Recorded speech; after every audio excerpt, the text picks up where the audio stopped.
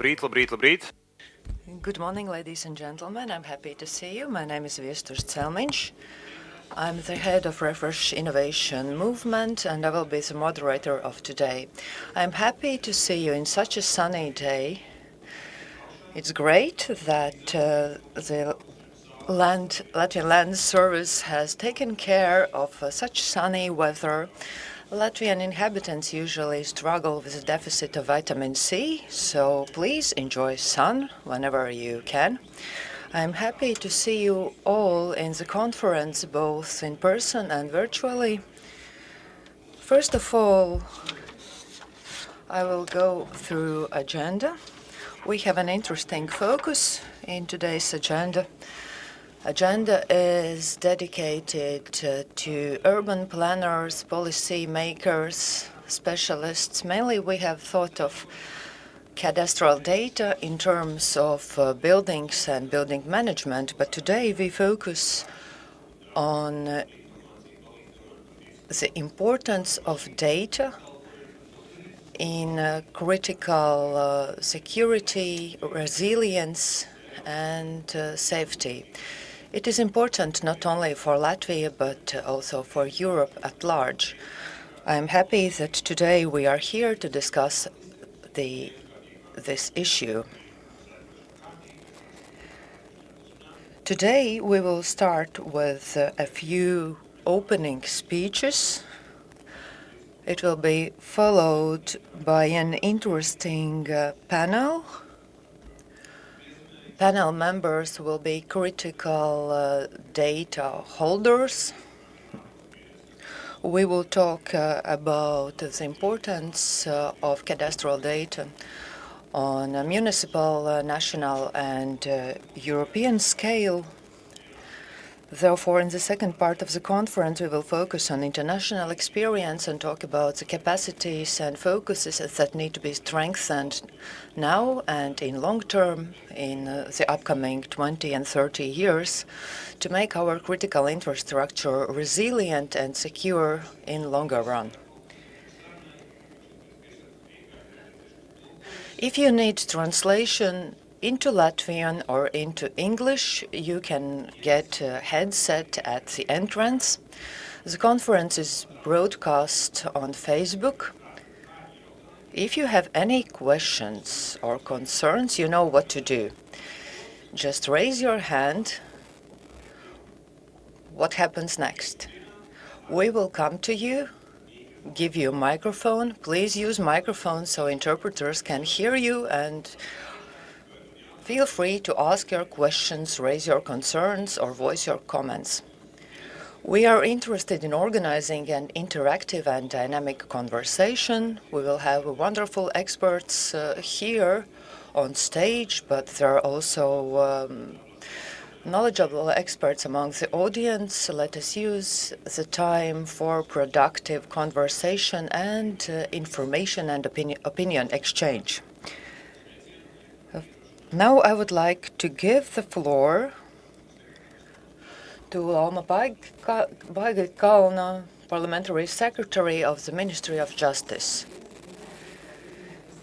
Vita Nērnicka, Head of the State Land Service, dear colleagues, ladies and gentlemen, I'm happy to greet you all in the international conference Data for a Resilient Future organized by State Land Service.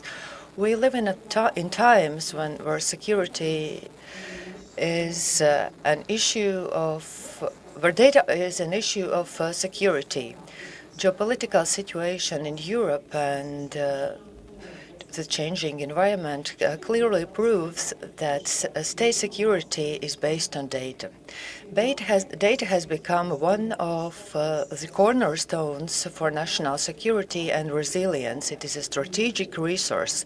The availability and timeliness of data is what directly impacts the operation of emergency services and other structures and authorities. We need to make the data available for the emergency services to be able to take decisions in a couple of seconds. and to ensure smooth operation of different authorities and actors. We need to find an equilibrium between data availability and security. Availability of data should not cause threat to critical infrastructure and national security. It is a political and social dialogue on protecting data, ensuring data quality and reliability. That's why this conference is so important. It brings together policymakers, experts, representatives from emergency services who work with these issues on a daily basis. Especially important is also the international dimension. Security is not only a national issue, it is international responsibility. Learning from each other, we strengthen not only our national but also regional security. Data is not only technical resource, it is basis for smart government and reliable public administration. We need to ensure the data are available, of high quality, and ensure security. I wish you all fruitful discussions and wonderful cooperation. Thank you. Please applaud to Lauma Paigikāne, Parliamentary Secretary of the Ministry of Justice. She mentioned several topics that will be elaborated in panel discussions as well as in presentations. We will talk about data availability, data quality, and the importance of data for national security. Now I would like to give the floor to Vita Narnicka, Director General of the State Land Service. Ladies and gentlemen, dear participants of the conference, cooperation partners, I am happy to greet you all here in such a sunny day. Today we will discuss important issues for our national security, development and resilience. Let us look back at the past. There were times in history where paper was not available and affordable to many. Paper comes from the Far East. In ancient times, paper was used for creating maps. It served as a guide for ancient travels, and paper cost almost as much as gold. It was the beginning of data century. Better availability and affordability of paper, as well as invention of printing press by Gutenberg. Gutenberg started new and faster development of data accumulation. Paper was very valuable. Geospatial data were also of high value, and we can read about that in history books. Humanity developed, learned to appreciate the value of paper, the value of data and of maps. Many things started developing due to paper. Availability of paper led to affordable travels, better tax administration, as well as better public governance. Land survey systems and land registers in Latvia was invented when Latvia was under governance of the Swedish kingdom. All the data were written on paper. Record keeping was possible due to the availability of paper, and paper was the basis for all the data collection and accumulation throughout history. During the Industrial Revolution, many things also started on paper. Maps became available and affordable for regular public. My grandparents had maps displayed on walls as decoration. During the course of further development, many things were still written on paper. If you remember, it was quite recently when all the documents and record keeping was drafted in paper, but our human civilization and public has developed, and now we have entered the era of digital transformation, which means living without paper. It doesn't mean that paper is about to disappear. Such wonderful maps as the one I hold now in my hands will definitely exist also in the future. We are still struggling with bureaucracy. There are things we can do without paper, without written records on paper, and it allows us to save time, save resources.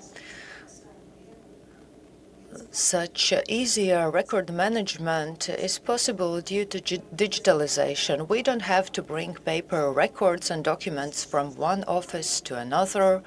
Nothing needs to be printed out anymore and exchanged between organizations and institutions. Many of you, especially those who are active in a labor market for several decades, definitely remember what it was like to print everything out, digitalize it, and print it out again, and redigitalize. But still, we use printed maps for tourism, especially in places where internet coverage is not available or is not of good quality.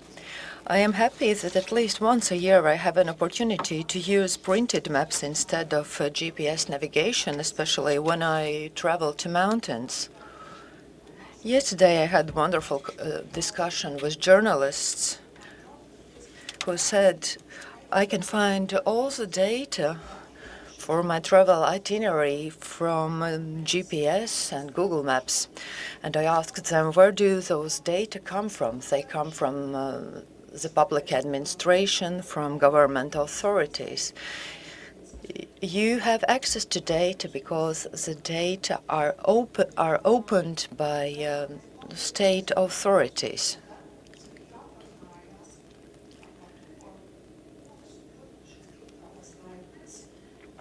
And let us talk today about the benefits of the digital era.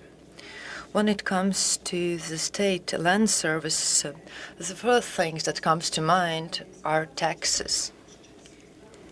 I don't like this topic, but land service and land registry was invented 400 years ago exactly for the purpose of collecting taxes.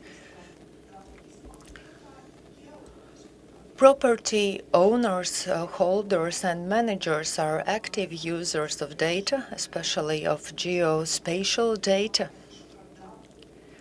From data users, they have also become data producers, data creators, or co-creators. Therefore, we have invited representatives from the State Fire and Rescue Service, Emergency Medical Service, Tax and Customs Police, as well as NATO Strategic Communications Center of Excellence as part of the panel members in the first part of the conference. These organizations and services are important users of our data, and the availability of our data is a basis for their functioning and operations. We need to make sure that the data are qualitative, are of high quality, available in digital form and reliable. Today, we will discuss about the types of data that are available, why we need such data, how do such data help or do not help to ensure safety and security of every member of the public. Security is not only defense against war. Security and safety means also rapid response from emergency services, be it state fire and rescue service or emergency medical service, as well as police. Police nowadays especially has to tackle cyber crimes, and data is a fundamental tool for preventing criminal activities. But what matters is how we use data. Data can be used for well-intended purposes, but it can also cause threats and vulnerabilities. If data is misused or abused by actors with bad intentions, it can cause national and public threat. Therefore, we need to find equilibrium between availability and openness of data and defending security, national security, economic security and resilience, as well as individual and public safety and security. Another topic that is really important for the State Land Service in Latvia, as well as, I believe, for our European colleagues, is how to improve and transform data processing in order to strengthen national and European resilience. Only safe, secure, and resilient society can be prosperous. Only such society can contribute efficiently in terms of taxes and achieve growth and development. The discussion today will definitely be really interesting, but it all started with paper. Paper was invented, it became more available and affordable, and people learned how to use it efficiently. Paper is basis for different innovations, and it is also the origin for digital data we are using nowadays. Latvia is highly developed in this sphere, both on European and global scale when it comes to digitalization. And during the conference, we will definitely get a lot of inspiration on how to move forward. Thank you and wish you all an interesting conference. Dažas piezīmes pirms mūsu nākošā runātāja. Man liekas ļoti interesants, pavisam vienkāršs veids bija runāt par šiem datiem, ko mēs lasam. So some notes before the next speaker. I'm working in transport area, and what is the basis for the transportation? It's the data is the basis of. There is one or two comments when we talked before, and the panel members we will hear later. They say that they've been working with State Land Service for a while. Sometimes we think that State Land Service is only about real properties and cadastres, but actually it's much more. So our next topic we are talking about and focusing on is resilience, security and data. It is not only here in Latvia, but also in the whole region. And our next speaker will be Jānis Sārts, Director of the NATO Strategic Communications Center of Excellence. Jānis Sārts.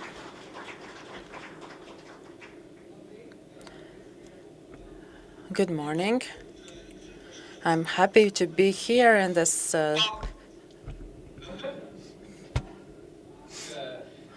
so spring is here, is coming, it's soon summer is here, and we are here to discuss things that are really valuable. What can be better than this?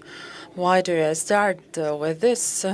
Just to have a mild introduction for my next part of the speech. So the context is very important. So why are we talking about this now? So some 10, 15 years ago, it wouldn't be a topic we would think of talking. I wouldn't expect that I would be invited to talk about security situation and how we look at data. But the reality is that the world we knew for 30 plus years, it's destroyed. There's no such world anymore. Of course, we have a hope. We can hope that we would return back to the normality we had in 2012. But I have bad news for you. There is no way backwards. We have only the way in the future. And this path is going through a lot of threats and vulnerabilities. So, of course, the first thing is the war in Ukraine. We are affected the most and most directly, and also how Russia has developed during the past 10 years. Now we see the war with Iran and all the consequences of that.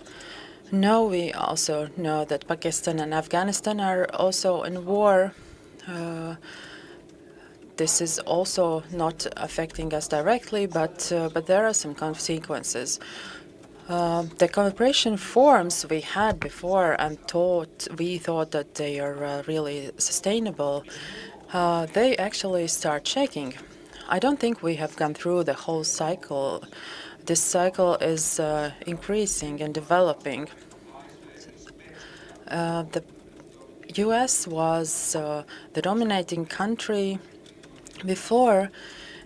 Now it's like a war between two poles, the US and China, and the scenarios might be very different. So we have to understand that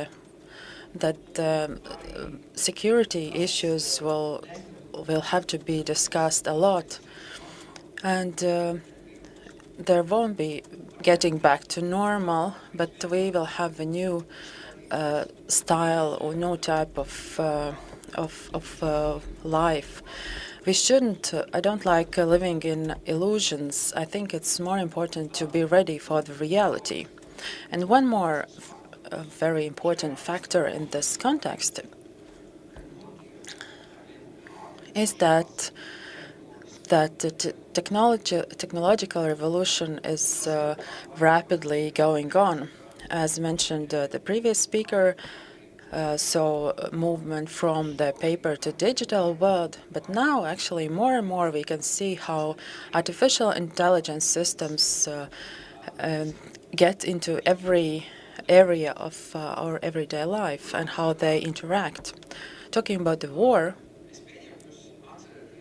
you might remember when the military operation in Venezuela was done by the US. So in one day, it was very precise, very effective.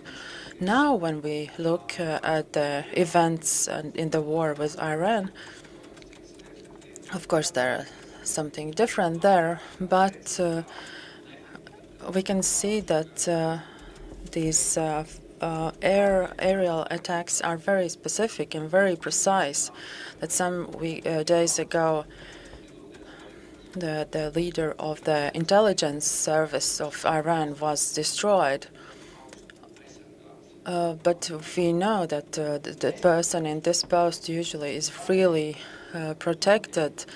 But in this case, the U.S. Forces could be. They were capable actually to know the specific point where he's going to be, and this attack was really precise. So what does it mean? It means that all the technologies we have, actually they are integrated in the way how we as military structures do the intelligence accumulation, how we interpret the data, how we set the targets. So everything is performed by the artificial intelligence. Maybe we are not actually aware how this situation, how this whole process has developed. So talking about today's topic about data, what actually the artificial intelligence can do this? Why it can do this? Because it has data.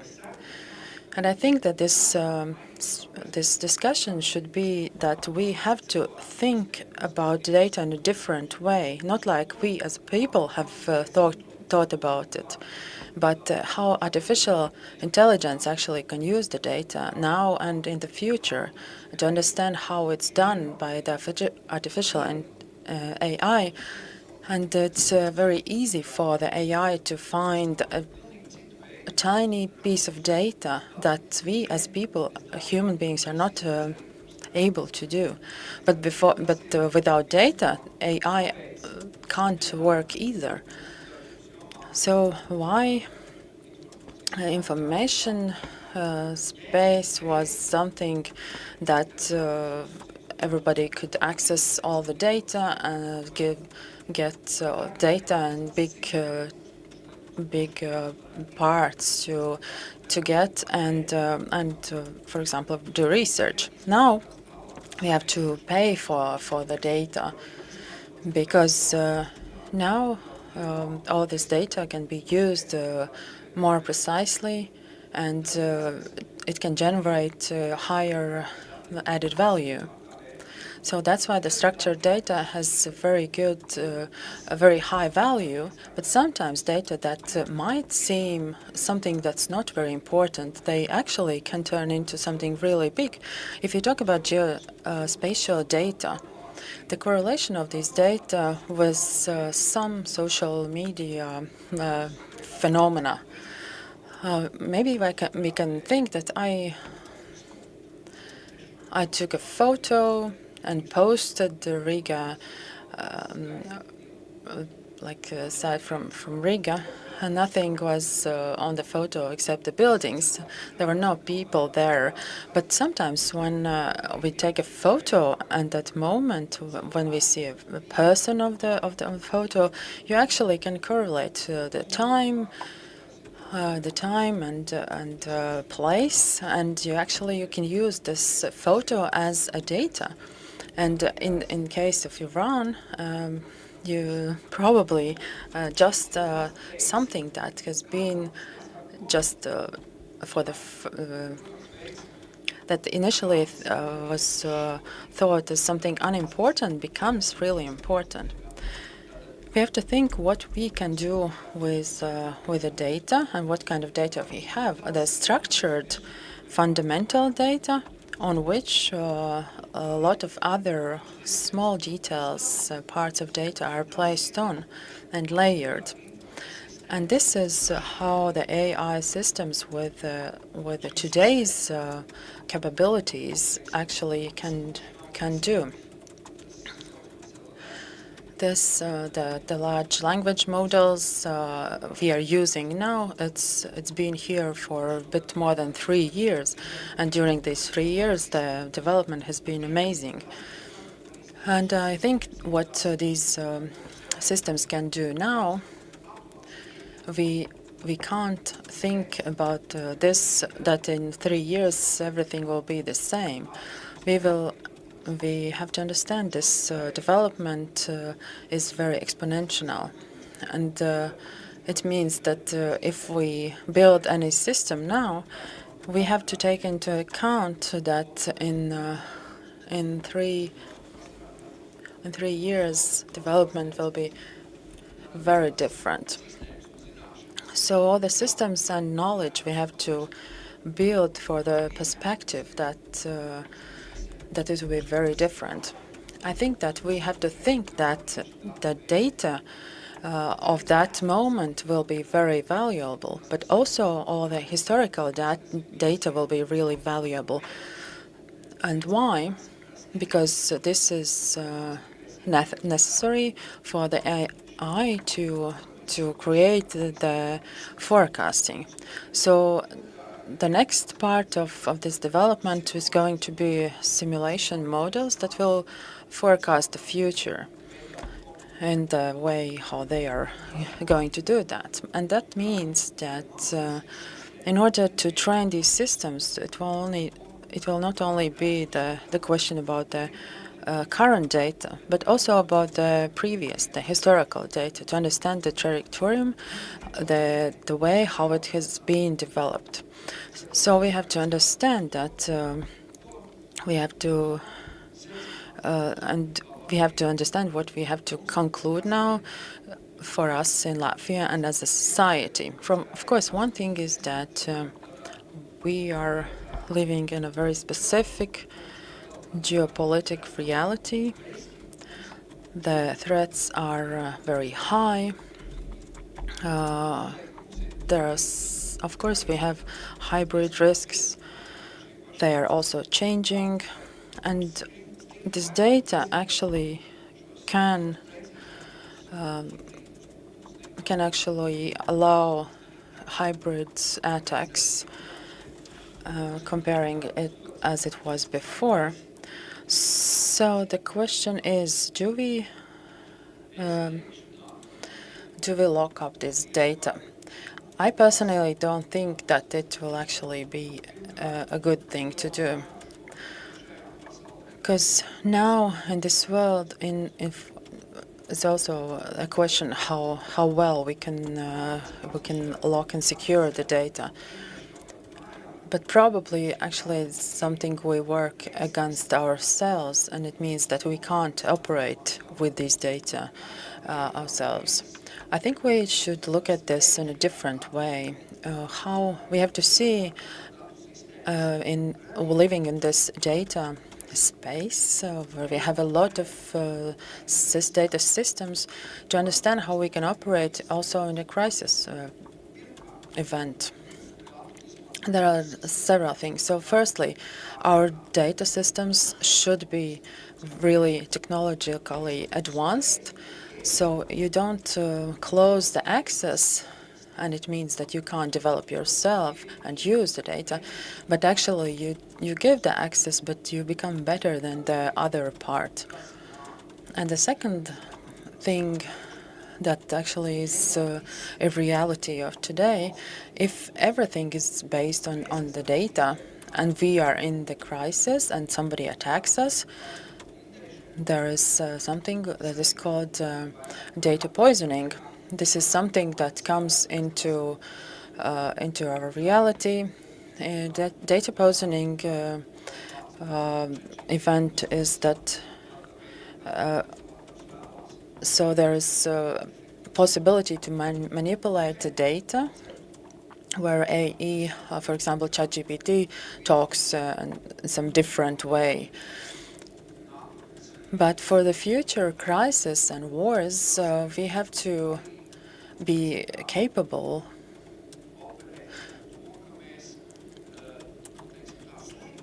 to operate and to disguise things, to show things that are a reality and some things that are not real.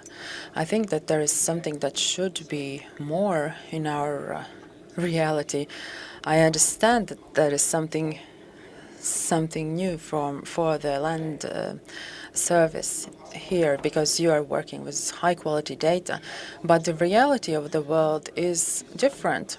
Maybe you could be a part of this system that actually helps other organizations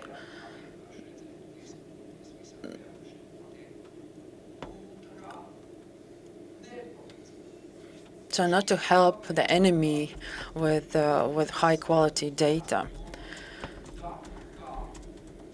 Data as a critical infrastructure that actually allows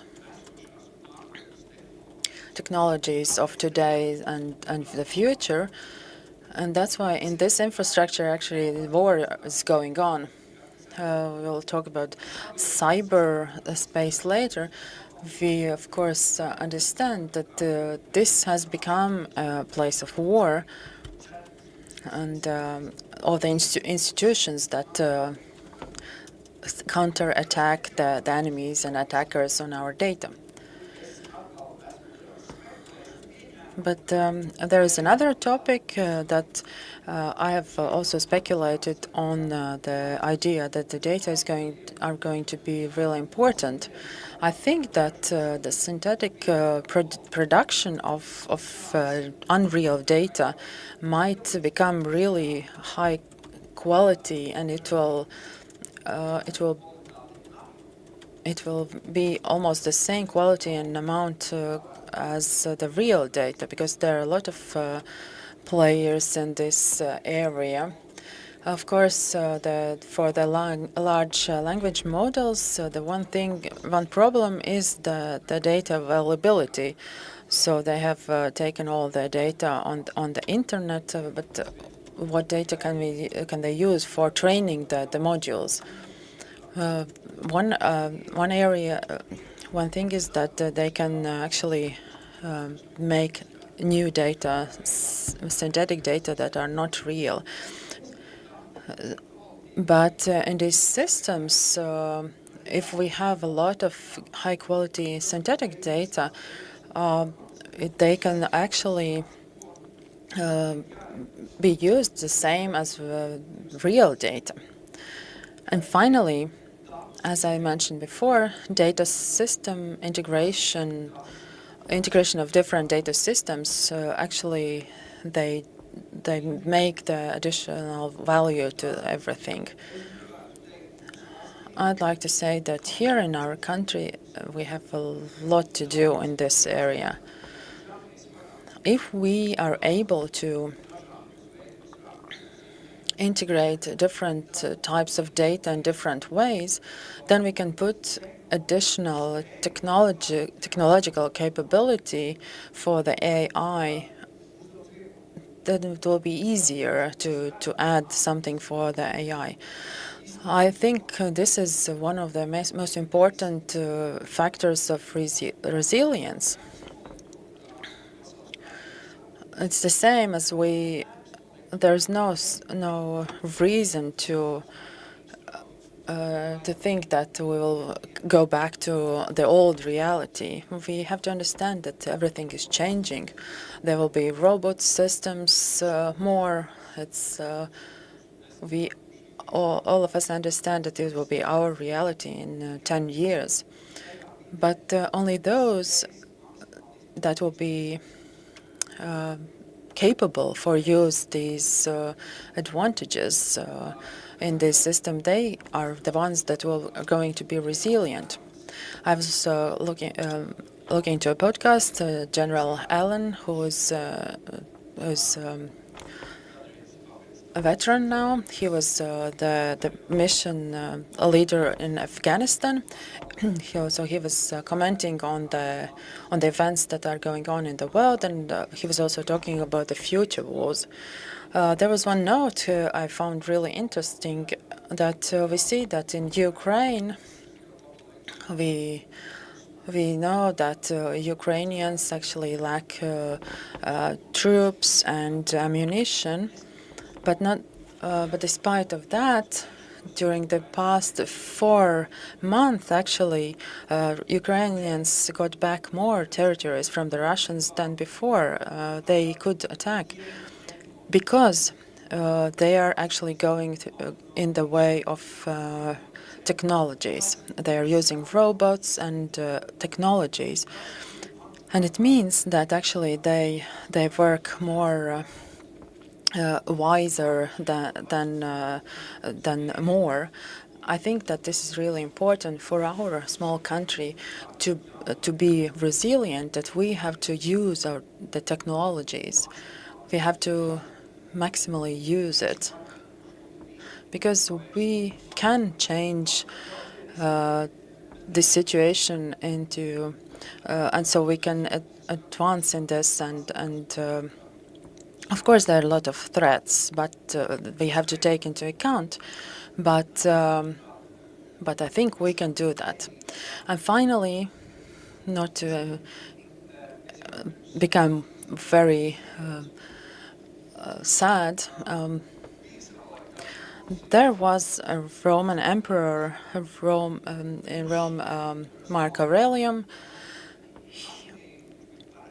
He was a warrior, and at that time everybody thought that the Roman Empire will be destroyed. There were internal problems, and there were barbaric tribes attacking, and everything looked like everything is going to be bad there. But Mark Aurelian, he was a fighter. He became the emperor, and he made the situation more stable, and the Roman Empire went on for example, for about 200 years. Why I'm talking about it? Because I'm a historian. He has the book Meditations, and while the emperor was fighting and in the wars, he was also writing a book. I think that it's very important to see what he has written and what his thoughts were, though it was a long time ago. But there was a quotation from the book. At the time when we understand that the only thing we can control is our consciousness, not the events that are going on the outside, we are able to control how we understand things and how we can act through our perspective. And this moment, when we understand it, this is the moment when we are strong. So what I would like to say with this, it's not important to focus on the things that are outside our area of control. We can't control anything of that. But we can only control how we understand it and how we act in this specific context. And we can see that this emperor, actually this person became an emperor, and he was able to make the situation in Rome really stable and to keep the empire for 200 years. So let's think about this from this perspective. Thank you. Vairākas tēmas, kas varēsim paturpināt. We will definitely continue with several of the topics during the conference, for instance, regarding data integration, resilience, European way to open data, misuse and abuse of data, as well as being ready to defend our national security through data. Mr. Sārts also mentioned data poisoning, which is an important topic, and we will also discuss how to maintain our resilience and strengthen it in the upcoming decades. Now we will have a panel discussion. I would like to invite the participants on stage. We will talk in this discussion about data and security, what works in a crisis and what does not work. I would like to invite Vita Nārnicka, Director General at the State Land Service, Mārtiņš Baltmanis, Chief of the State Fire and Rescue Service, Liene Cipule, Director of the Emergency Medical Service, Andrejs Grišins, Chief of the Tax and Customs Police, and last but not least, Varis Teivāns, Deputy Head of the Cyber Incident Response Authority. Dear colleagues, we have about 45 minutes or a little bit more for our panel discussion. We have questions already prepared by panel members.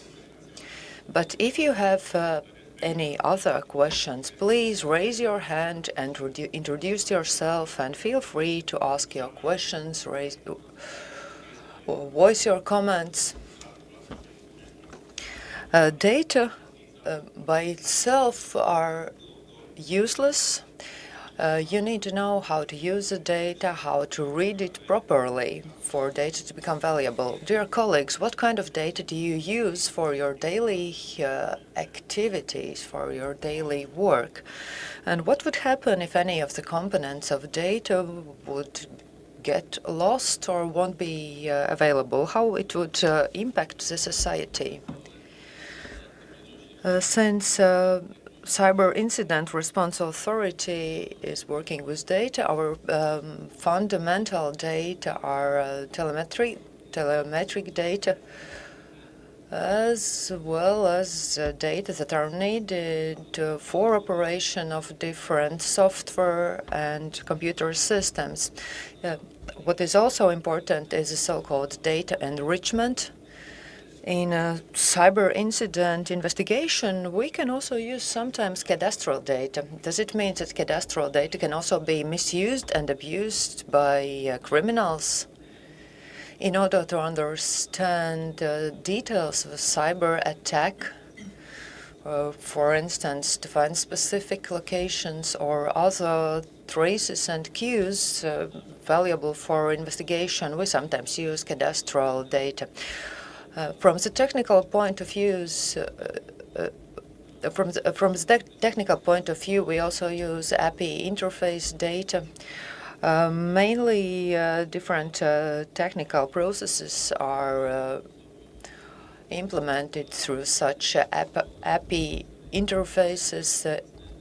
Monitoring and supervision is important in this field. There have been several cyber incidents in Latvia, where a partner or another authority that is integrated within the computer system of one authority has not been responsible and careful enough, and data becomes available to third parties.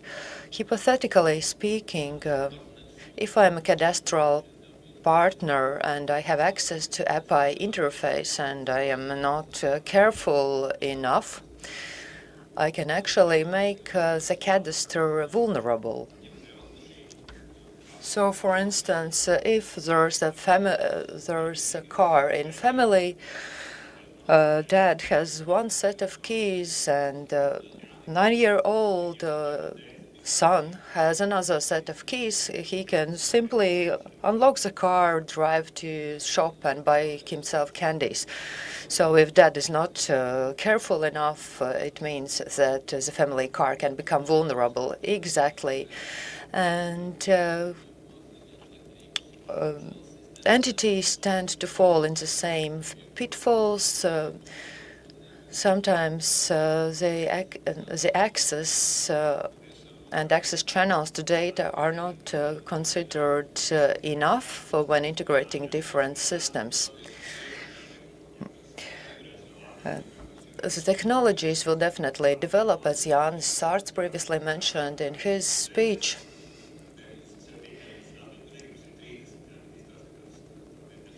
And as Jānis Sārts also mentioned, the world as we know it has collapsed, and definitely cyber threat will become more common, more intense. There is no reason to think that cybercrime is about to disappear anytime soon. Exactly. The statistics are quite shocking. The increase in cyber threat is about 30% over the last few years. But the good news is that we are strengthening our cybercrime prevention muscle and brain to a large extent. And we have become more resilient, and we are now able to notice and detect cyber threat much better. Let us move on, Mr. Andrejs Grišins. I am now the chief of the Tax and Customs Police, but previously I worked in the state police and municipal police. I will talk from the point of view of all the police entities. As criminal investigators, we work with data on a daily basis without even thinking about how much work and effort is involved in maintaining the data for us. Data is the basis for our work. We cannot work without data. We need to take the right decisions on different procedural actions, arrests, and etc., especially when it comes to professional crimes, organized crime and tax evasion. We use data to assess the material situation and status of the suspect and other parties involved, and all data can be useful for such intelligence and investigation. There's a common belief that the more data we have, the better we can get understanding on the case. Our work is related to investigation on daily basis.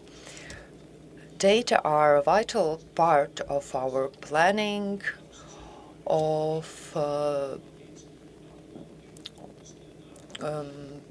forecasting future scenarios and actually taking decisions on our actions, especially used for our geospatial data. If we have gotten information about existing or potential crime in a specific area, geospatial data help us predict where similar crimes could be committed next. A more complicated and probably more military-specific type of data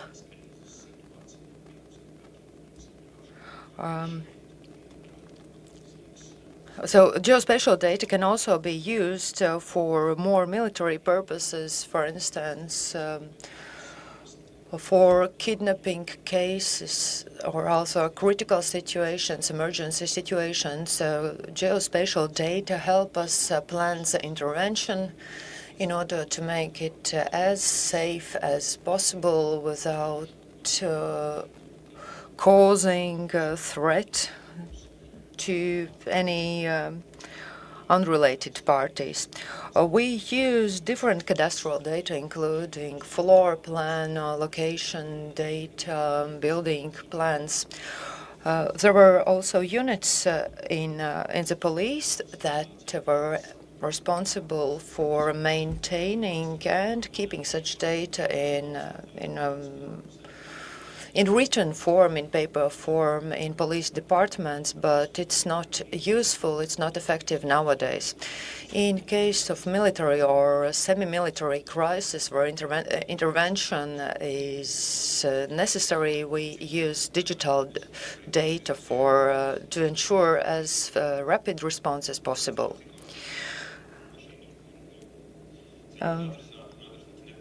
Mrs. Cipule, you are the director of the emergency medical service, and we know that in case of medical emergencies, time is critical.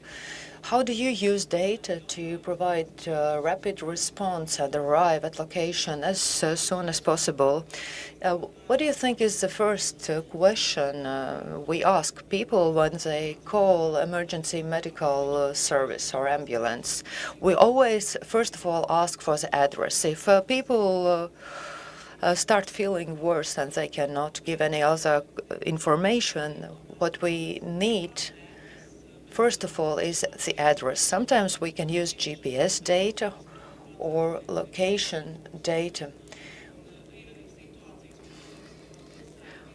But GPS location data, especially in cities, can be quite misleading. We can go to the right street, but to the wrong address, while the right address is a few meters away from us, and GPS data are not always reliable. So we are always looking for the address first of all, and we try to make our data compatible with the state land service and cadastral data. We see the changes in addresses as part of different administrative and regional changes and different processes. So we need to make sure that we get the precise address. Even if the address has changed, we check what are the historical addresses or the topical current addresses of the respective location. We also look for the ambulance that is closest to the emergency site, because in case of medical emergencies, it's a matter of minutes that can decide on really life-threatening situations. We need to take into account different restrictions, road blockage, closed roads, private roads. So we need data on ownership of different public and private roads, encumbrances, physical obstacles, etc.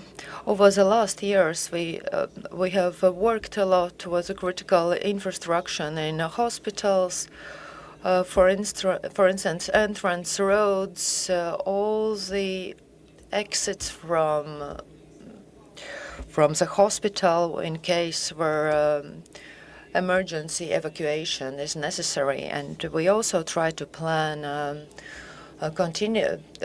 capacity for continuous operations of hospitals in case of emergency or crisis. We have maps of different access roads and entry roads to hospitals, different exit roads and routes. When it comes to artificial intelligence, it is also part of our decision-making, especially throughout the last few years. So it is an assistant, yes. We use it for the so-called unsafe addresses, unsafe locations, where we know that our medical staff needs to be accompanied by police officers. When we register data on attacks on medical staff, we also alert and warn all of our employees to avoid further threat in the future. So we use different cadastral data, geospatial data, as well as artificial intelligence as part of our data set. Mr. Baltmanis, what are the data you use on a daily basis in the State Fire and Rescue Service? I would say that we use data in two phases. First of all, in the planning phase, or in the phase of preventive measures. We use the data from the State Land Service regarding the land use. These data are mainly used to inspect fire safety of buildings. When we detect that the building is not used for the intended purpose, or there is unlawful, unwarranted, or unregistered building elements, we normally contact municipal building councils. This is a part of our normal procedure. We get acquainted with the data available on the cadastral systems in order to prepare for upcoming inspection. Inspectors check data on specific requirements and specifications of buildings in order to perform the inspection properly. We use cadastral data for planning shelters. As soon as we understood that we need to think about shelters, underground shelters, we started looking for ways how to get such data on underground structures and infrastructure. Currently, we have precise data available on underground structures or substructures, such as basements, under buildings, or also underground structures. We need also to check that the respective underground structures are still available or just are kept in the register but are not updated, that such structures are lost or collapsed, etc. As Liene mentioned, we also use geospatial data for our resource management. You asked what would happen if we didn't have data or data were lost. Definitely, we would have a lot of problems in terms of planning as well as emergency response. First of all, our response speed would be impacted. When we get data, we can take immediate decisions on the respective intervention to be taken. If we get geospatial data, we are able to arrive at a location faster. If we don't have data, our speed, precision, as well as quality of response definitely is impacted. It impacts both the prevention and planning stage as well as a rapid response stage. As we often hear that people are quite impatient nowadays and everybody want to get everything as soon as possible. So you clearly illustrated how important the data is for rapid response, for precise planning, but how vulnerable our data system is.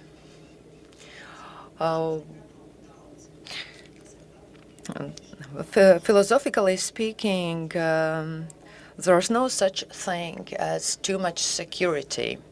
When it comes to the data systems and security of data kept by the State Land Service, our data are divided into 3 visible categories, and the 4th category that is actually invisible. The 4th category are data that are part of state secret. They are not digitalized and won't be digitalized anytime soon.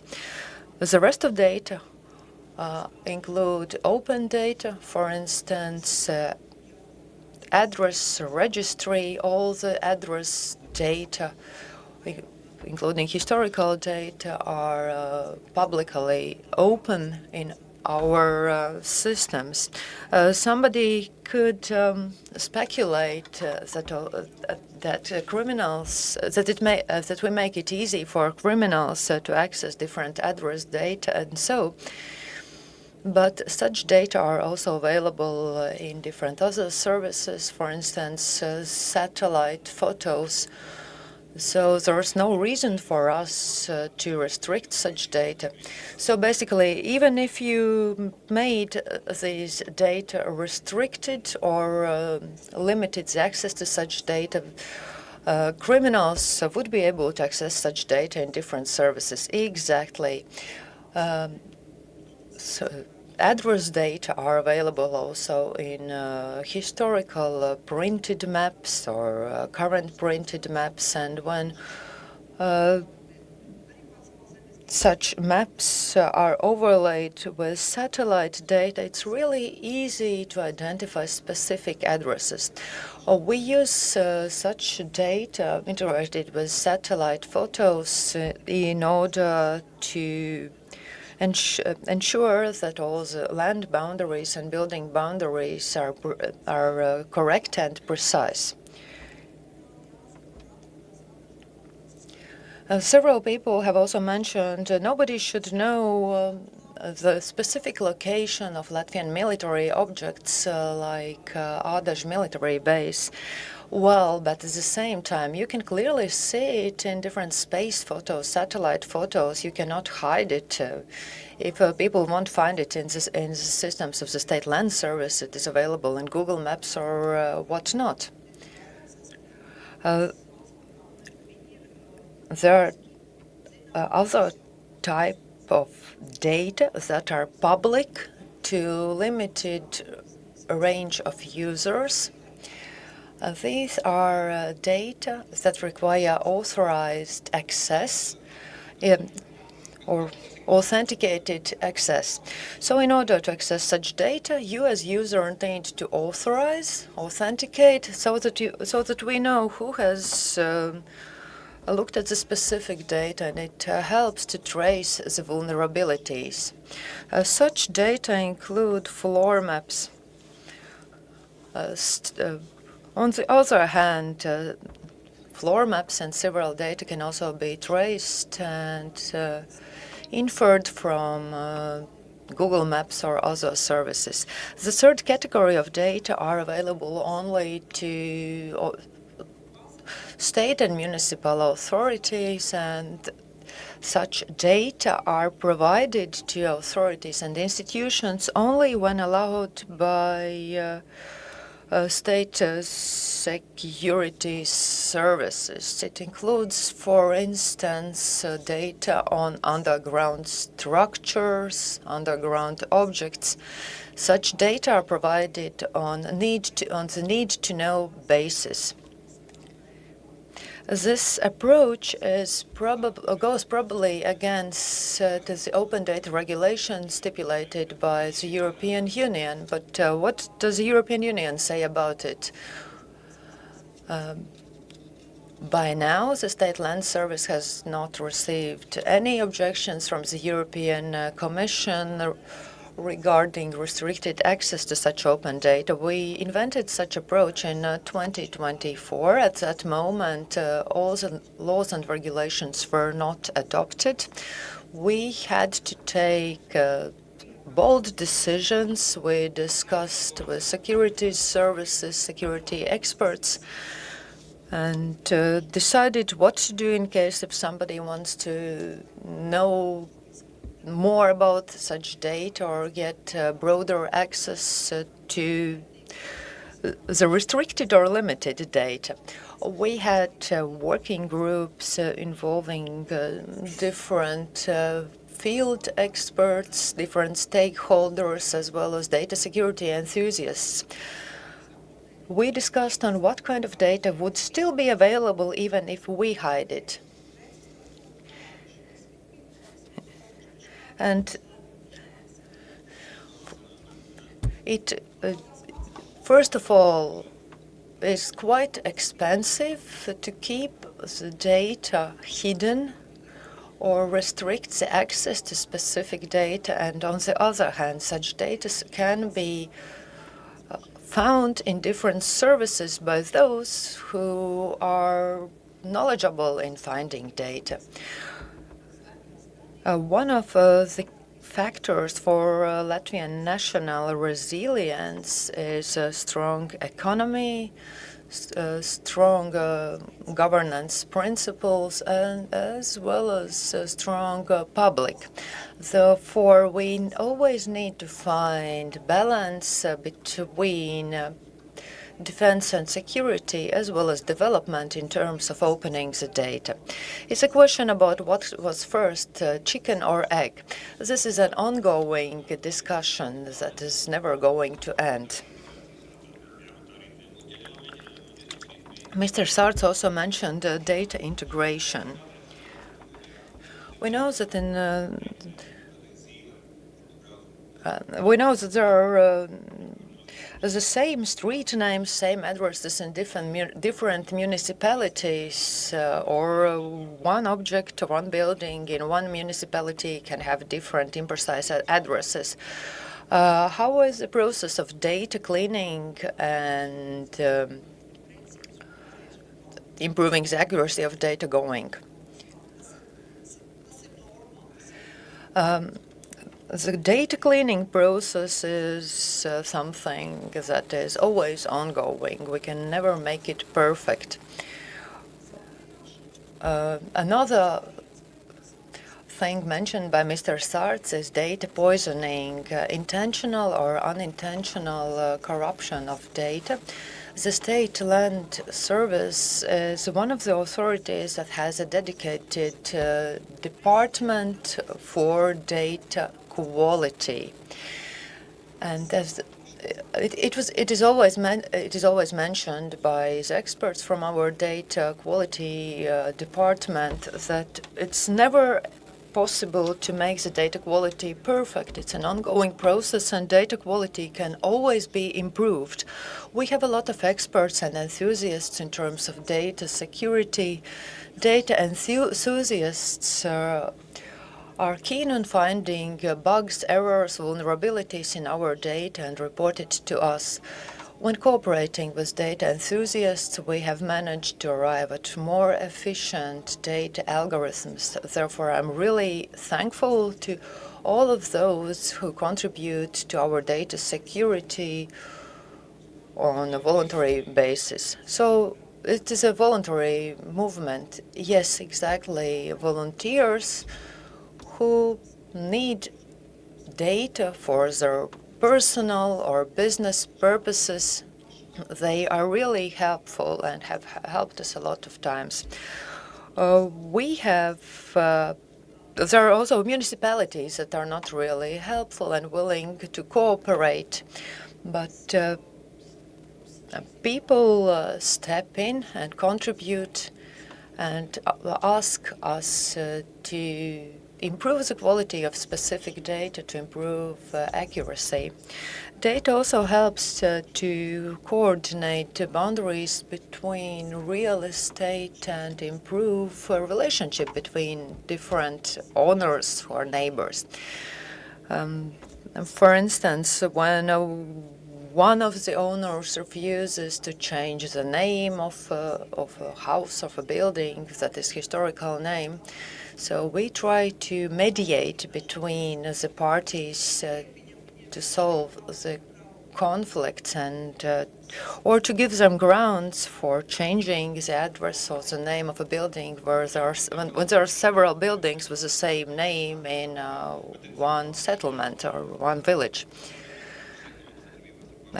What is necessary to improve in cooperation between local municipalities and cadastre? Specific objectives for the upcoming 2 to 3 years. We need to talk more to municipalities, to owners of buildings, to explain to them, okay, this is a historical name of your house, with sentimental value, but at the same time it's a question of your own safety, so that fire department and emergency medical service can arrive at your call as soon as possible. Yes, it is about being stubborn, right? When you are telling something from the point of view of State Land Service, it is one thing, but another thing is when you get a specific warning from the emergency medical service or a fire department. It is not only about separate houses with similar names, but also 2 streets with the same name in one city or one village. On the one hand, it's based on human factor. Human beings with their human activities can corrupt data unintentionally. For instance, they can decide to build something on public access roads or to change roads, remove roads when they don't use it, without reporting the specific data on the change of land use to state registers. So there are different human daily activities that can impact the quality and precision of data, and it is often beyond our control.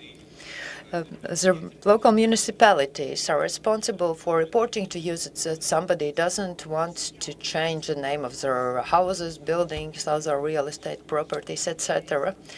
We do have addresses, but the addresses can be sometimes imprecise. Therefore, it's important for us to have good cooperation with local, with the members of the local and regional parliament. In such cases of imprecise addresses, it is important to take swift decisions, to change the addresses, to register the right and precise address. This is quite a bureaucratic process. For instance, in Valmiera County, there's currently a strong ongoing movement of keeping the historical names of buildings, but we need to find common ground, golden way in between. Let us. What about the future? What is the future approach? Are we going the European way, or are we mainly keeping the data for us in Latvia? What do you think? Would the work of the police become easier when data become more open or not? It would be easier to lock all the data. Well, but jokes aside, we need to change our mindset. First of all, we need to change the way we look at data. With a different mindset, we could use data for the benefit of our national economy and security. First of all, we need to understand what kind of data we have at our hands. We are performing really good in specific fields, including maintaining and keeping of open data. But at the same time, we have to think how to integrate different data sets, make them interoperable, and gain more. But at the same time, we have to consider that also our enemies can have access to data. First of all, we have to take into account that the amount of data will definitely become bigger. We need to consider carefully what kind of data to keep open, what kind of data should be restricted and limited, and the limited and restricted data should be kept secure as good as possible.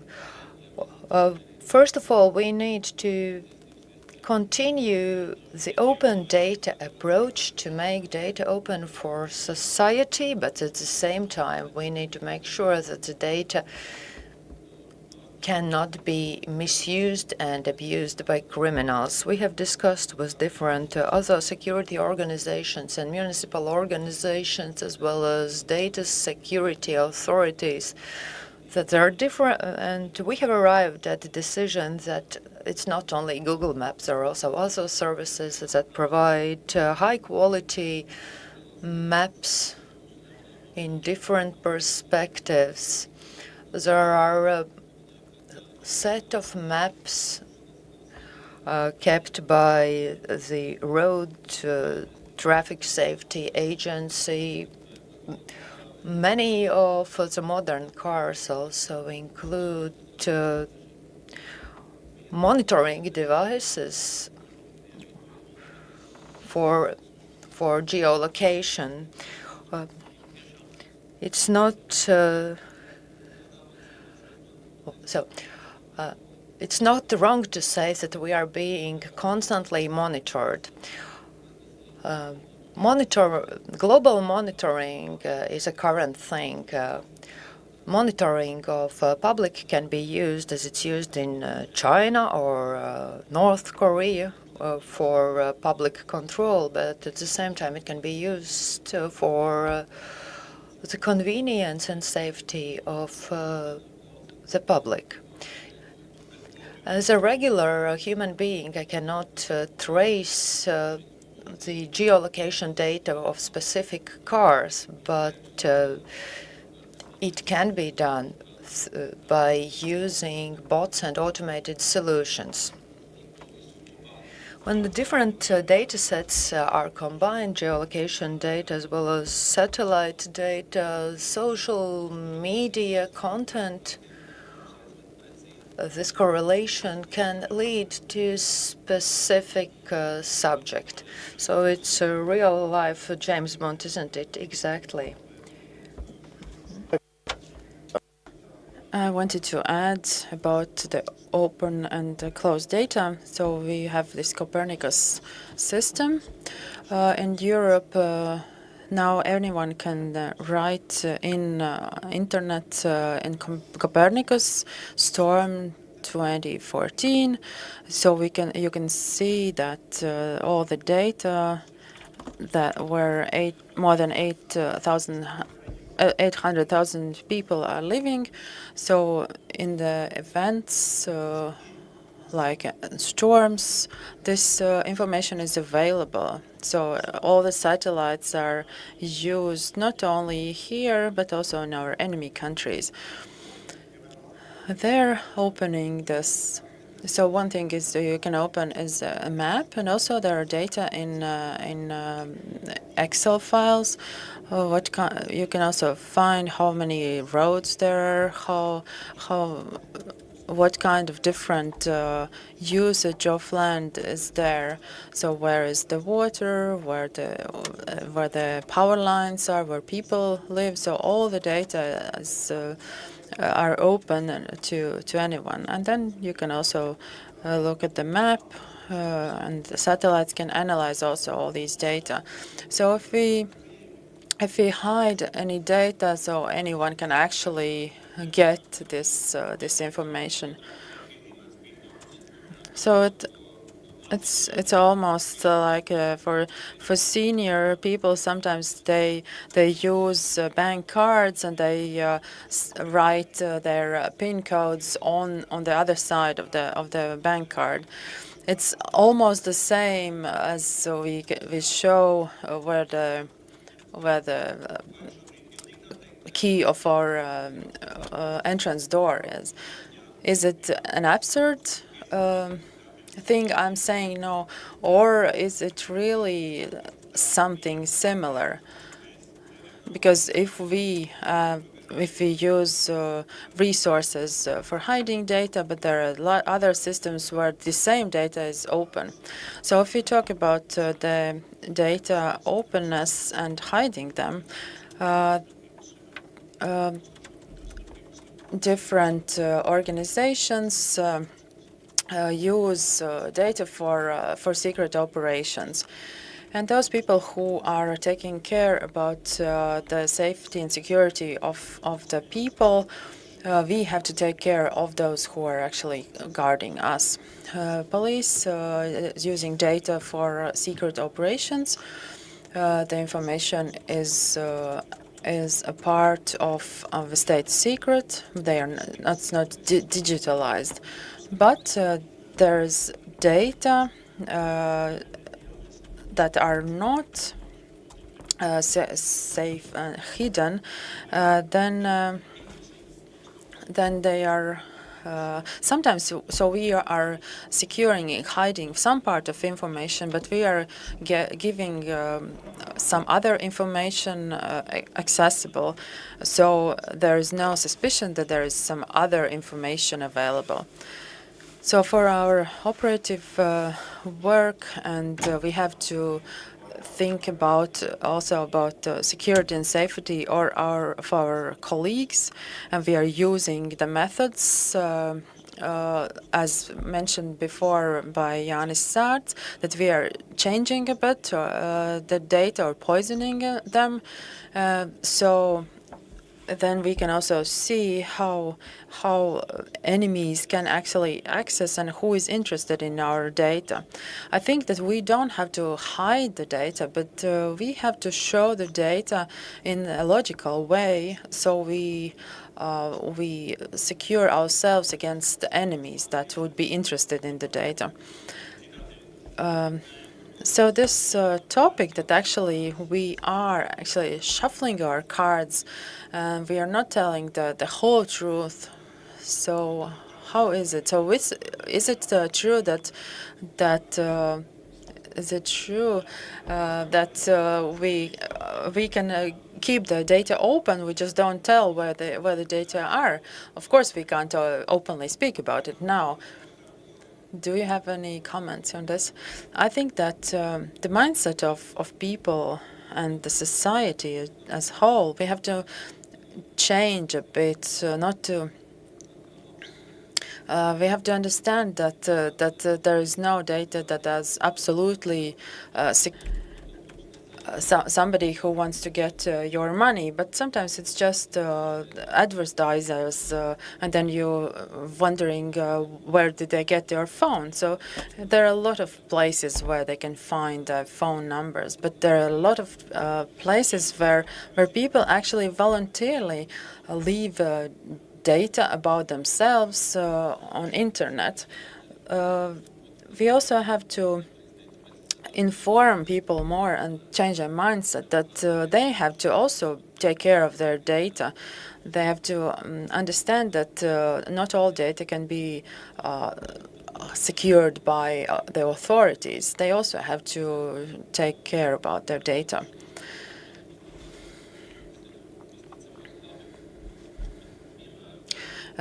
Also,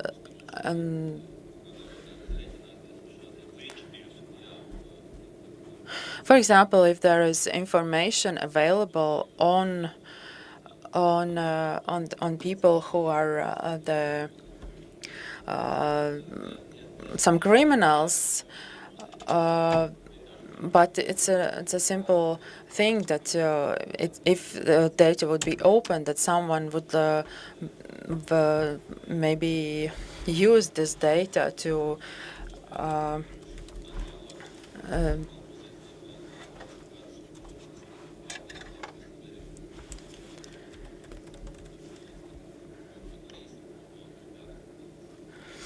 so this data can be used in different ways.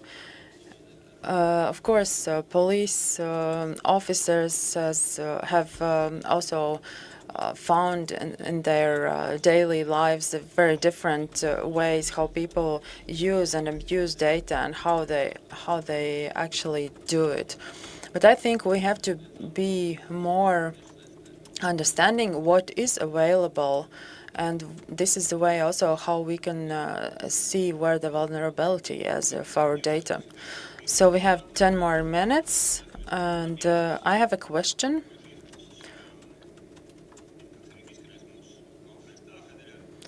Maybe we will discuss it later in this conference today, but we are not we're not living on a separate island. Of course, we have to think about our neighbors on their borders.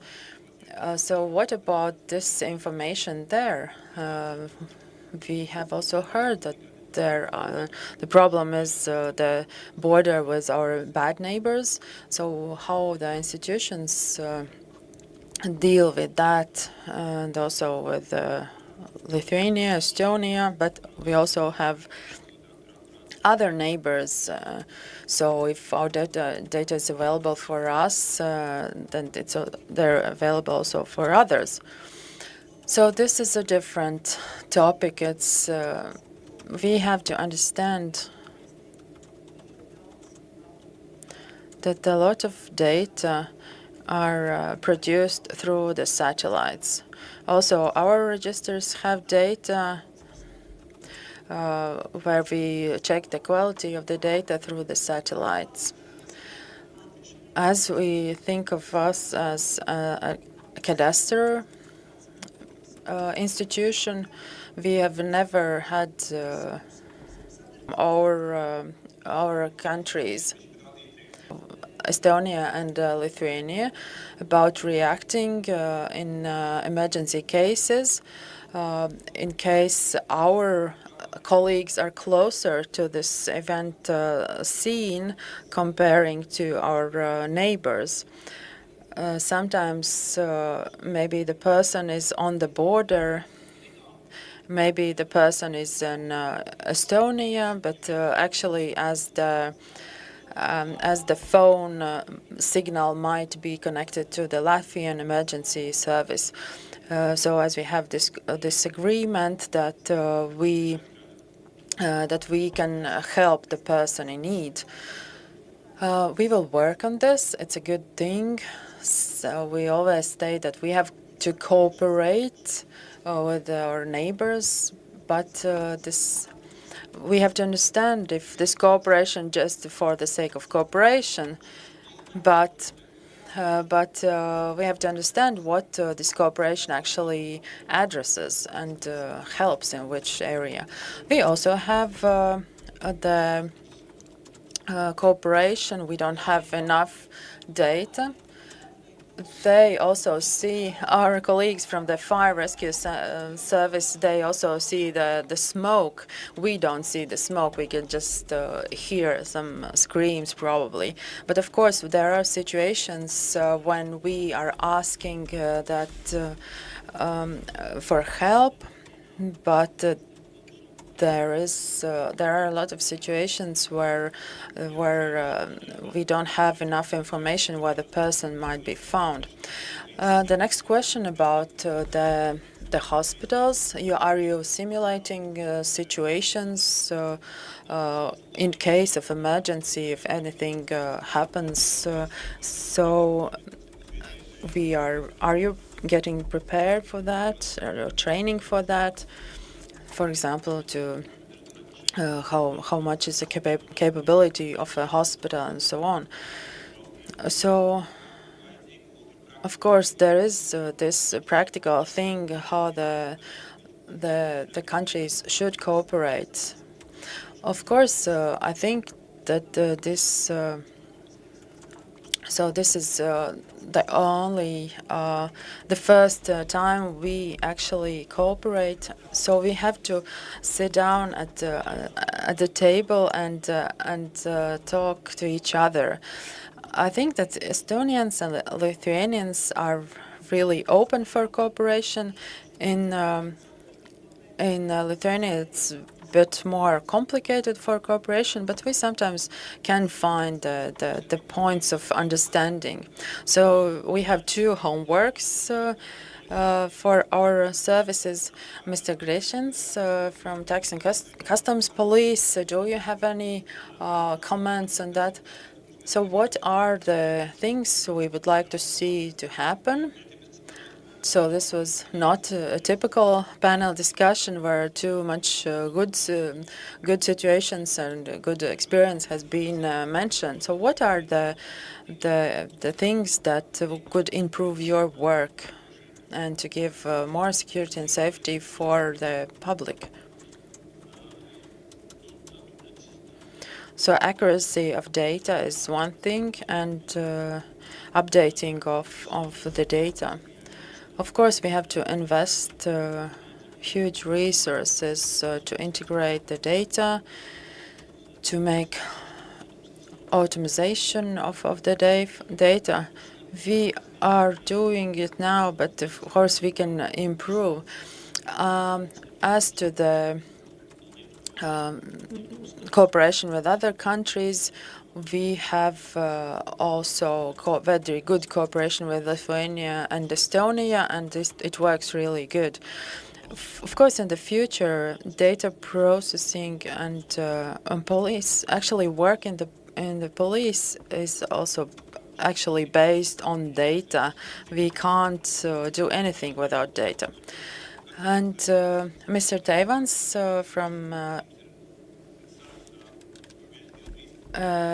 the Cyber Incident Response Authority. So what is your comment?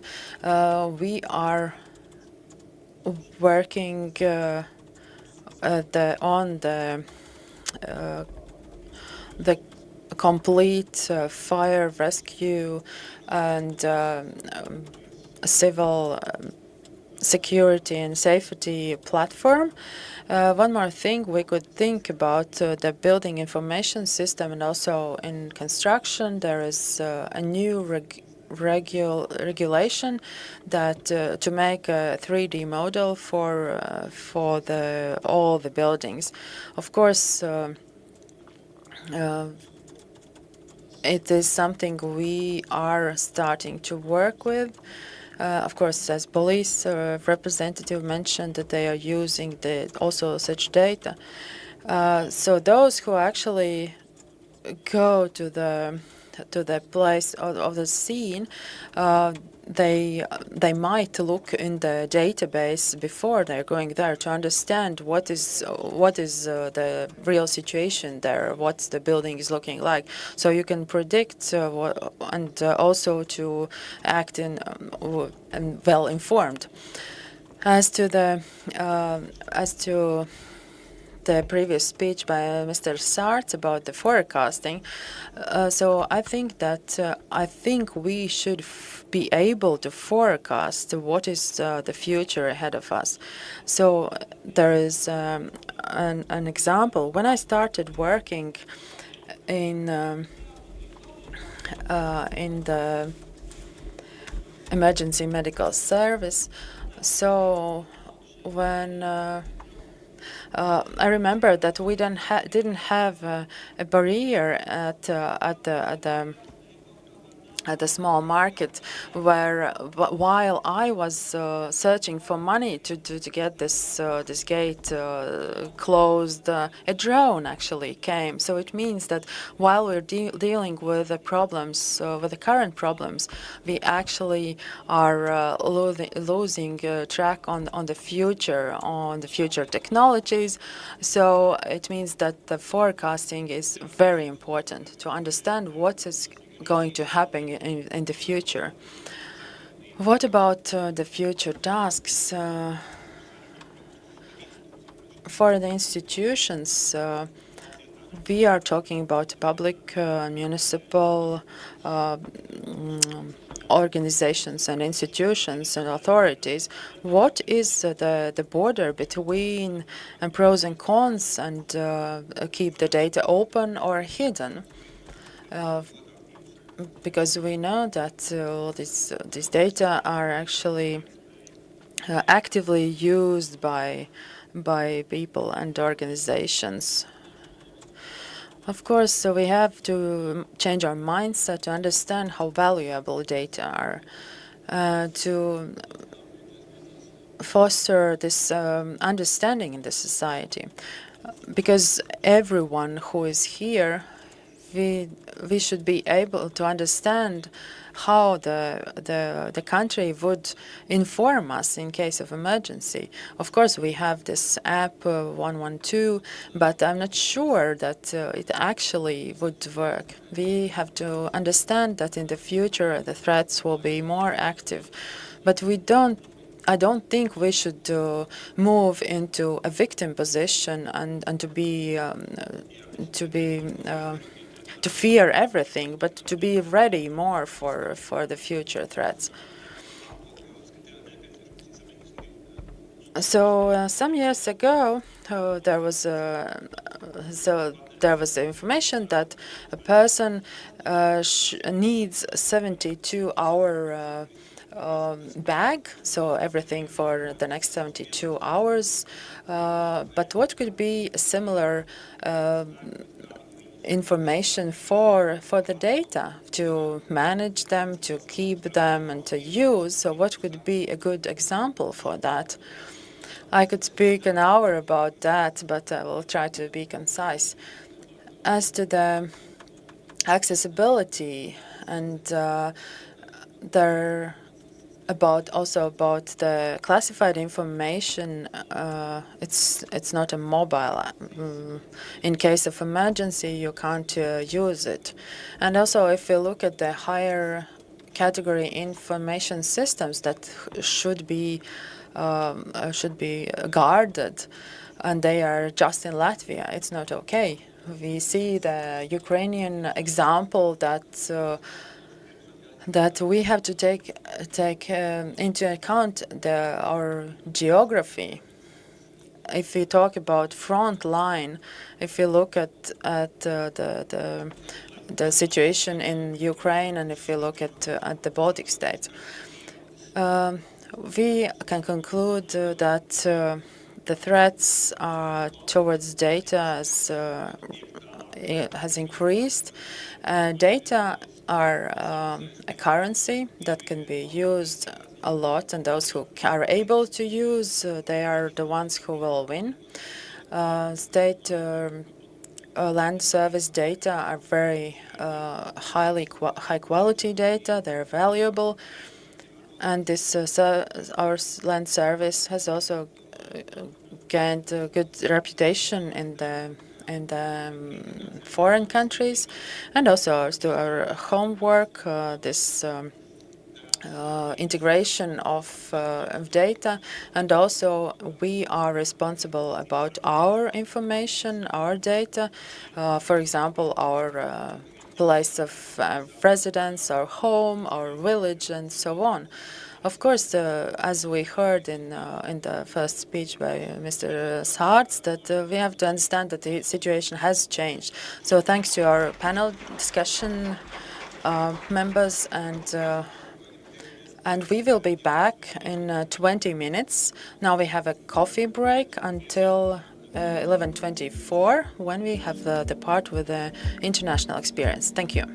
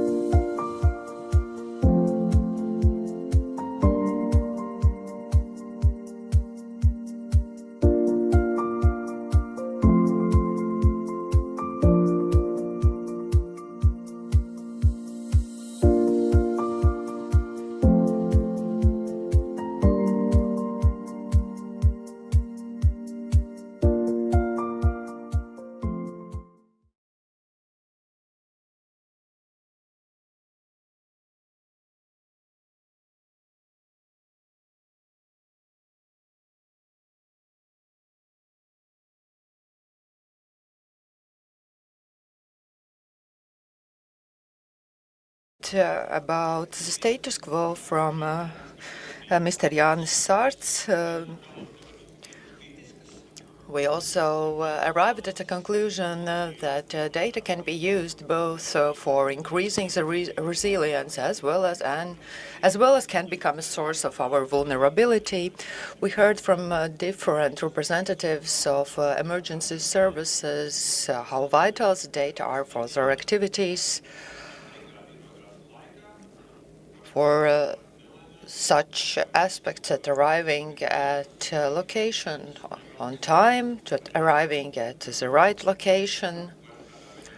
We heard about ways of using, abusing, and misusing data and how to protect data from wrongful use, how to employ different modern technologies, including automated solutions and artificial intelligence, as a means and solution for better data processing. But now let us move on to the second part, where we will focus on international experience. We have several wonderful speakers from abroad who will give their perspective on solving the respective issues regarding data processing and data use in their national experience. If you have any questions or comments, please raise your hand.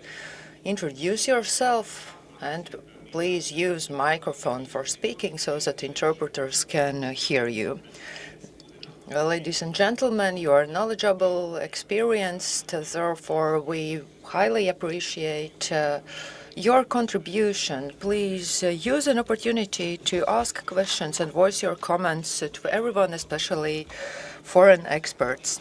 As the first speaker, I would like to invite here Vents Priedoliņš, Cooperation and Development Project Lead at the State Land Service. He will give a presentation with the title Maintaining Equilibrium Between Open Data and Emerging Security Threats. Ladies and gentlemen, I'm happy to see you here in this conference dedicated to data for a resilient future. As Viesturs mentioned, we will now focus on international cooperation, so my presentation will serve as a bridge between Latvian national experience and international experience. So basically, in my presentation, I will try to give a summary, a structured view on the operations of the State Land Service, on data sets we use and how we use it. So here is a slide that introduces myself.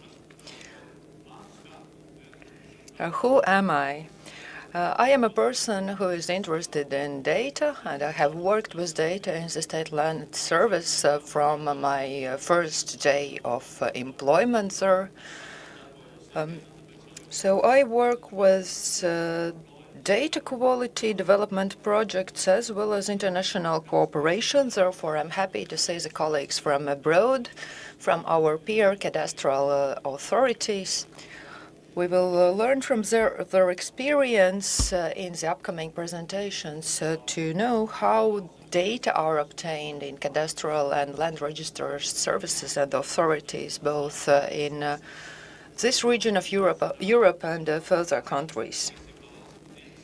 So here you can see an overview of the data monitored and kept by the State Land Service.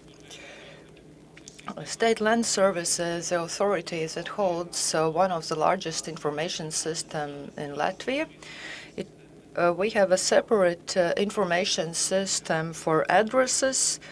There is a separate information system for utilities, restrictions, and encumbrances, cadastral systems that include such data sets as cadastral value, floor plans, building data, as well as land boundaries.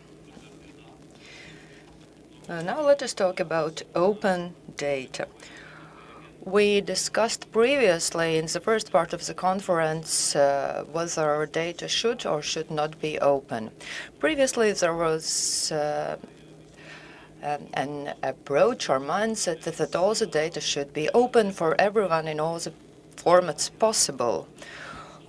We also jumped or dived right in this fully open approach back then. We opened such data as address register, real estate market database, as well as cadastral information system. So these three types of data are still openly available to everyone. Whereas some other systems, for instance, information system of encumbered territories, as well as central database of topographic information of high detailed elaboration, are not fully opened yet. It is a question about data security as well as our personal and national security. Should really all data be freely available and open? Probably not. We have to understand that opening data for free and public access should be done responsibly, reasonably, and in a smart way. I mentioned that all the cadastral data are open, but probably not fully. We cannot blindly open approach to all the data for everyone. Cadastre itself contains information that shouldn't be available to everyone. For instance, information on ownership or title rights. Such information, for instance, on ownership or title, is available only to authenticated users or on basis of legal grounds. This is a question of our civil and military security.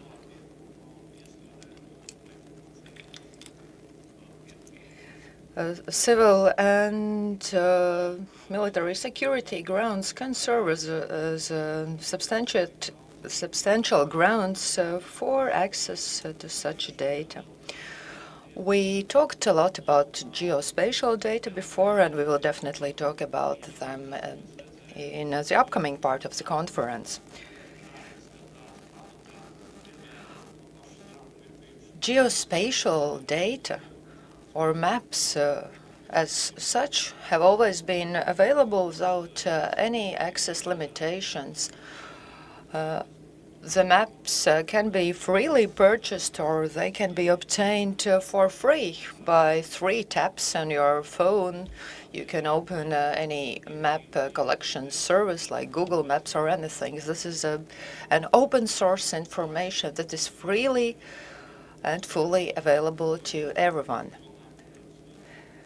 When we consider limiting, restricting, or hiding data, we have to take into account that such data can be freely available in different other services. Therefore, it's not often reasonable or practical to hide it. When it comes to security, we need to distinguish 2 specific categories.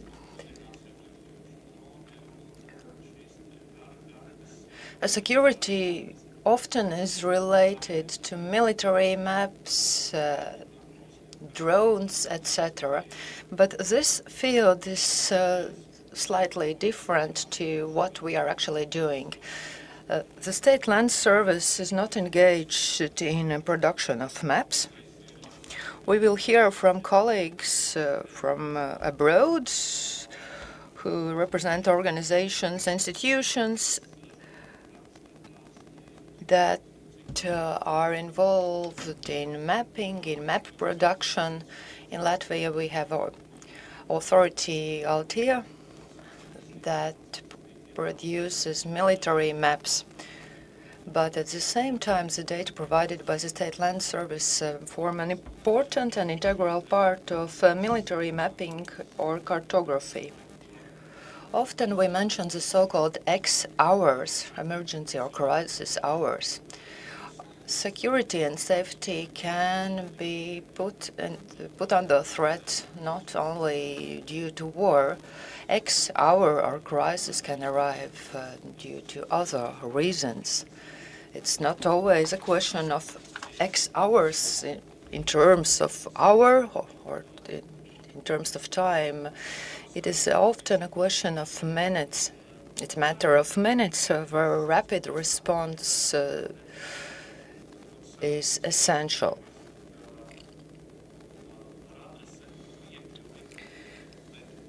Emergency services need to have approach to maps, locations, addresses, etc. Geospatial data includes not only what is visible on the surface, but also what lies beyond the surface. For instance, underground structures. Geospatial data includes specific, precise location of different underground objects, structures, for instance, gas pipelines, cables, etc. The State Land Service is keeping and maintaining a large part of geospatial data regarding underground objects and structures. Let us come back to the first slide I showed before regarding the data we hold, maintain, share, host, etc. The data that we do not share with everyone or do not show to everyone are underground structure and floor plans. It means that not all the data that we keep and maintain in our information systems can be freely accessed by everyone. Even though you have access to the cadastral system, you cannot see the floor plans as well as underground infrastructure of all the buildings. So floor plans are regarded part of private information and is subject to particular protection.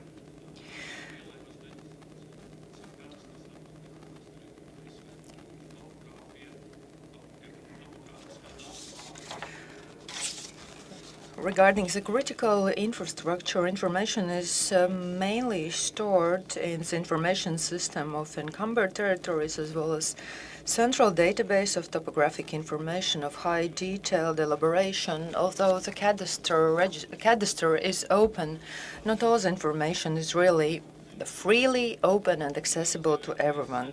There are specific limitations and restrictions imposed to information systems with the status of state critical infrastructure. Having said that, we think of how to exchange critical infrastructure data with different state institutions and authorities. We have worked a lot together with the Ministry of Defense and other state security agencies to decide what kind of data could be made more accessible and what kind of data should definitely be classified and should not be published under any conditions.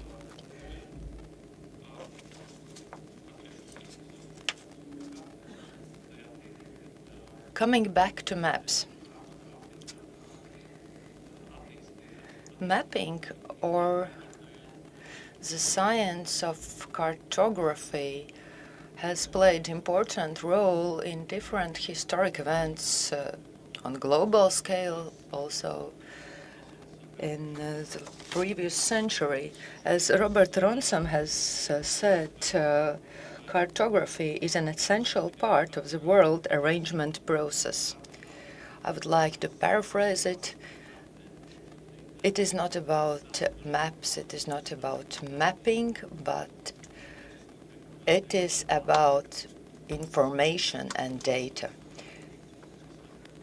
To put it in other words, data are an essential part of the world arrangement process, and that is a key takeaway from today, I guess. Therefore, I would like to emphasize that correct and smart data transfer and distribution contributes to our own security. Mr. Jānis Sārts from the NATO Strategic Communication Excellency Center already mentioned that when data have become public, it's not possible to make them not public. There are different ways how data can become public and open. Even when we hold specific data under a key and to restrict the access to such data can be available freely and openly in different other sources and services. Therefore, I would like to say that opening data, that we should continue opening the data, make them available, but we should look for specific fields where the data should be made open and available, and open the data in a correct and smart way, with due regard to all the safety and security aspects. Thank you. Do you have any questions, comments? Do you need any clarifications, specifications? If you would like to ask anything, so this is your chance. If not, then I have a question. At the beginning of the presentation, you mentioned that you had a huge wave of opening data in 2024, and then you reduced the pace, and part of the data are still restricted, not fully available. Well, not exactly. When we opened broad access to data in 2022, we had preventive mindset.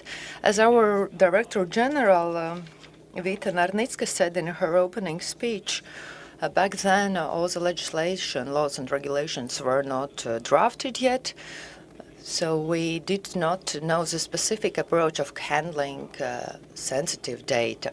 Therefore, we opened the data in a gradual manner, carefully, reasonably. And what you said that we reduced the pace, we simply decided not to open all the data fully due to security reasons. Our understanding on what open data means changes. It means different things in 2020, 2024, and now in 2026.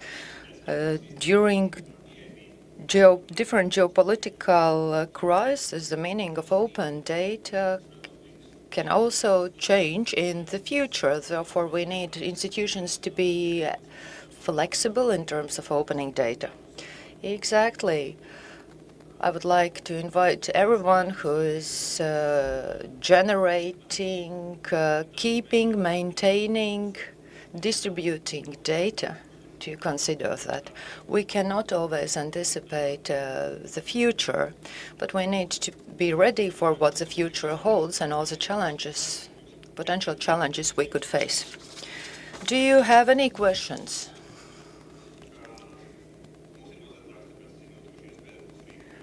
We still have a little bit of time. The large machine learning models have become more widespread. over the last 2 or 3 years, or as we joke it, as we tend to joke, these systems eat data for breakfast, and they need as much data as possible. How have large machine learning models changed your activities? It has changed our activities a lot. Large machine learning models have given data enthusiasts an opportunity to work with large data sets, with big data. You just have to feed the machine with a specific data set, and it can give you clear indications on what to improve, what to do next, and how to move on forward. If there's somebody who's eating data for breakfast, they can get really eager to eat more and more data. So we need to think of the ways how we generate the data, how we distribute it, and what are the data sets we feed into the large data language learning machines. Thank you. Projektu vadītājs. Mēs pāršķiram lapu.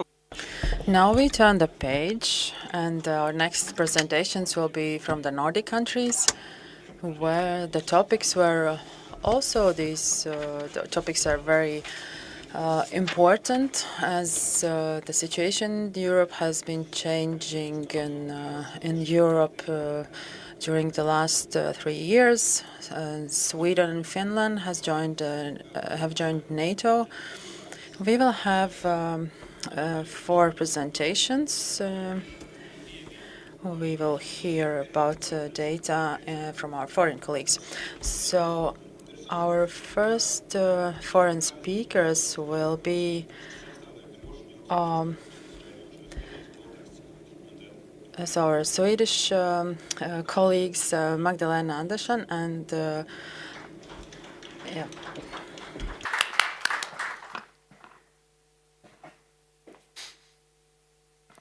Let's see if you can hear me. Yes.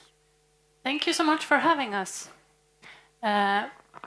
We come from Lantmäteriet, and we will talk to you a little bit about the Swedish context of cadastral and geospatial information. I will just start by presenting Lantmäteriet for you, and then Magdalena will continue in talking about our cadastral information. Lantmäteriet is the Swedish mapping and cadastral and land registration authority. We are a government authority, and we belong to the Rural Affairs and Infrastructure Ministry.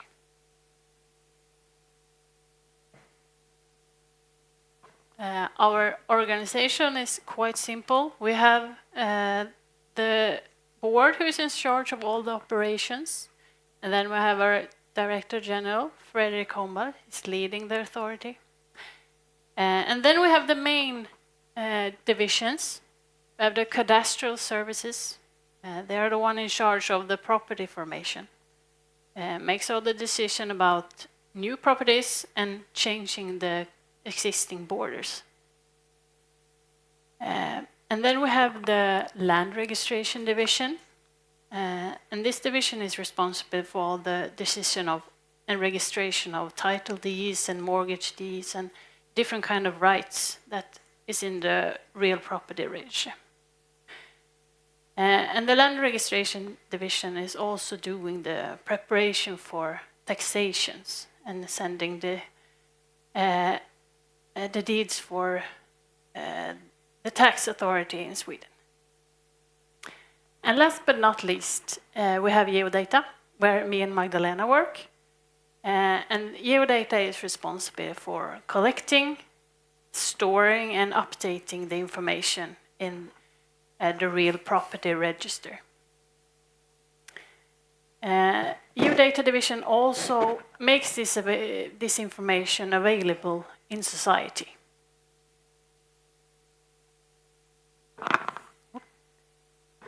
A quick Lantmäteriet and numbers. We were founded in 1628, So it's only 2 years left for our 400th anniversary. So we hope for a big celebration then. We have offices in 50 cities. We're approximately 2,100 employees. 59% of us are women. 41% are men. Our average age is 45. Our head office is in Gävle, and this is where me and Magdalena work. There are approximately 900 employees in the head office. Our turnover is about 2.4 billion Swedish crowns. That's approximately to 125 million euros. 62% are from fees and charges, other charges. 38% is from the government grants. So most of our work is charged for our services. We have two main missions of Lantmäteriet. The first one is securing ownership of real properties and making geodata available in society.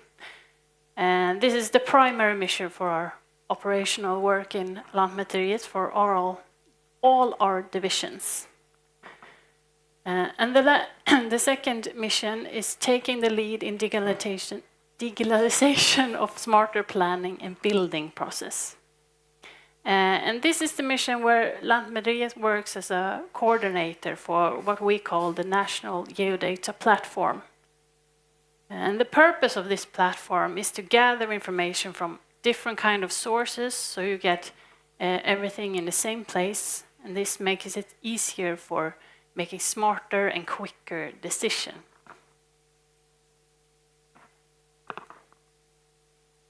Cooperations. Yes. Now we continue with the further here. Thank you, Susanna. So for us, cooperation is fundamental, and we work a lot with all the municipalities. We are about 290 municipalities in Sweden, and they all deliver information to Lantmäteriet, for example, about buildings and addresses. We have a lot of cooperation. We also have municipal cadastral offices, about 40 in Sweden, who also are updating our system. Then we have county councils, different authorities that we also have this interaction with all the time. And this is a prerequisite for making this whole thing platform and smarter planning and building process, our day-to-day work with our registers, our mapping, and so forth. So this is very crucial. Lantmäteriet is also in charge of being the chair of something called the Geodata Council in Sweden, where different governmental agencies, some other representatives have been selected to participate in a council about how we work with geodata on the Swedish scale. We also have cooperation with the private sector, for example, who are having information from Lantmäteriet to redistribute and make further products of the information. We also have quite recently the new national strategic plan for the geodata area and a vision for 2040, so we will come back to that. In the bottom we have we have the Swedish Real Property Register together with our mapping information. This is fundamental for the Swedish society, for our land administration, for our cadastral services, for security and ownership and so forth. It's for both the land and water that this is very important. And it's a central component when we are now looking into the digital transformation and the sustainable society. For example, if we will move over to the digitalized property boundary points in order to make the planning and building process even more smooth as it comes to digitalization. So we are working with our information, its quality and so forth. And we have three important themes for our vision at Lantmäteriet is that it should be secure. So it's a big emphasis on the security, both as it comes to personal security, security of the state, being able to rely on the information, the right information to the right user and so forth. We should also have fast access to information where it's needed and that it's available. We have the Real Property Register. This is a snapshot. I just want to mention some fundamentals. We have an integrated system between the cadastre and land registration, so it's the same. We have the same system with different parts in the system, you can say. We have a publicity of ownership. One of the main features is that the information about ownership in Sweden is public. We have the principle of public access to official records. But then, of course, come into the questions when we have secrecy or when we have persons that have special protection put on them and so forth. So this also has to be balanced. But it's an important thing. And for example, you can read in the newspapers in Sweden when a property has been sold and so forth and to what. So we also have this openness. And we have all the territory of Sweden in our register except the public water area, but we are also looking into these things. And we have information digital in many ways depending on your use. And for example, we have now e-service where you can, if you have we have something called Bank ID, the Swedish Bank ID, so you can check some information on your own property. You can also ask for some other properties. You will not get so much information as if you were to get an extract or ask according to access for public records, and you can just search for a few and so forth. And in the background, we have a security work that's makes sure which information you can access and so. But this is a digital service you can use.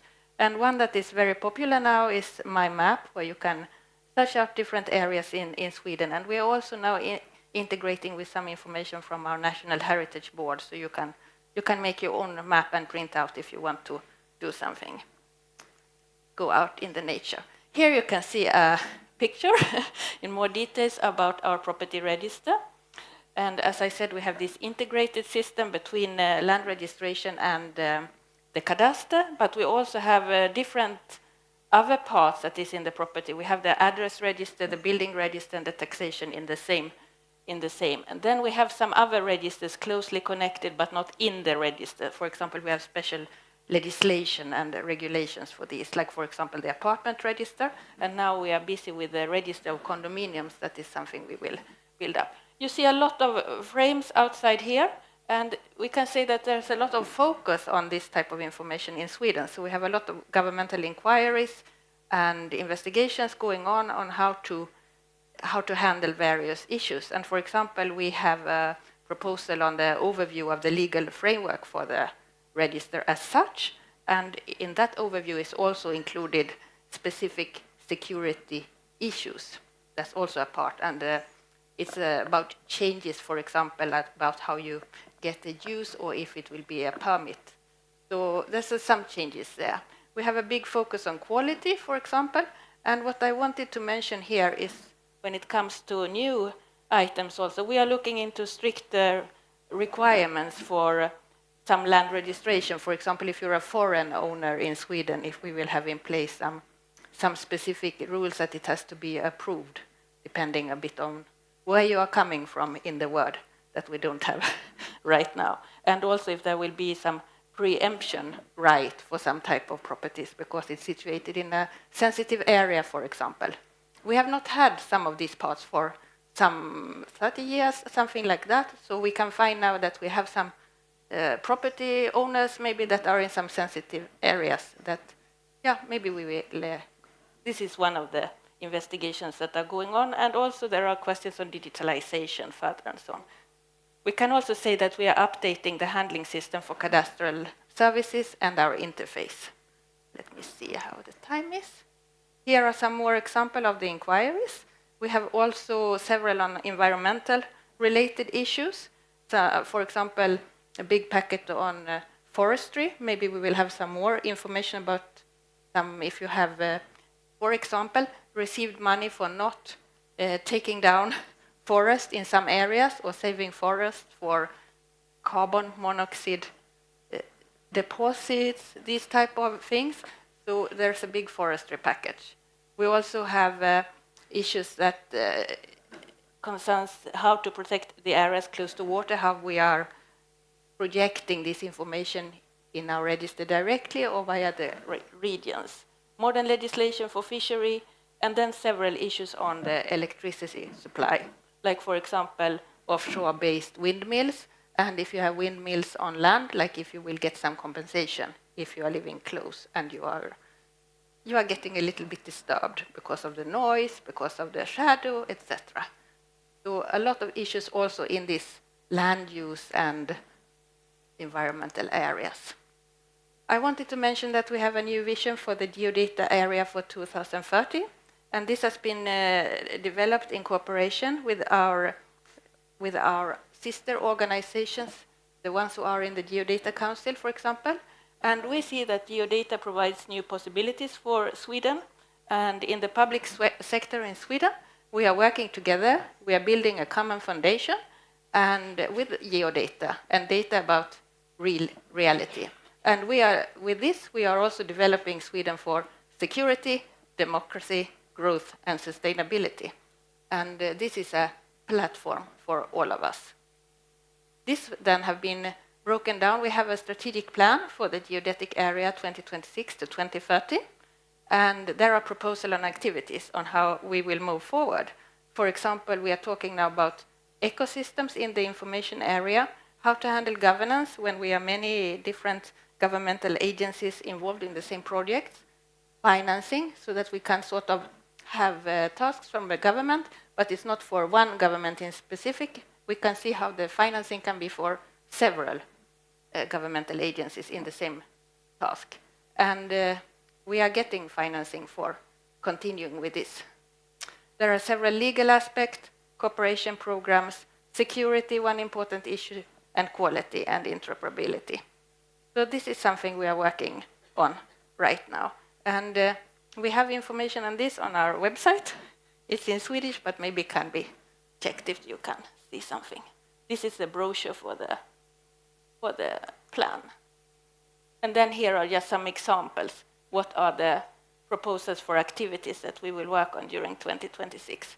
For example, role-based information ecosystem, so that we can more see who will have what information, for example, how to handle production, storage, availability, and use. So we have these type of proposals for all the issues in the planning. So that is one. And another one is, for example, how do we get further on is this structured and interoperable geodata, including, for example, 3D and national specifications and future-proofing.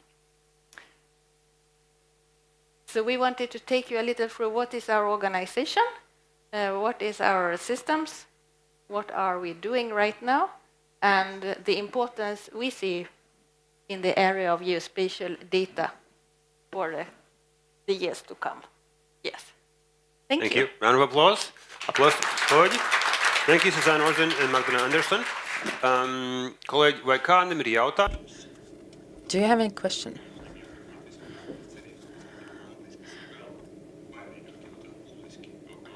As nobody was didn't have enough courage to ask questions in Latvian, what are the chances that there will be someone asking to our international speakers? Maybe you have some questions. Of course, we have a question. We need a microphone.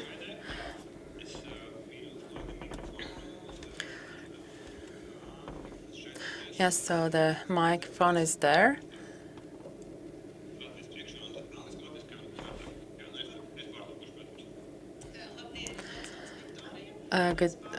Hello, I'm Victoria. I'm representative of Latvia, Riga municipality, Geo Riga. So how do you use AI for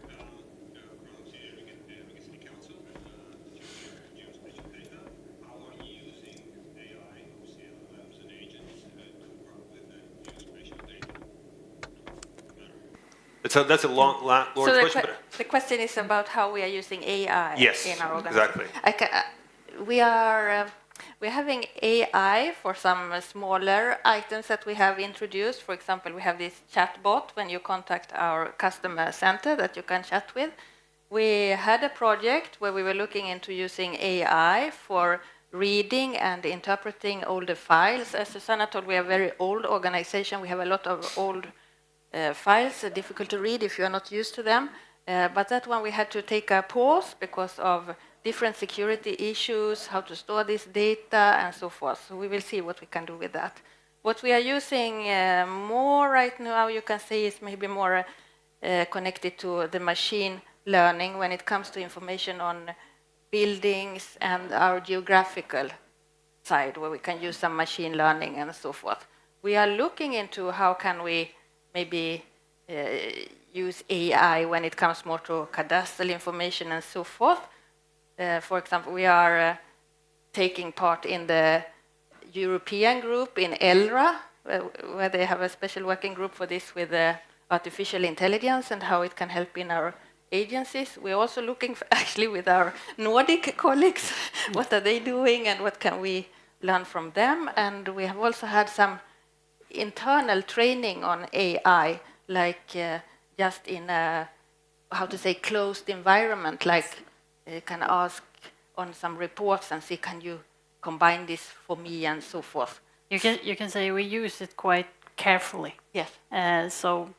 With our support question, when people come to us with questions about our registry or how we work, and we can get the chatbot to do it, but then we just put in the information where we already assessed it to be okay to use, and then we use the training. But as you said, we're looking into how we can use it, but very carefully. Paldies, Viktorija. Kolosāls jautājums. Es cerētu, ka mums būtu vesela konference tikai par šo jautājumu, ņemot vērā, cik I think we could have a specific conference for this. I think that's how rapidly it develops. It's very interesting now. Any more questions or comments? Latin, it means no. I have a question. Regarding two components. First of all, in fields which are not dealing with data and cadastre, there is a word out there that AI is going to change the sector, for instance. And you did mention a minute ago that you were rather careful. Is that because you're Swedish and you generally are very careful about things? And you've been doing this for 400 years, so there must be some logic to that. Or you have some ethical considerations, security considerations, why you're sort of not jumping on that wagon very fast? Actually, we usually have as our agency that is focusing on some areas that we are not the one maybe to drive or be in the forefront of the technological changes or so forth. That might be other sectors in Sweden, for example, that will inspire that or bring that to us, because that is not really our. So yeah, we are a little cautious maybe as Swedes, but we are looking into these areas. And for example, machine learning, we have a lot of activities on, and we have this where we are looking into what can we do as innovation activities.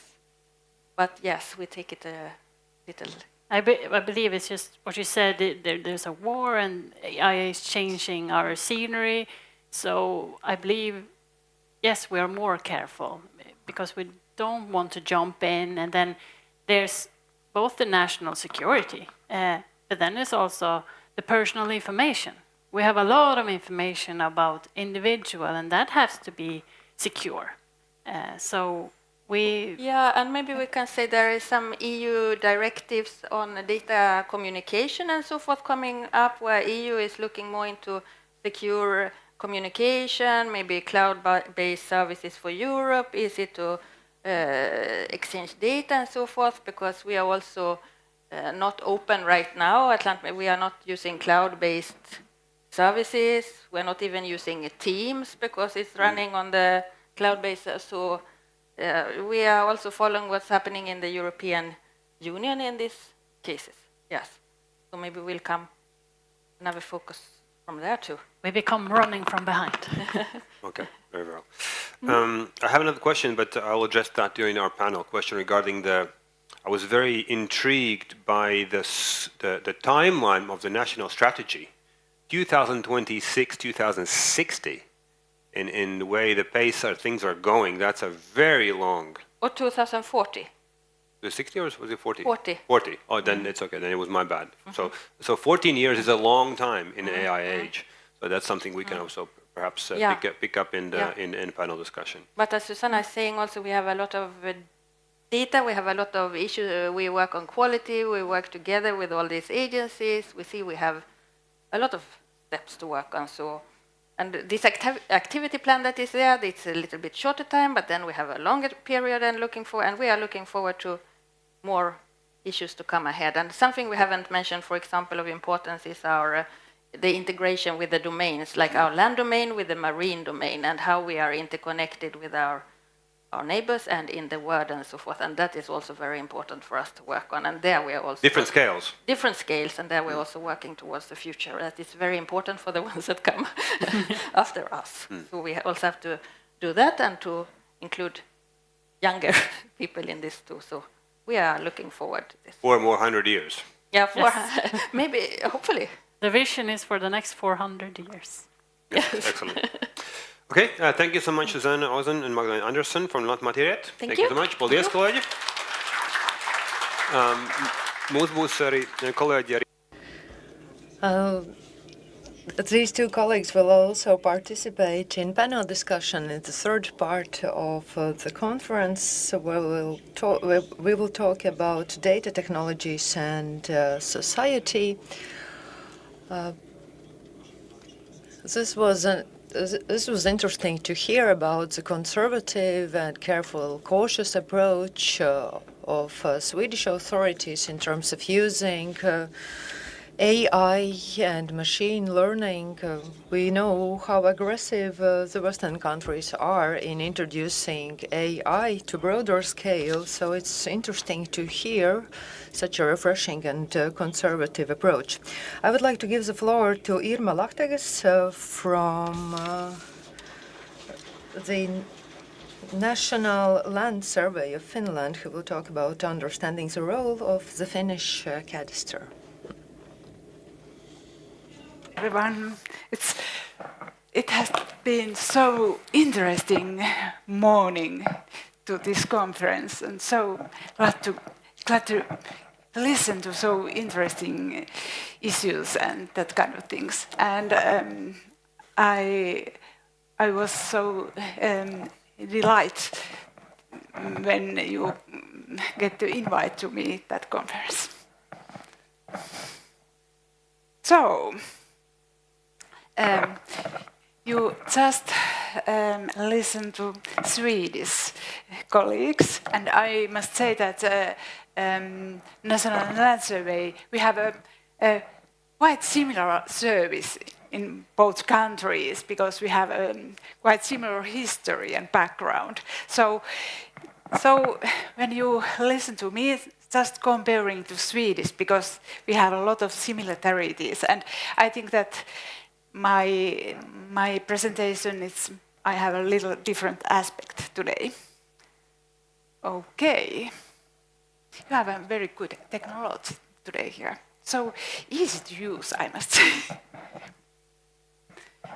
So, okay, you have 400 years, but they have also that King Gustav Adolf, and more than 200 years, he needed more money and maps, because also that time there were so many wars going on, and that was the reason. And also that pictures has some milestones what had been happened to us around those 200 years. So, but nowadays, so we have main service areas, I must say. So we have those quite same registers than Swedish are.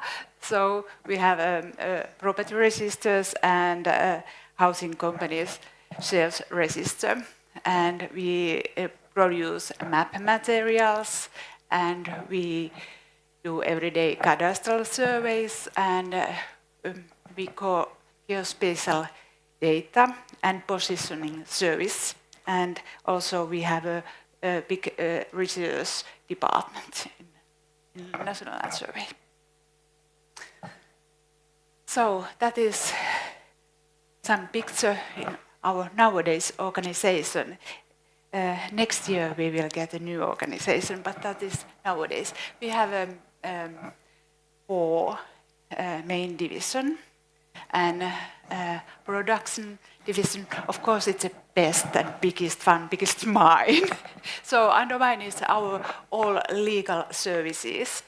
And others divisions are general administration, IT management, and our research institute. And we have about 1,800 employments nowadays. And almost all is in production unit because they are land surveys, and of course there are also others, someone like a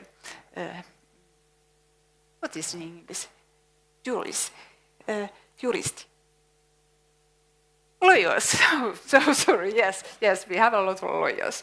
So it's very good that we have those Swedish friends. So I can ask if I don't remember the English word. So some business figures from last year. So our income was 118 million euros, and our expenditure was 155 million euros, and that gap it's come from Finnish state budget, and that budget funding arrays mapping, and all is come from fees. So there are some figures. We have quite a lot of customer service contacts because there are housing company sales.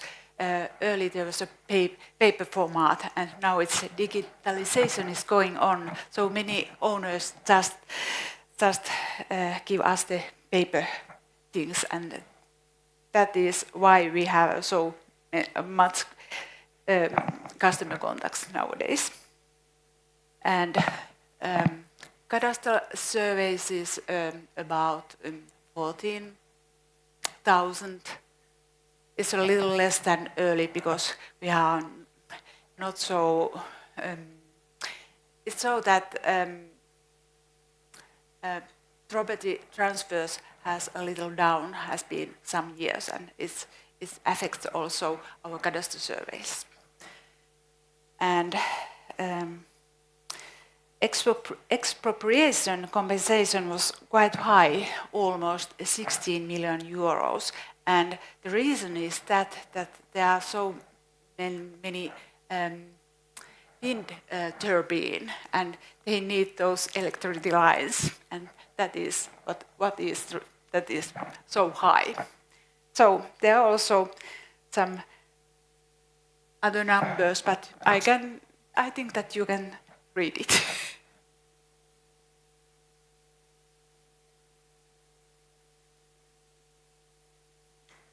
So, okay, but I just want to tell you something.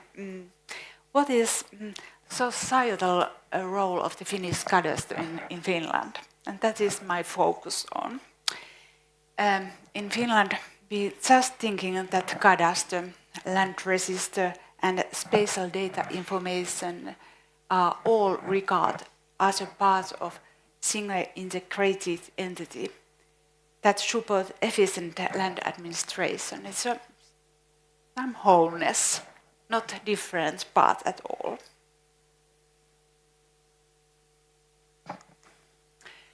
So, and that is quite important thing that we have to understand in Finnish society, that Finnish household proportion wealth is almost always concentrated in real estate, forest and assets and land holdings. That is what is the asset concerned about. So this lies is Finnish, but that is some numbers that you can see. Those are household assets. And it's so that residential property wealth and also some forest fields and business, that is what is household owning. And as you can see, ownership of cadastral things is very important to Finnish people. So I have also that kind of picture. So we have land information system that's secure land ownership, but it's also kind of called cadastre information system. I think that name variate a little more. It's so that National Land Survey is the biggest produce data in land information system, but there are also 67 municipalities that producing data. Also other authorities and banks too. And the users are member of public and Finnish people, of course. Banks use a lot of our data, real estate agents, of course, and other authorities every day. I don't like that slide because it's just keeping to mind. Yes, and what is information used for? I must just check what I am reading. So, investigation of other user rights and restriction of property, that is a very important part of our information that users need. And of course, in investigation of ownership and strengthening overall security, so defense force and that kind of things, they use a lot of our data. And collaterals for loans and taxation of real property. And like a normal construction planning, land use planning, and community planning is our cadastre data. And safeguarding protected areas is one purpose of use. So there are some figures also last year. It's so that in our cadastre is little less than 3 million properties or real estate use, because Finland is quite a big country. And last year there was a 1.8 million extract from cadastre in 1 year that we are selling. And also there was 300 million digital inquiries from our registers, and it's so quite heavy users. And it's so that value of a mortgage or bank loaning, it was about 1.3 billion euros, and it means that it's 10 times higher than Finnish state's budget. I think it's a lot of money. I think that I can understand how much it really is. So this is 2 years old slice, but I like that slice because that shows that cadastre produced a network, and it shows how wide it is, and it's covered all our nation and our society. Whatever we done in Finland, almost all, we need our cadastre data. So, this is a very new and recent research. It published 2 weeks ago, so very new one. And this is about something like cyber dangers in the case of cadastre and property registration and information systems, what it means in Finland. And they are upcoming. There was quite long-term disruptions and some case even paralyzing, and affect many sector and of course all real estate sectors and banking and financing. It is so that that property transactions just stop it, and banking has said that it's one day that kind of things can going on. So, and that's receives they notice 5 different kind of damage, like a psychological damage, economic damage, physical damage, reputational damage, and wide social damage. And as you can see, economic damage would be very big one. And there are 11 sectors that has research us looking at, and you can see that of course there are energy sector, forest sector, and maybe they also that banking sector there are also only economic damage, but like a defense sector also reputational damage. Quite interesting, I think. And of course, I take the next slides. Those research give us 3 recommendations.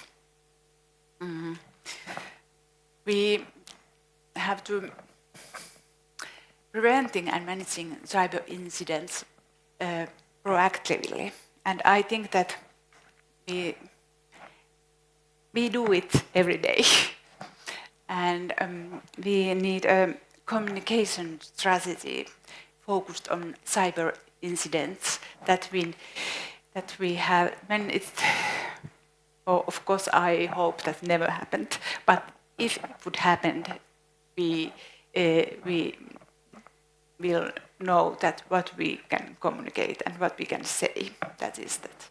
And it's so that maybe the most important one is that that we need alternative information delivery channels, because bank need our data and so on.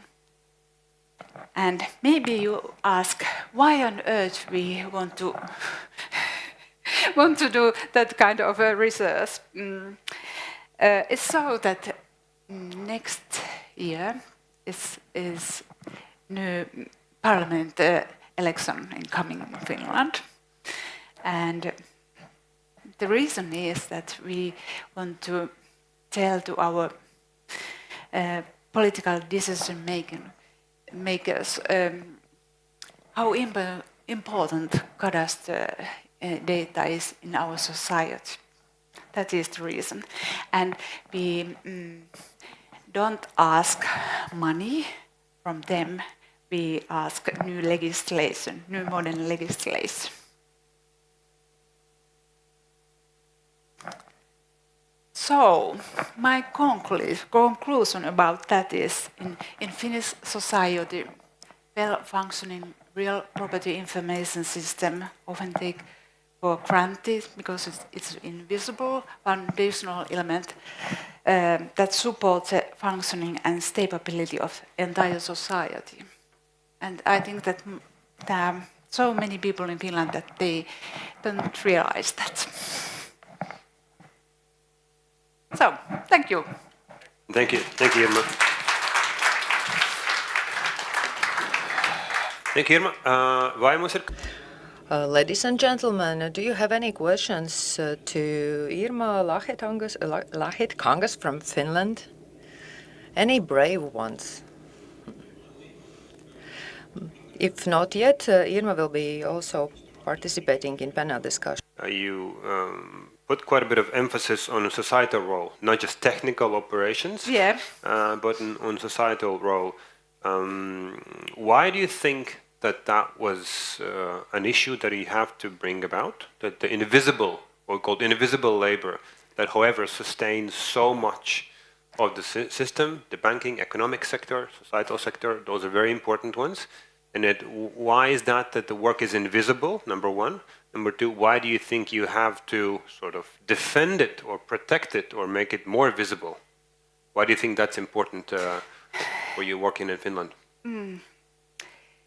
Because it's so that in Finland we are just used to it, that everything going well and what you need it's happened, and it's so. It is so that it's like an everyday task, and because our security situation is different than earlier, we have to remember that maybe it's not so normal that everything going well and function every day. That is what we want to tell, like a political decision maker and all others.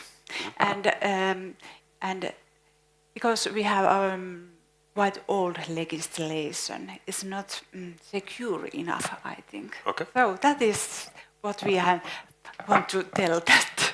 Okay, excellent. Thank you so much. Varbūt ko dabāk, sorry, Irma Laktangs no Somijas Nacionālās zemes mēnesīs pārvaldes. Thank you, Irma, for your presentation. Irma will also participate in the panel discussion later, and you can ask her information later, questions later on. And the next question will be from the Netherlands.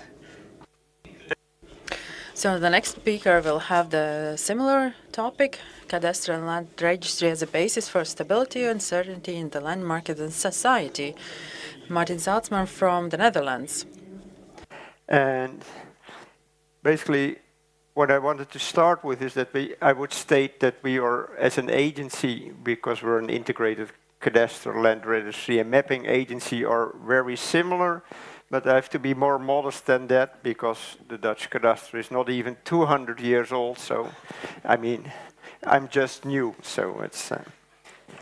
Basically, and personally, I'm the strategy lead within our agency, so I'm very interested in the ongoing discussions going here because we have very similar discussions in the Netherlands, but also in our agency.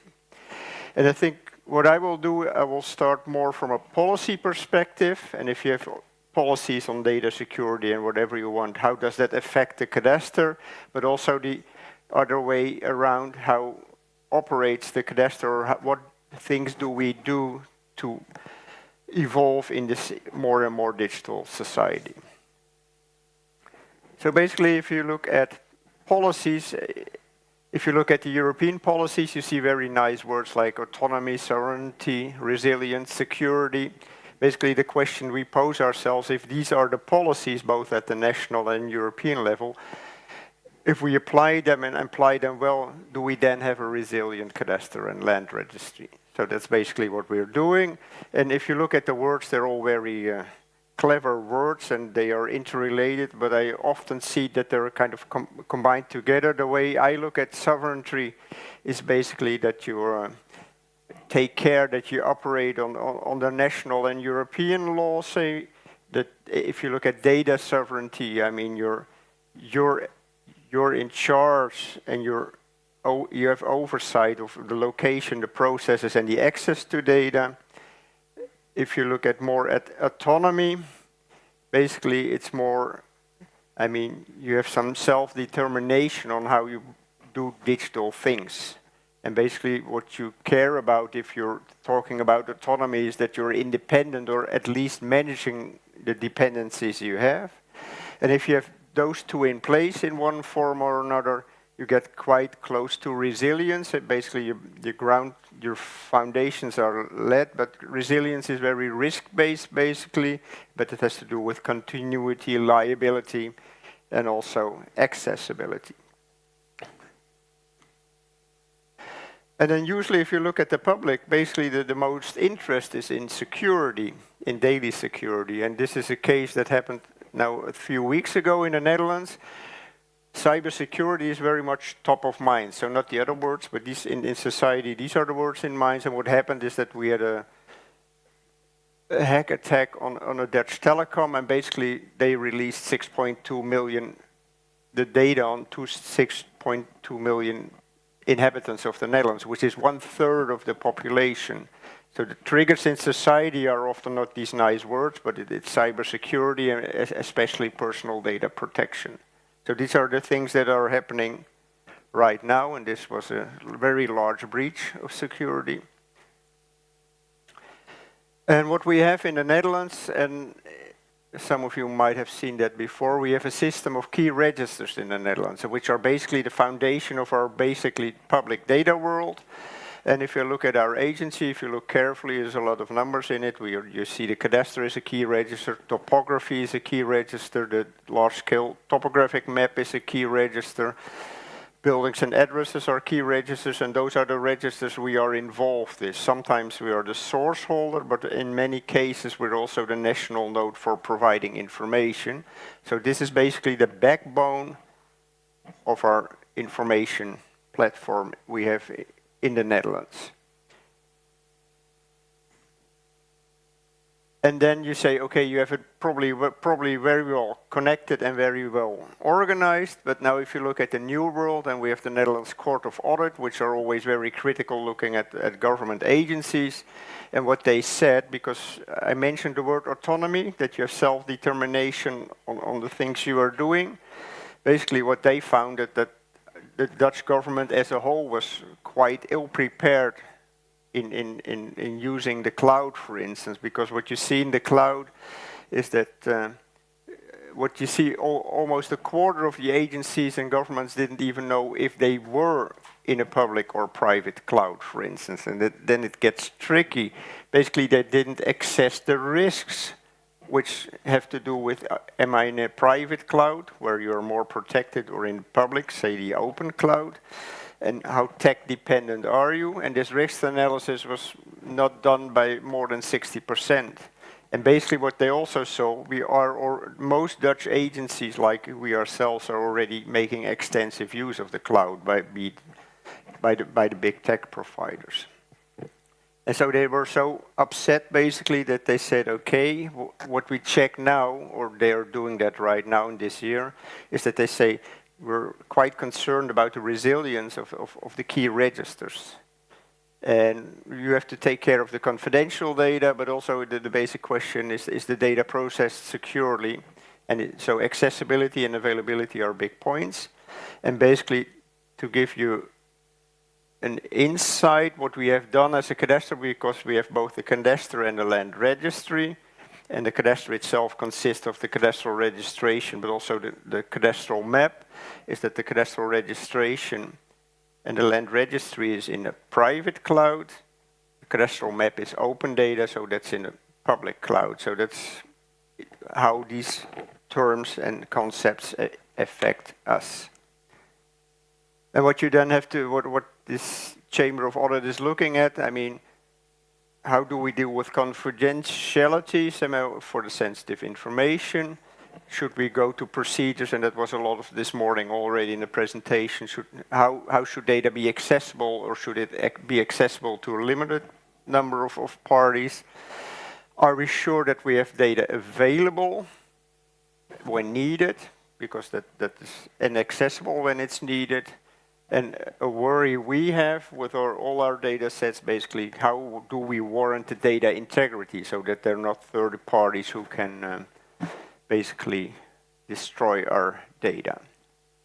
But this is probably all quite familiar to you too, but it's daily life we're living in. And basically what the Dutch government said, okay, we'll have a digitalization strategy for the Netherlands. And what I'll do is I'll look at this strategy and how we translate it in our agency to what we are doing and what we are capable of. And usually it's very nice to have a very good policy paper, so that's in place, but basically policy only has effect if you really implement it. So the challenge is really to make it happen. And if I'll go into the details of the left-hand side of the sheet later on, but if you look very carefully what happened, they have a new policy, but there was no budget new. So you can have a policy, but without budget, not much happens. If you look at the positive side, we have a very large e-government organization. You can also say use your budget in a different way, but you also have to solve that issue, because if you go to departments and say you get less budget, it's a tricky exercise. Also, what we see, we have a lot of dependencies. Like, for instance, I said we moved our cadastre to a private cloud. So what we did technically is that we said, okay, we have an Azure local version at the Dutch cloud provider, but then still you're dependent, there's still a sort of, in the interfacing, there's still a lot of dependency, for instance, with Microsoft. And also, if you start with a strategy like this, you change so many things, you have to deal with a lot of parties, and that was already also in the presentations today. And also you have to take care of your installed base, because the new things you can do in the new way, in the resilient way that you want, but you still have to link up with the things you happen. So it's more an evolution than a revolution, but sometimes the strain is so hard that sometimes you want to jump or walk faster. Now, this has been a debate all day already. What you see at the top hand left is the open topographic map, not even a large-scale topographic map, but the topographic map as you see. This is a Dutch Air Force base. And if you see, it's already very detailed. You even see the perimeters and the fences around the map. And that's now open data. All our topographic map data is open. On the right-hand side, you see the same parcel, you see the same situation. That's the cadastral map. And even there you see it's quite detailed on a military facility. So it's, and basically what we have now is we have the discussion with the Department of Defense, which they say, basically we don't worry about, say, the stately actors, because they say the Russians, the Chinese, the Americans, they already know everything, so don't worry about that. What they're most worried about is that don't make it too easy if you look at the physical infrastructure, that you can damage that. So that's an ongoing debate, but it's more done on the geo-information side than on the cadastre side. But I think that this has been part of the discussions all day already. And basically what we say, you can maybe make the geodata less accessible, but there have been open data for 10 to 15 years.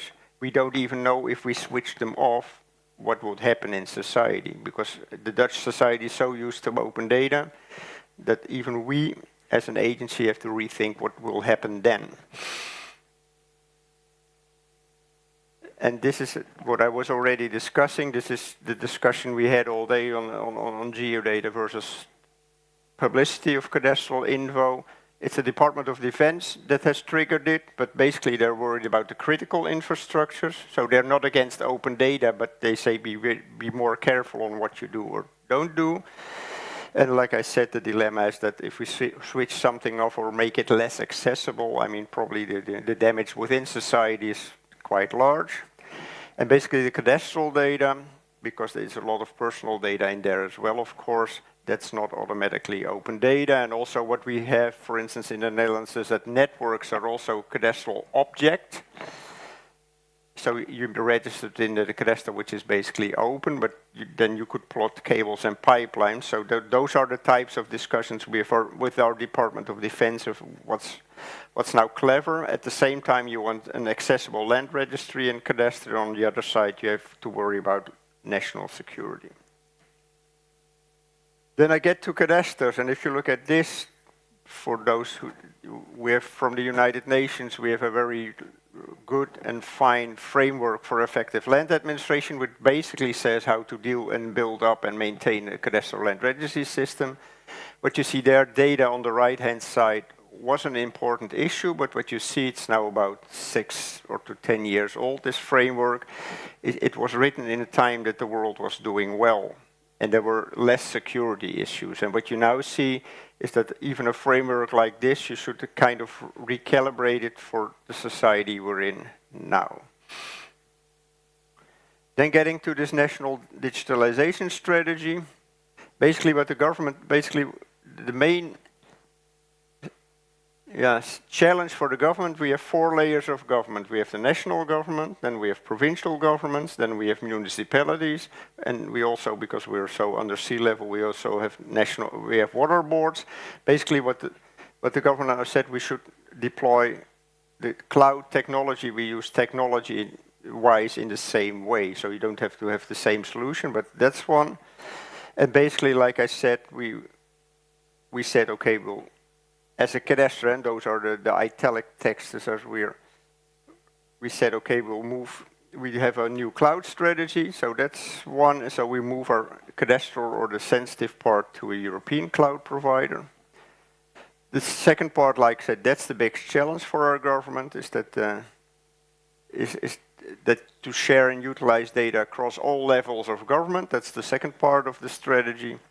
But basically, is that we say we're setting up now a federated data system where we have quite some standards and rules how we can share and exchange data. And what we always also see is that even at the European but also at the national level, the legal basis sometimes is very weak because it was never written for combining data or linking up with data. Then we get to part of the strategy is also the opportunities artificial intelligence poses. And artificial intelligence is very large. So in our geo sector, in our agency, we do a lot with machine learning and then automatic mapping and whatever you have. But basically what we have learned is, as an agency, we start from what we're good at. And so we are focusing on our core processes like rereading deeds. Lots of them are handwritten or typed on paper, and I already gave the example, like looking for rights within the deeds. We have a deed system in the Netherlands. We renewed our cadastral map using a lot of AI, and like in customer services, we use chatbots. So we bottom up, we have this line in following this strategy. Then the other one is prioritize citizens and entrepreneurs or businesses. Basically what we see is that if we work together with notaries and banks and whatever, is that we have a kind of communication. How can we get a secure value chain implemented? And we're doing a lot of work together with them.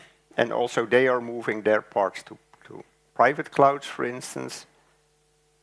Then the increase of government's digital resilience and autonomy. Basically what we have done, and that was even before we started 4 or 5 years ago, is we have renewed our IT infrastructure, but by the time we're now almost finished, you already see the world is moving so fast that you, even if you think that's done, you still have to do your next step. And then the last one is that the government wants the digital proficiency improved in our agency and provide all employees with a modern workspace. Basically, that's a no-brainer, but it's not a very simple. I mean, it's easy to say, but you still have to do it. So also in our agency, we're working on it, but it's also finding the right persons and finding the right teachers.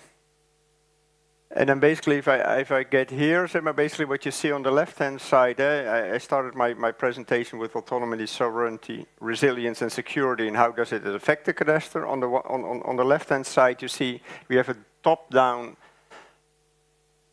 process headed by the government because of societal needs and urgencies, and they came up with this overarching strategy, and basically that gives a picture of your or future, say, public sector data infrastructure. At the same time, as an agency, we said, okay, no, we'll start where we're good at. So we have a mature and cadastral land registry system, so cherish that. We maintain legal security, and what we're very good at is providing continuity and certainty. And basically what you see from that, we also learn things. So the left and top, the government says, okay, you go into transition. Basically, we have to transform and adapt our agency, but also communicate at this lower practical level, because in policies you can talk forever. So this is basically the thing we see. And basically, if I summarize that, our approach as an agency, but that's our choice, I mean, our government ministry knows it. It's not a secret. We start from the solid base we have both in the Geoinformation Land Registry and Cadastre. We are very busy with notaries, banks, real estate agents, and in getting a secure transaction chain. And the last word I wanted to say, we have been discussing digital security so much. We're also very worried always about them. Don't forget your physical security as well. So thank you. Thank you, Martin. Thank you, Martin. Tā, ir šis brīdis. Now it's the time before the lunch. Do we have any questions from the hall? So where's our mic?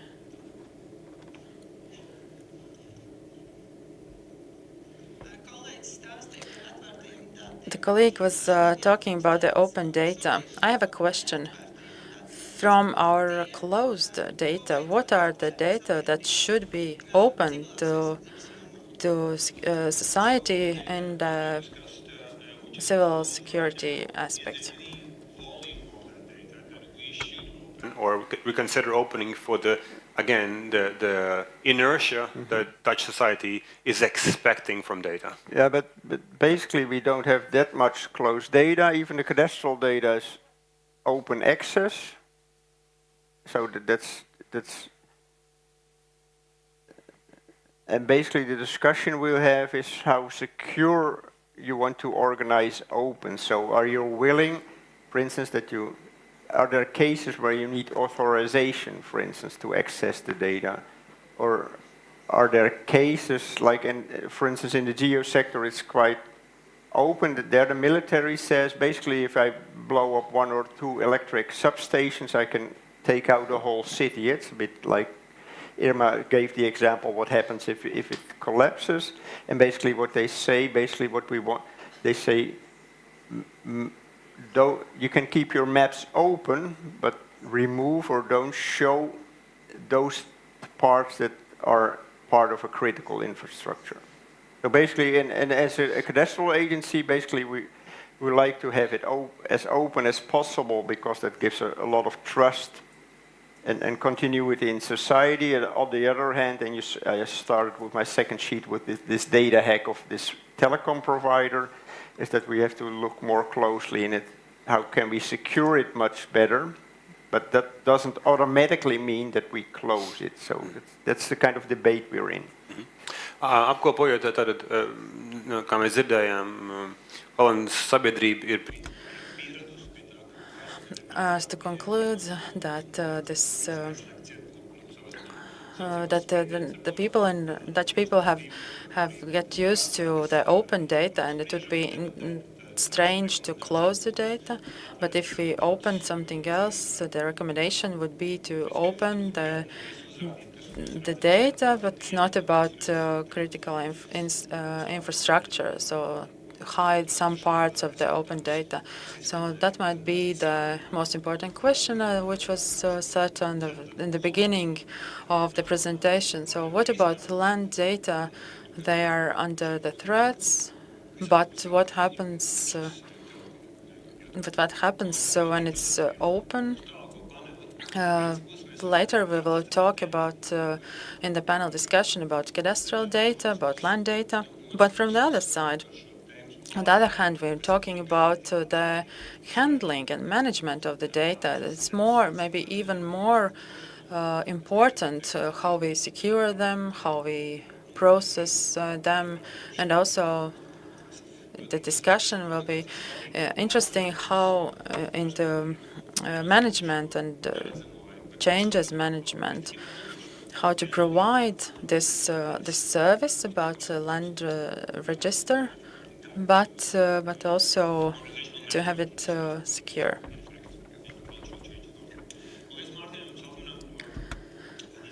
Thank you, Mārtiņš Baltmanis from the Netherlands. Now it's our time for the lunch. See you back at 13:50. And we will talk about the technologies in practical life in Riga and also outside of Riga. And we will have a panel discussion with our colleagues. Have a good afternoon.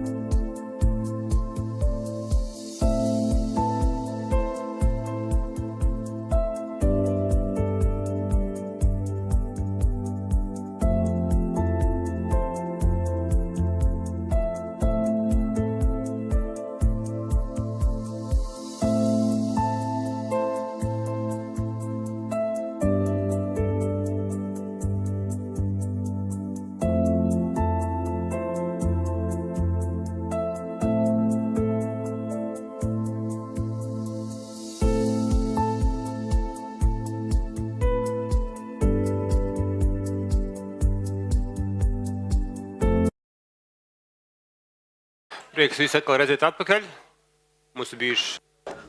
Ladies and gentlemen, welcome back. We had great and really tasty, delicious lunch. We see you all actively engaged in informal conversations, but please welcome back, please come back. Also, those who are still standing in the neighboring room where lunch was served. Please all welcome back to the final concluding part of our today's conference. Take again your seats and let us move on with presentations. We started the conference. I feel like I'm talking only to myself. At least I know that somebody is listening to me, and you have not succumbed to food.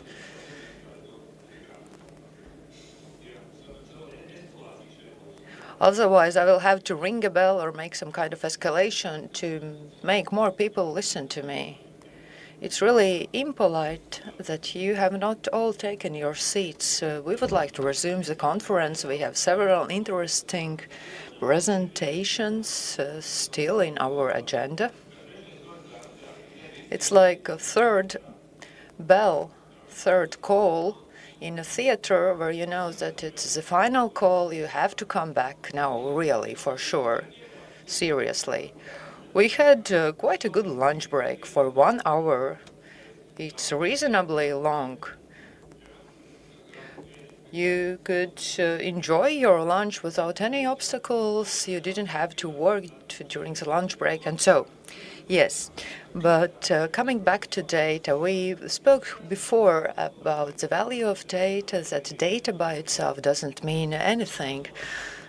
What matters is how you use the data, how you handle it, etc.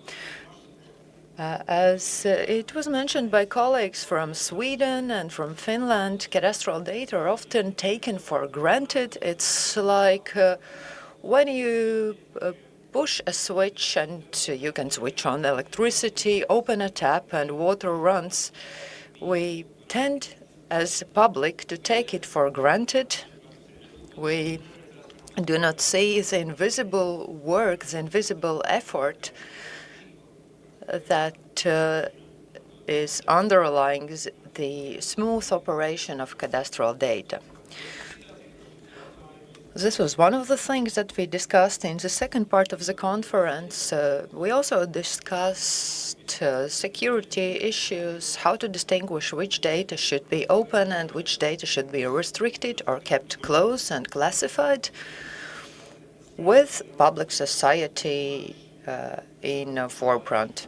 Cadastral data play an important role in our national and international security.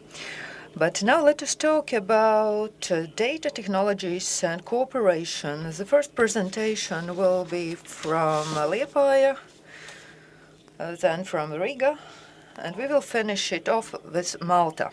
I would like to give now the floor to Linda Alksne, head of the IT service management processes at Liepāja municipality. She will give a presentation with the title Smart City Solutions in Liepāja.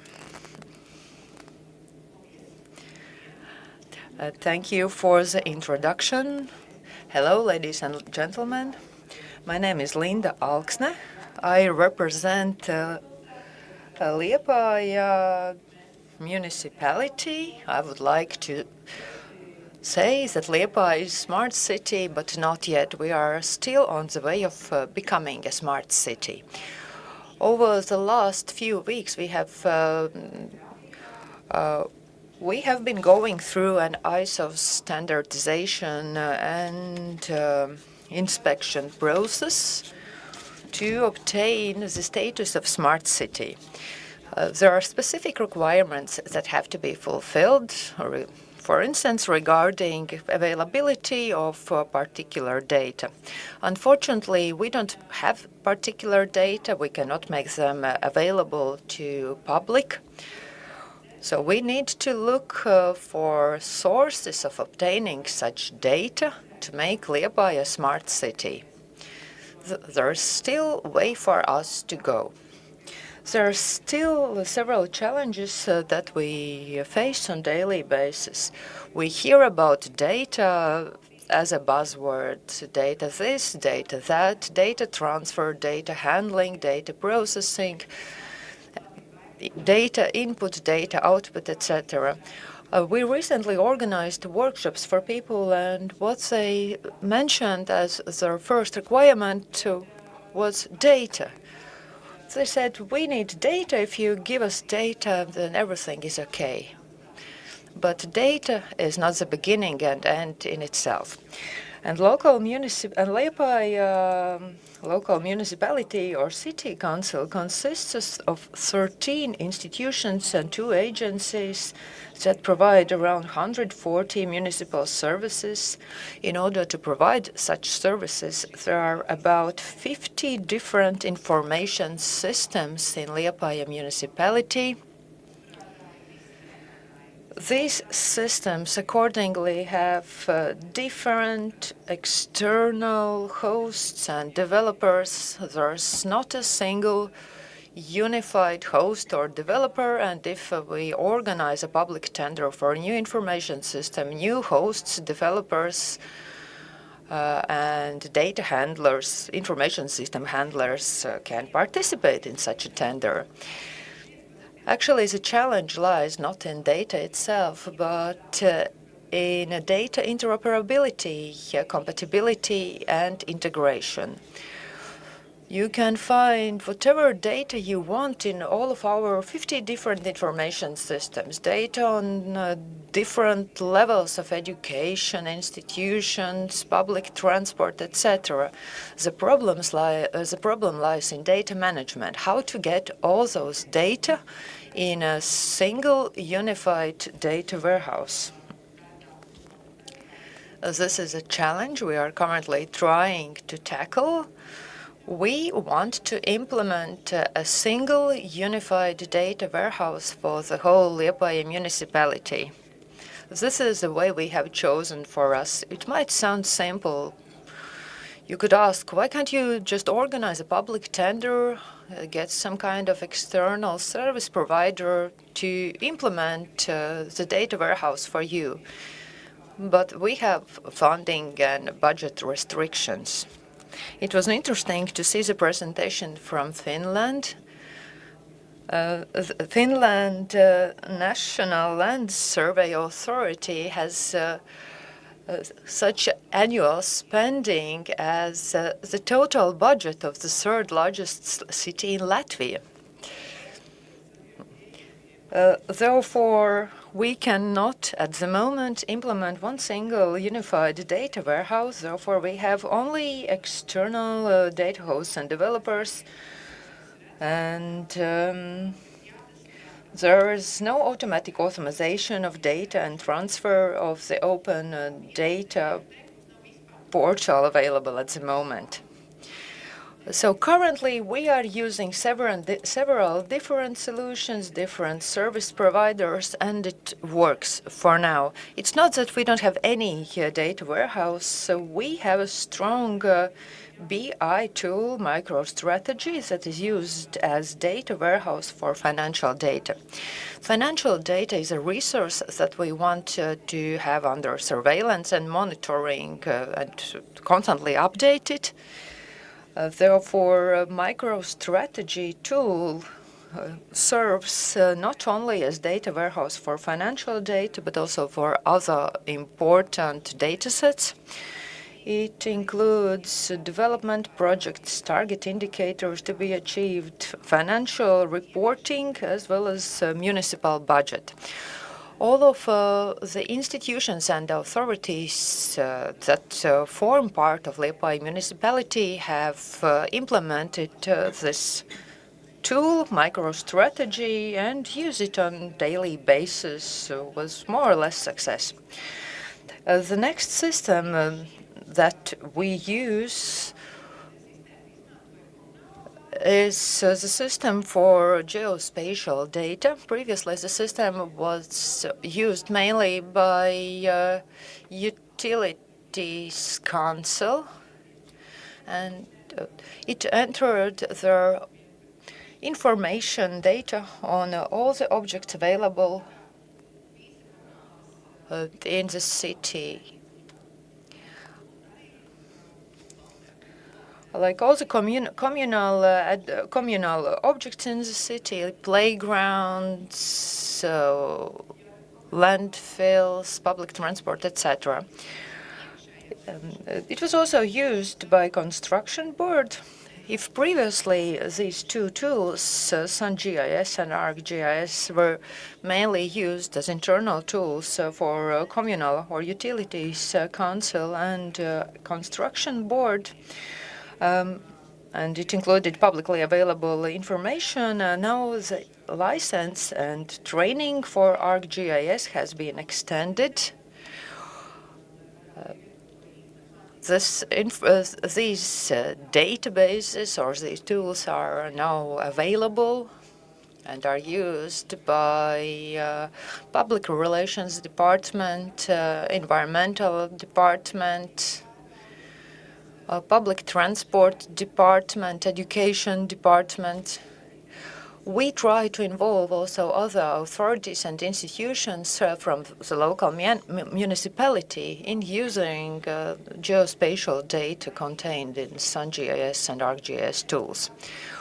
By extending the ArcGIS license and providing extensive training, we want to not only to involve everyone in the system, but also to streamline the whole process so that one person can track the whole system from the whole process, starting from the initial report to entering data in all the stages in ArcGIS system. For instance, in case of road repairs, etc.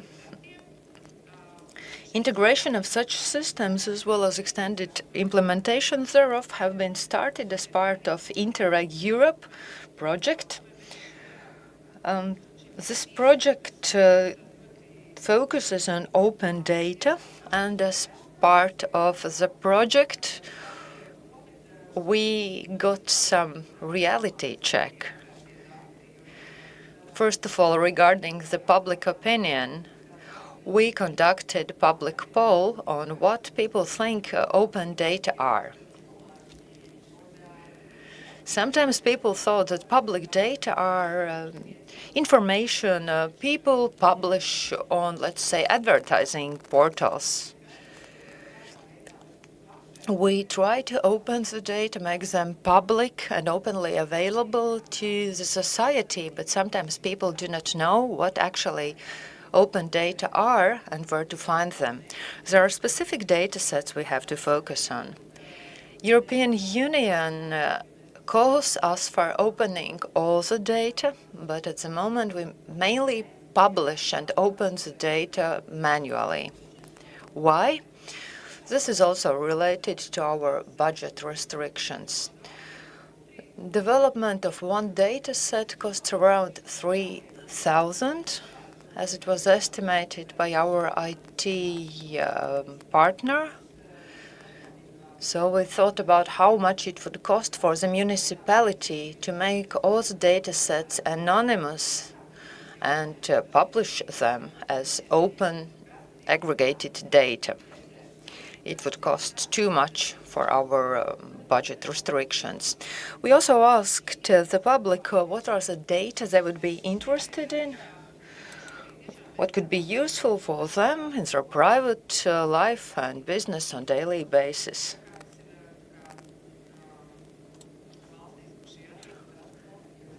There are several countries where the open data policy has been active for several decades. Latvia is not the case.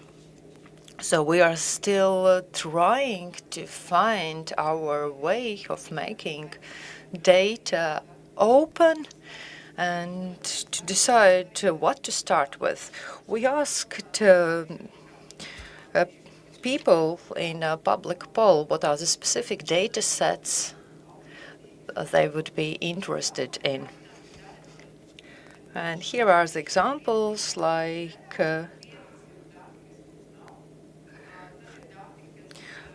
flow of people, tourism, auctions, video data, etc. Basically, the data people wanted to have open could be divided into three categories: data that they don't have available, data that we don't have available, data that we have but we have not published them, or data that we have published but people don't know how to find them. So we decided to develop Liepāja e-service portal that is data as service. This is one-stop shop where inhabitants from Liepāja and neighboring territories can receive all the e-services in one place. Currently, around 80 e-services are available to local inhabitants on a regular basis in Liepāja e-service portal. We aim to ensure that all the municipal services are available electronically in our portal. Currently, the e-service portal provides options for online booking of appointments, application for events, co-financing tenders. There are also links to services and other portals.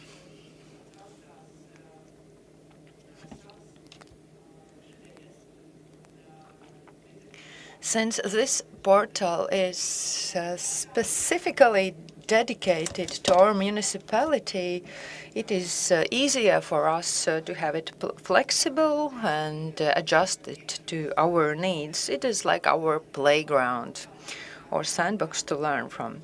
And we have more than 15.5 thousand users.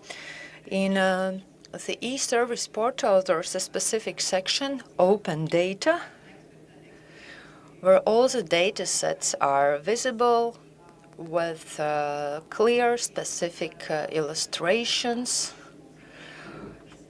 Under this section of open data, we have provided information on e-service statistics, geospatial data that includes all the maps, both current maps, historical maps. The maps have been published before, but it's quite interesting to have a look at them from historical perspective. Also, there is a section city statistics as well as Latvian open data portal and Liepāja's unit in this Latvian national portal. It's possible not only to view the data sets, but also to download them and use in machine-readable format. Information is available on all e-services available through Liepāja e-service portal. The maps,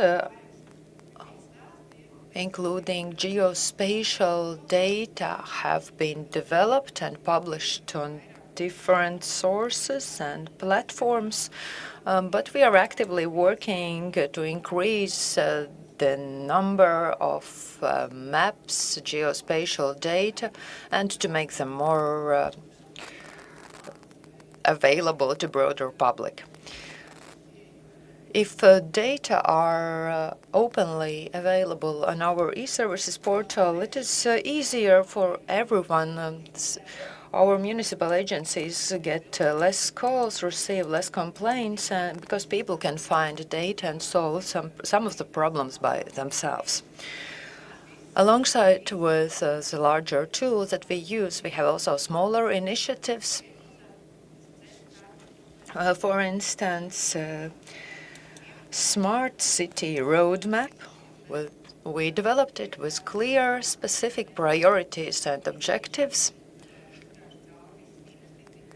We managed to fulfill the whole investment plan and meet all the specific requirements.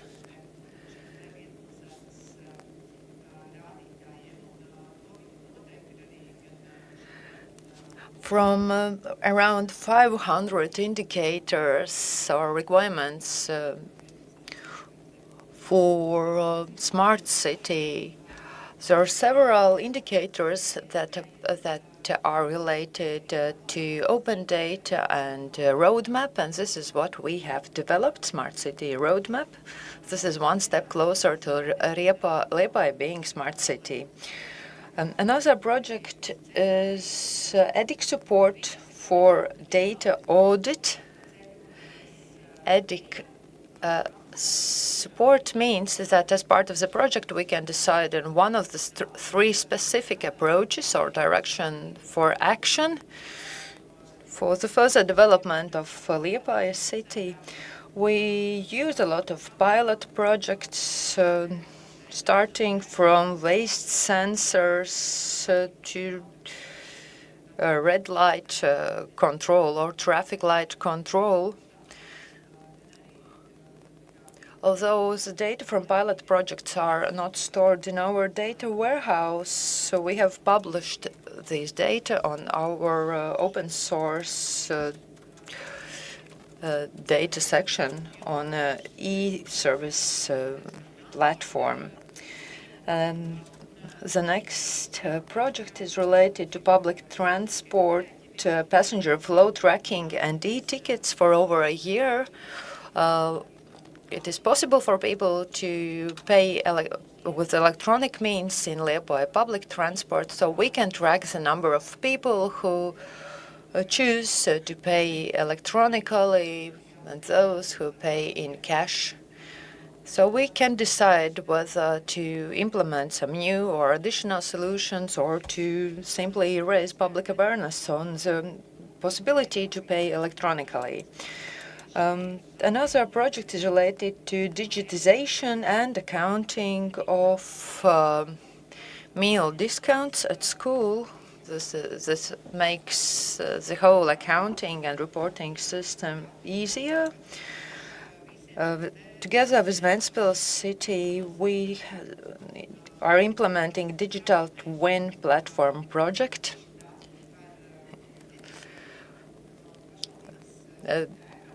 As part of this project, different data from both municipalities, Liepāja and Ventspils, will be collected. Currently, we are focusing on sensor-generated data on energy, for instance, energy efficiency, but later we will extend the data scope. And all of the data will be publicly available as open-source data on our portal. In 2027, Liepāja will be the cultural capital of Europe. Therefore, as part of the project Liepāja 2027, we are actively looking for benefits and challenges of this event that it could bring to Liepāja. Last but not least, Liepāja applied for participation in Riga Tech Girls Smart Solutions Hackathon. As to the directions of our further activities, we would like to develop ArcGIS system and to make more data-based decisions and provide data as service to make people in Liepāja municipality feel safer and more rely more on the city. We have one question from Linda again. Great. Victoria.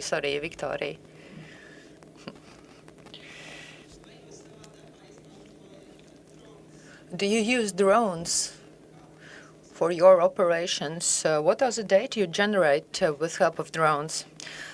No, we do not use drones. I know that Liepāja Municipal Police is currently developing a project. We have had some experience with using drones as part of pilot projects to operate drones, but we have not implemented them as part of our regular operations. Any other questions?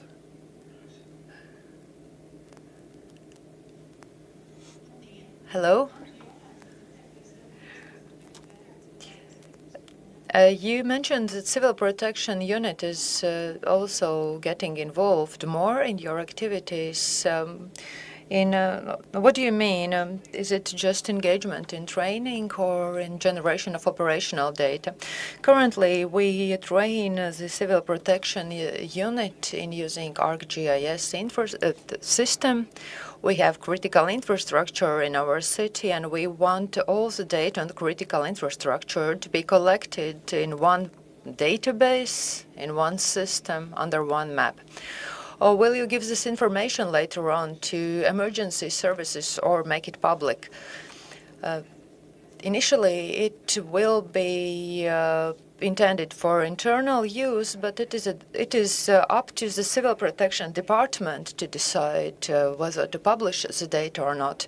As IT department, we are just the holders and providers of ArcGIS system, but the users or data owners are the ones who decide on how to collect data, how to handle specific data sets, and how to publish them or not publish at all. We just give them training and provide license to ensure data generation. And thank you, Linda. Please applaud. We will go on with our next speakers about security, safety, and data usage. We will have 3 speakers about Riga. So the first is Gunta Grube, Deputy Head of the Geospatial Data Exchange Division at Riga State City Municipality. And next speaker will be Andrejs Sārts, Deputy Chief of the Riga Municipal Police, and Pēters Grube, Head of the Riga Civil Protection Department at Riga State City Municipality. So they will share the stage. So this is a possibility to get great information. If you have any questions, you can raise your hand and ask. Please don't run away.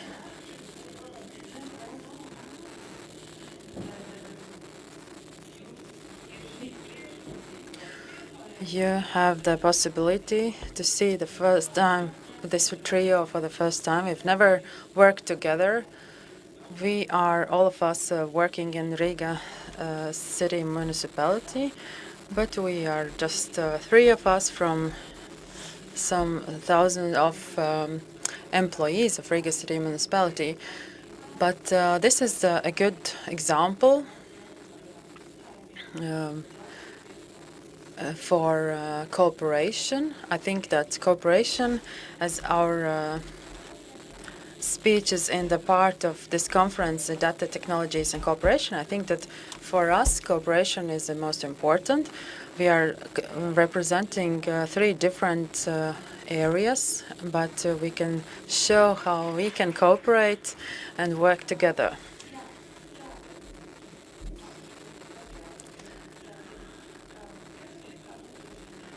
Who actually provides security and safety? So there is the laws, police, traffic safety, maybe meditation. It's the same as for us in Riga, but we have implemented something additional. Riga has been protected using also geospatial data, not satellite data. But we are working with high detailization data. And for this purpose, we have the Riga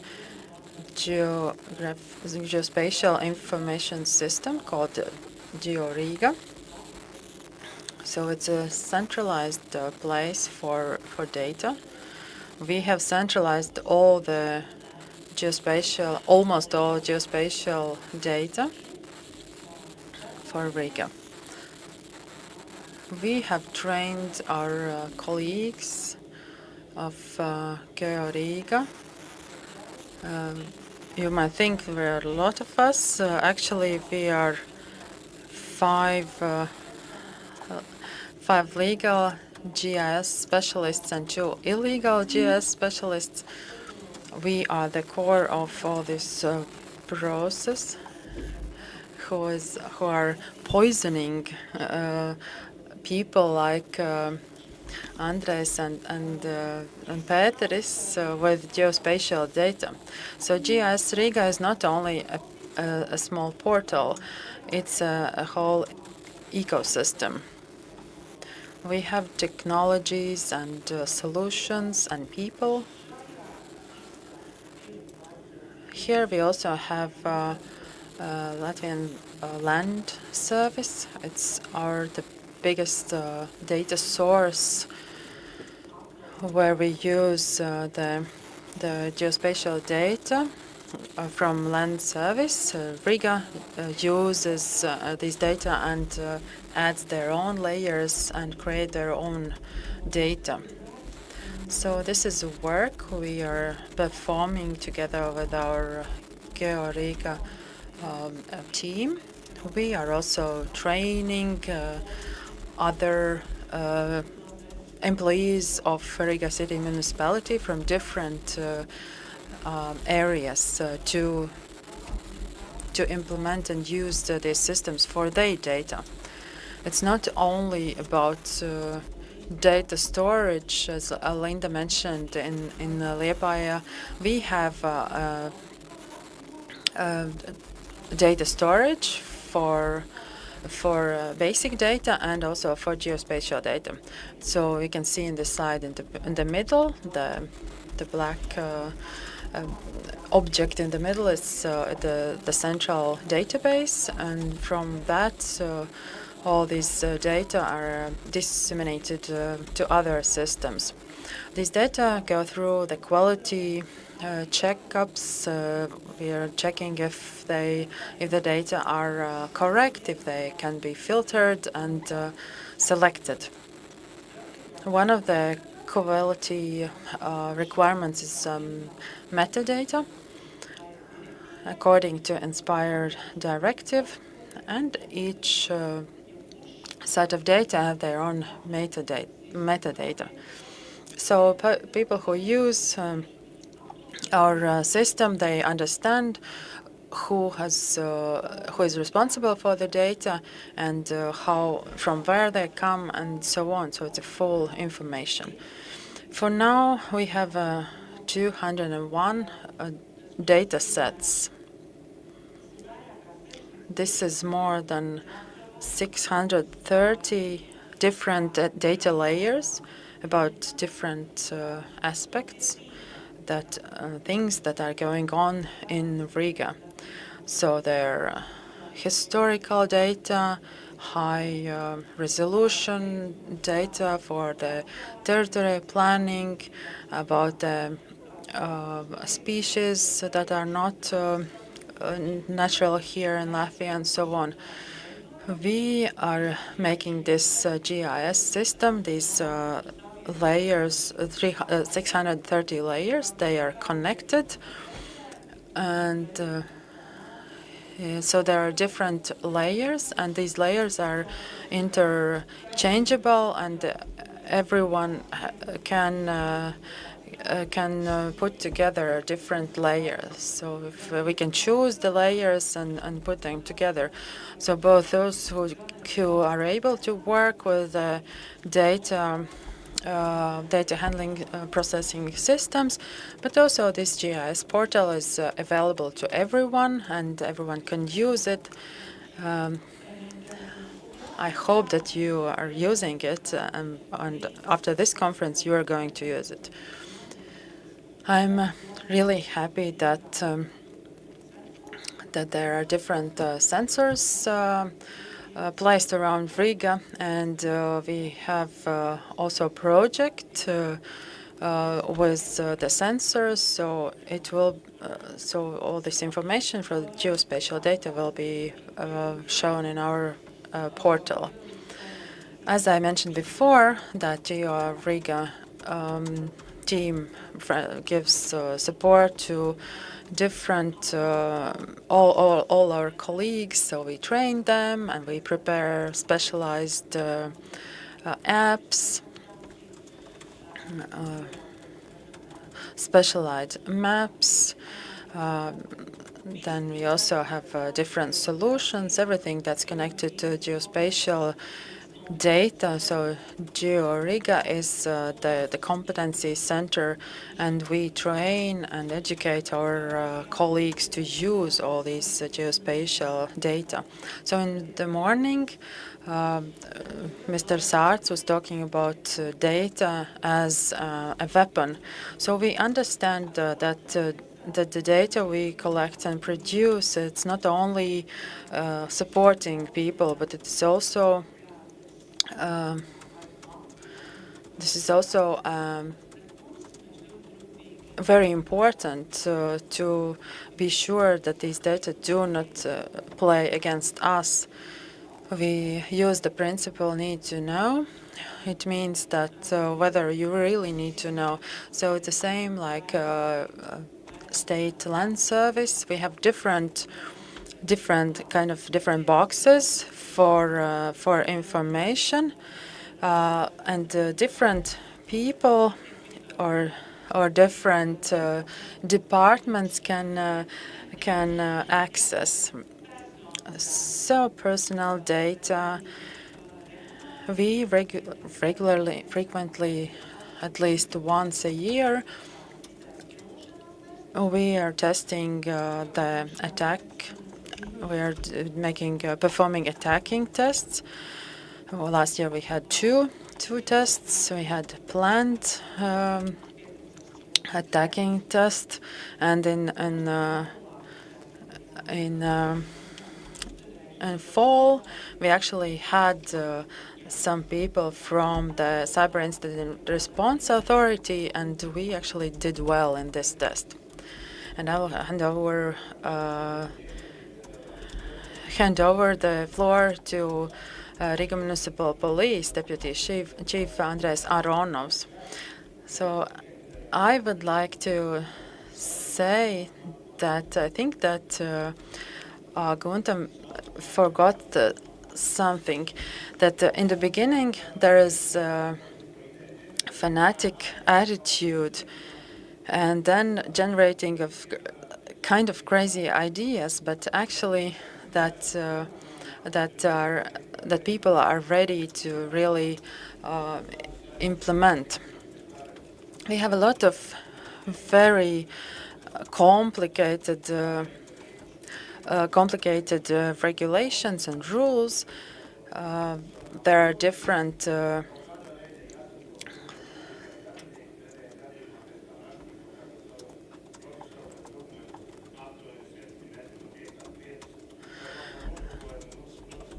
so we need data or specific data for example, if we have to describe a crime scene, to understand and to write for other people so they can understand. So we were talking about specific maps, different layers of the maps. There are some layers that are needed for the police, or for example, building data information system, and also for construction projects. And so there are layers that are more available for the police and not accessible to other authorities or people. We also have this layer. So actually, we get some basic map. If our colleagues are trained, so we can actually update ourselves these maps and make our own layers. I know that our colleagues are working with putting together all these layers. This information is very important for our work, and it really helps us. Of course, there are some old historical parts, maps are sometimes fine for using, but actually there are things that have been changed during the time. We can, if we put the layer of the civil protection on the maps, so we can see the places where people can hide in case of emergency. We understand that we will be the ones in case of emergency to inform people where they can find the shelter and so on. I would also like to explain a bit more about the work of police. So, for example, a policeman has to go to a place and understand who is the owner of the land plot.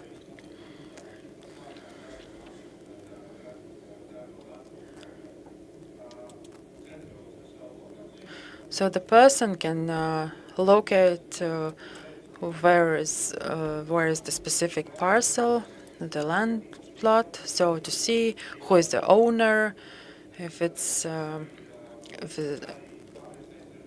maybe there is no owner of the place, and then we can understand who is the one we should communicate. So we're finding the owner of the spot. So the policeman can just put the location and see who is the owner of the place. So we can understand who is the person we have to talk to. So this is one of the areas how we work and use this system. Sometimes there are some questions about the trees that should be kept, or maybe it's been cut down.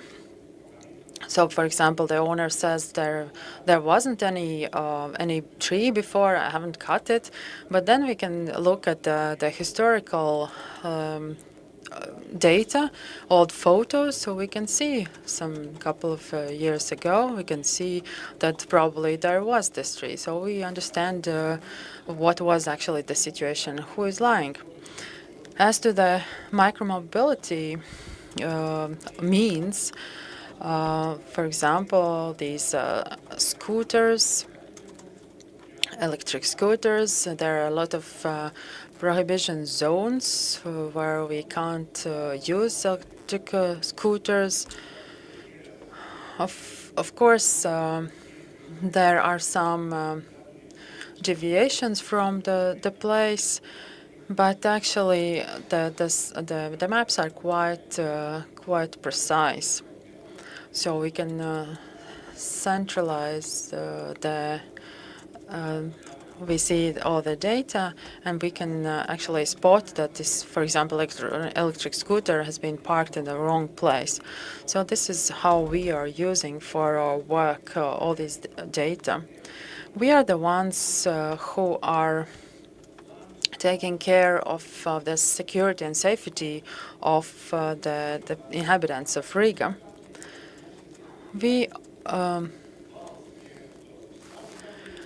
So we have different regions. Each departments or each authority have their own division of different parts of the city. So before we had Riga was divided into 6 municipalities or regions, but now we have moved to another way of division of the city, depending on the transport, logistics, and other aspects. So it's very hard to understand which, for example, which authority or regional authority we have to contact.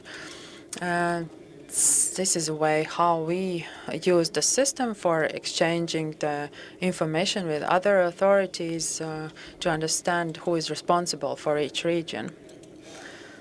If the person, for example, if the person wants to, inhabitant of Riga wants to find some authority or representative of their authorities, they can also use this the system, centralize this geolocation, and see which part of the authority is responsible for that specific area. If we talk about environmental protection, we have 4 different zones and for waste zoning and sorting. We have also specific layer of the map and to see who or which company is or which building management company is responsible for a specific place. We find that there is one layer that really helps is ice safety map. So as you know that every year in winter we have we have to inform people where it is allowed and where it's safe to go on the ice. So we are always informing people in the mass media, but also people can use, inhabitants of Riga can use this layer, and they can see where it's okay to go on the ice, and because we update this information all the time. And so this is for safety of our inhabitants, to provide a safe environment for our people.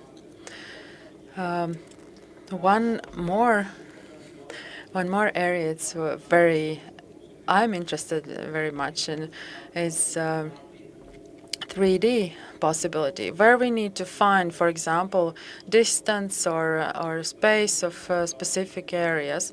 So we don't have to go actually to the place, to the scene. We don't have to use any measuring devices. We can just scan the site online. And if we have to plan something for example, for a longer event, we can project the CCTV cameras, and we can find the blind zones which are not can't be controlled by cameras. Then we place a person who is taking care of the guarding of the event, for example. So this is the way how we use. I hope it was interesting for you to get to know this.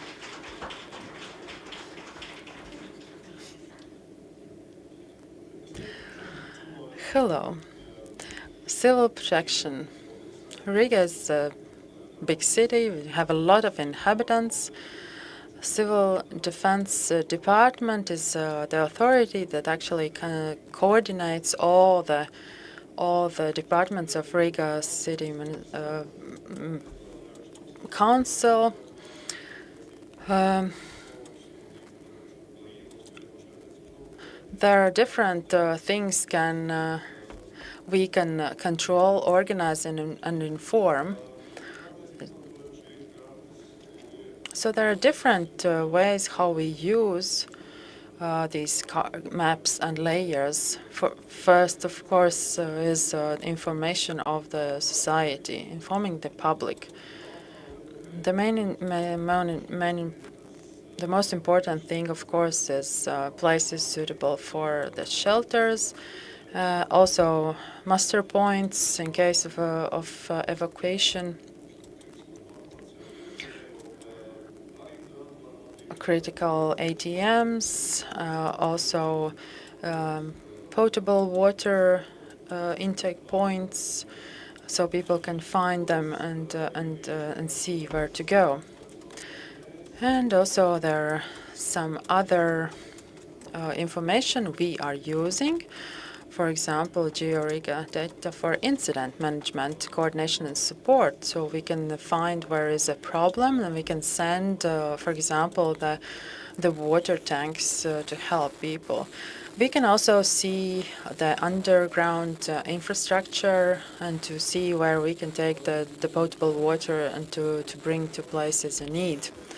The next thing that's important for our department is the amount of people registered in a specific area.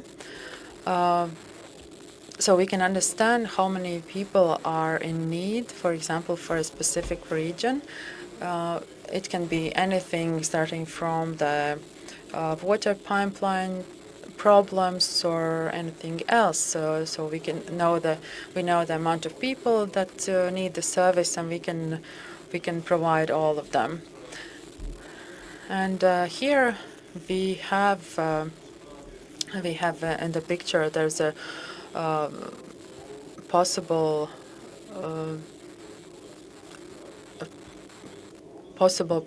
thing that can explode, so we can understand how far is the impact zone, and we can understand where from which areas the people should be evacuated. So the layers are a lot, and a lot of layers are we are not giving to anybody else, but they are needed for us so we can serve the inhabitants of Riga. And it's very important also for us to be trained and to understand who can work with them and how to serve people.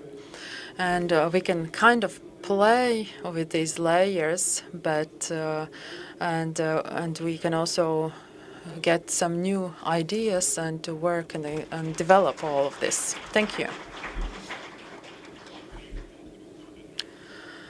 So do we have any comments? Or you have done a lot of work, a lot of information was really new for me. I'm really impressed how you cooperate and how you use all this data. Do you have any question or comment? You have a question. Can you specify what is the address, how we can find these water points and ice maps? Everything what is available to the society, it's on site geopolitical.lv. They're open data, so we can look at the data and download them. So a lot of so all the topical information is available there. I'd like to add that we are updating the information. So, for example, something is topical and needed to know now. For example, when the winter is approaching, then we show, then we put the ice map, for example. But in spring, we just remove it, and then we put something else that is on the front page. So we provide all the information, but it's kind of easy to find. But the information that is really important at the specific moment, it's somehow highlighted on the front page. Thank you. Any more questions or comments? So which of the layers, topics, and focuses have been the most popular or least popular? So all of them are, or some of them are available? How inhabitants actually use it? How often they use it? Good that I looked the statistics. I looked up statistics. So last year's data. So internal portal. It was it was visited more than 8,000 times. So it means that our colleagues are using it. And topical maps are 117,000 times. But the public portal has been used, so we had 117, more than about 118,000 users.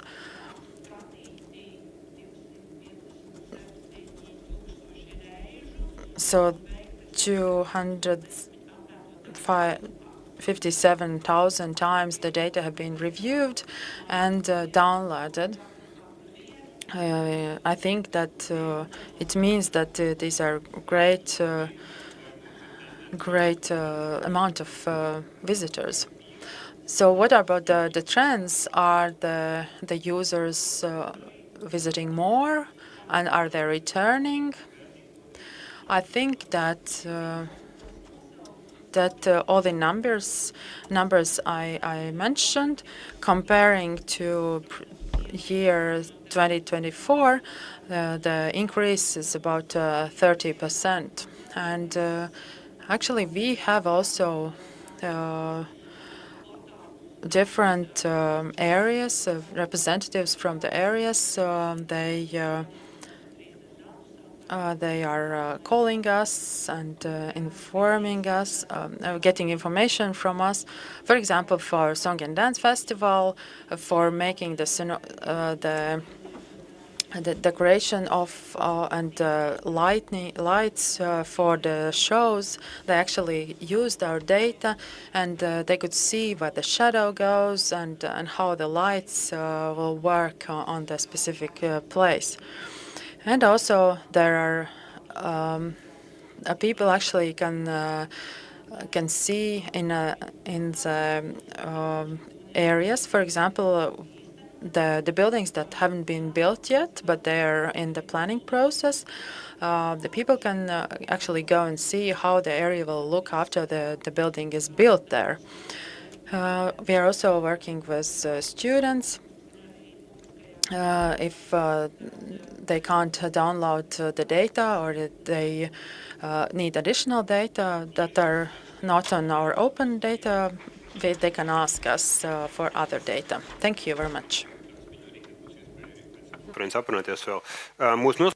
I guess you will have an opportunity for informal conversations also after the conference. But let us continue with presentation on data technologies and cooperation. Presentation will be given by our foreign colleague, Joseph Gauci, Deputy Director in ICT Mapping and Digital Services at Malta Planning Unit.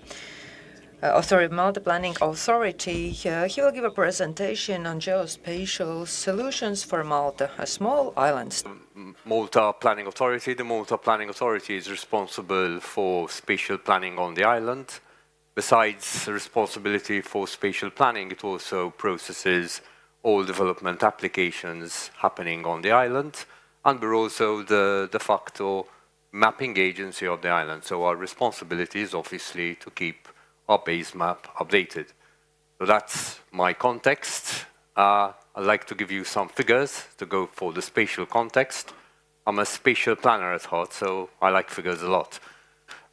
If we see a bit what these figures mean, our island is 316 square kilometers in terms of area, but then it has 2,976 square kilometers of sea space. So essentially we have a good, considerable amount of sea space, much more land than we have land space.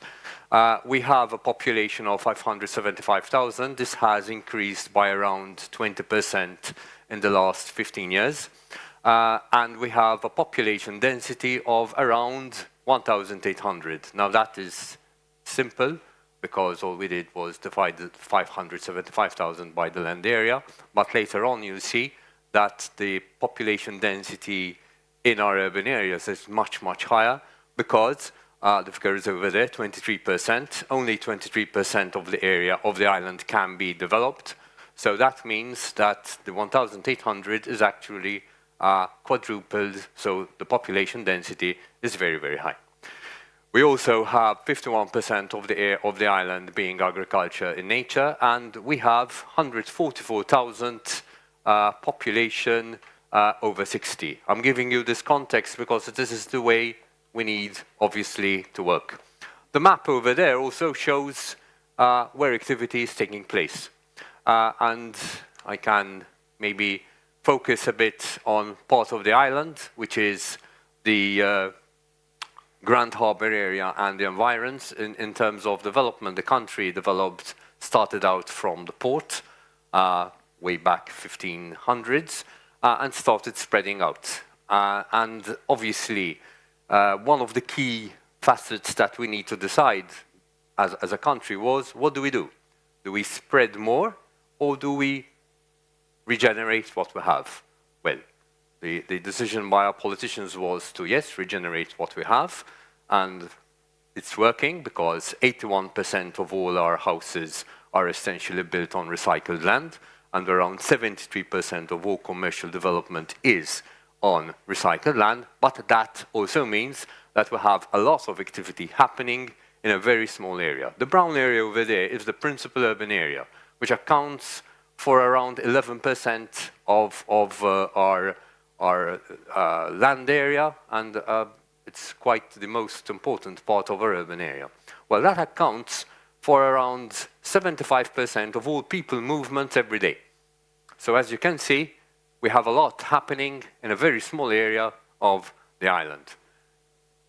So, space is at a premium, people, there's quite a high population density, and obviously the challenge is to try and maximize what we have. The fact that we don't have a lot of space means that people are very jealous of the space. And when we discuss development proposals, we talk about 10 centimeters and 5 centimeters and 12 centimeters, which maybe in other contexts is risible, you know.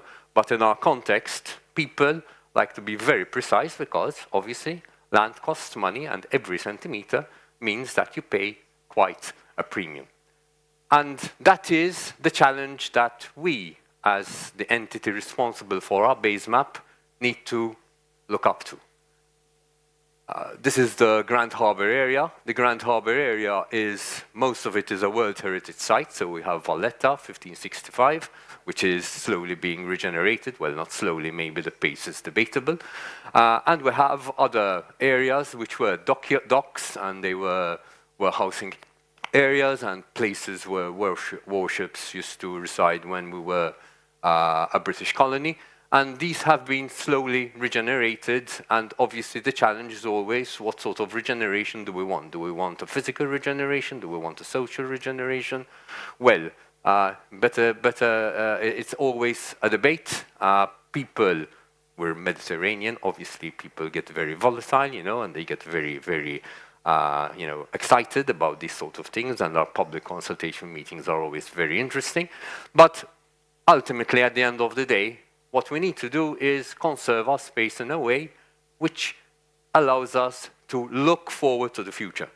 And in terms of a country, we are currently going through a process which is called Vision 2050.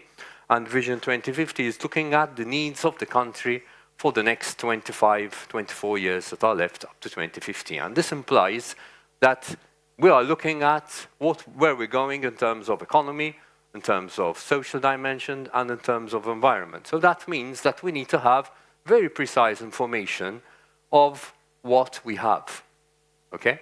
And this is the culmination of my presentation, which is, how are we going to have that precise data? So as people who do the base map, essentially we have various modes of collecting that information. We can fly planes, and we collect aerial imagery.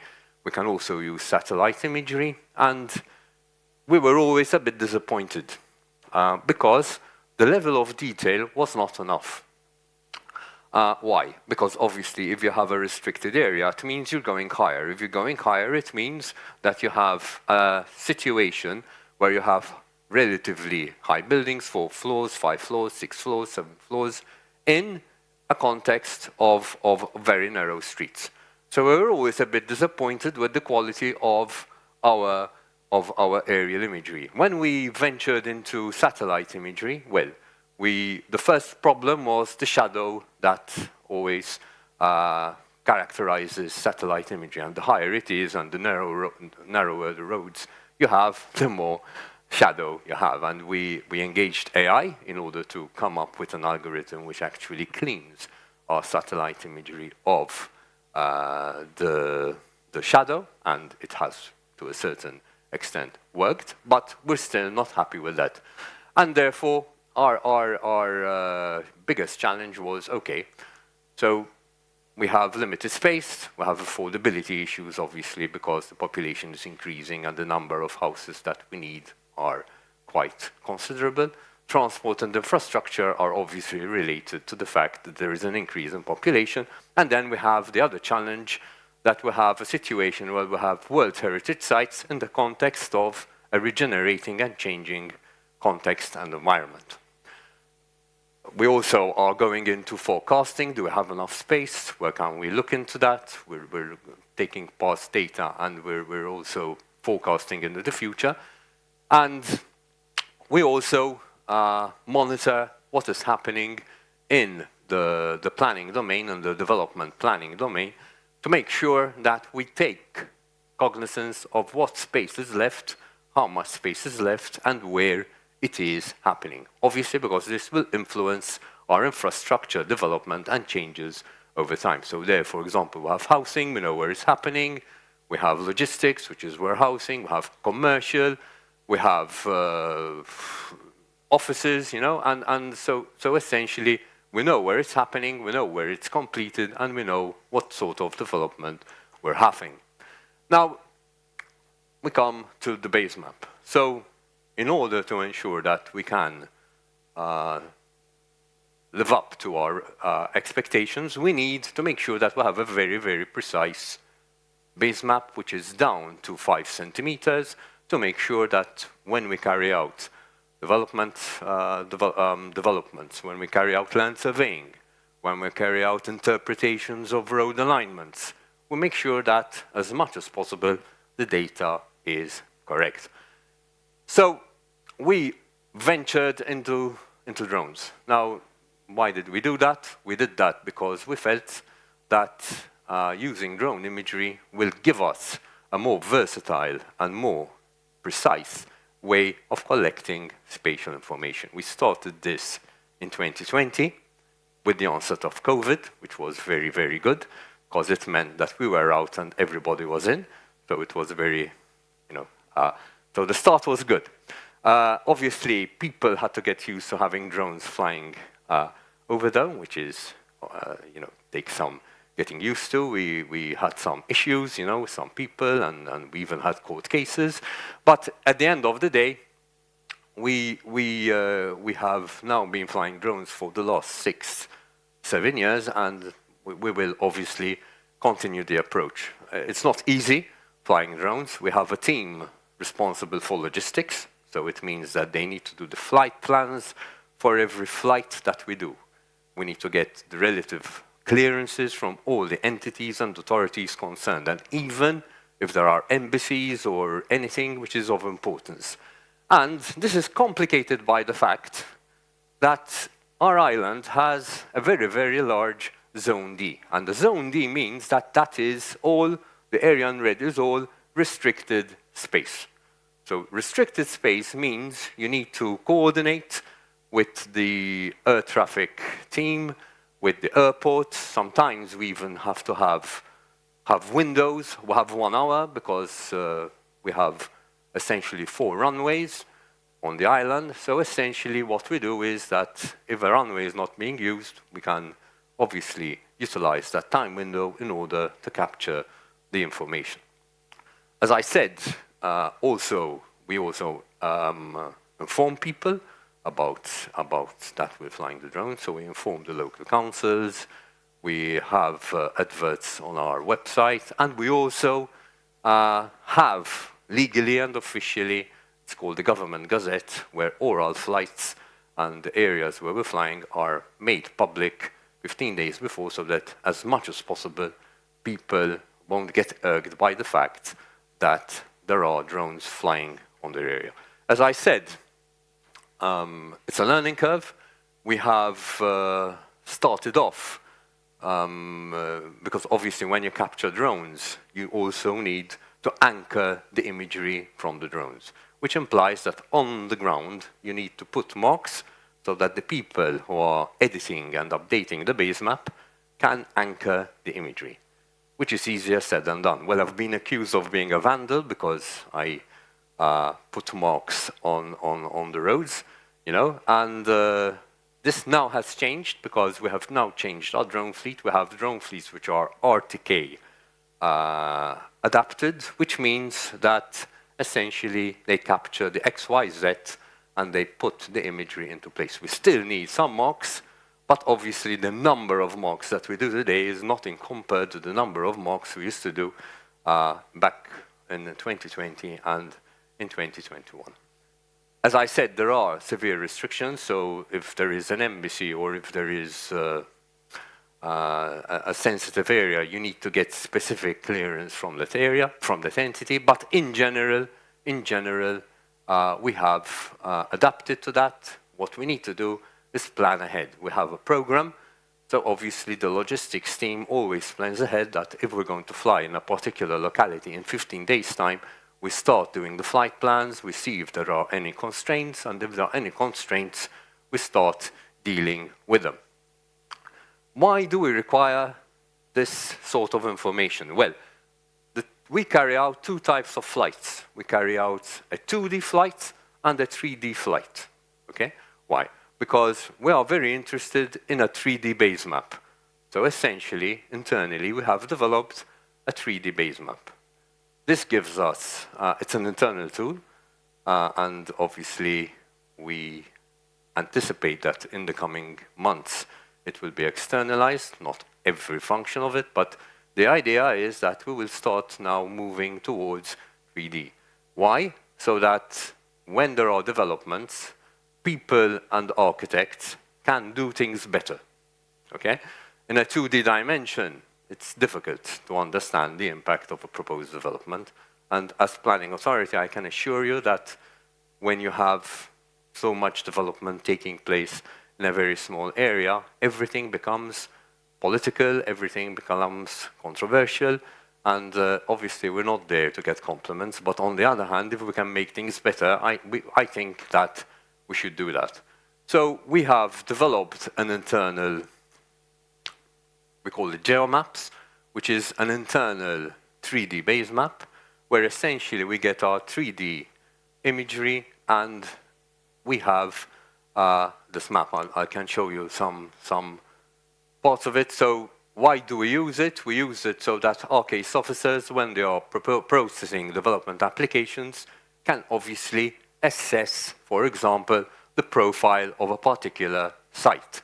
And this allows them to be able, one, to develop a stronger case, two, to visualize what is happening, although personally I always believe that going on site is important, but, well, we've brought the site to the case officers so that they can see what's happening. So this is one example, the elevation and profile of the site. This is, for example, the shadowing effect. Shadowing effect is also important because we need to understand what's happening in terms of shadow. Why? Well, being a sunny island means that many people have solar infrastructure on the roofs, and obviously if a development will cover or affect the solar infrastructure, obviously the efficiency and efficacy of that solar infrastructure is affected. So obviously we carry out also this sort of analysis, which is time-based, you know, and we can actually see long-term. I mean, this is simple, but when you have, for example, an area where you have tall buildings, obviously it becomes more of essence. We're also developing our national spatial data infrastructure, and our national spatial data infrastructure uses our base map. There are two facets of it. In the morning there was a discussion on open data, closed data. Well, we have an open data section, which essentially is public, and it gives information to the general public in relation to areas of interest, like, for example, where the schools are, the pharmacies, traffic, road closures, even travel times. We're not trying to mimic Google or Apple, not in any way.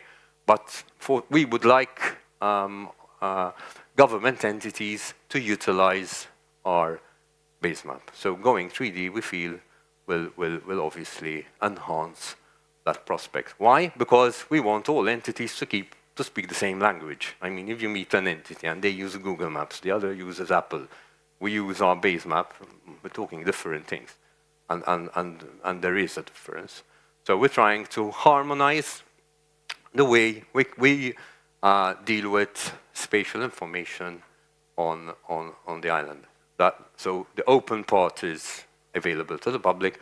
The second more interesting part, at least for me, is the closed part, where government entities will be required to upload their information. So just to give you an example, if I have this particular site, besides having an analysis on the profile of the particular site, I will also have the information in relation to the electricity network, the water network, the traffic network, and I can actually take a more informed decision as to what will happen if that proposed development takes place.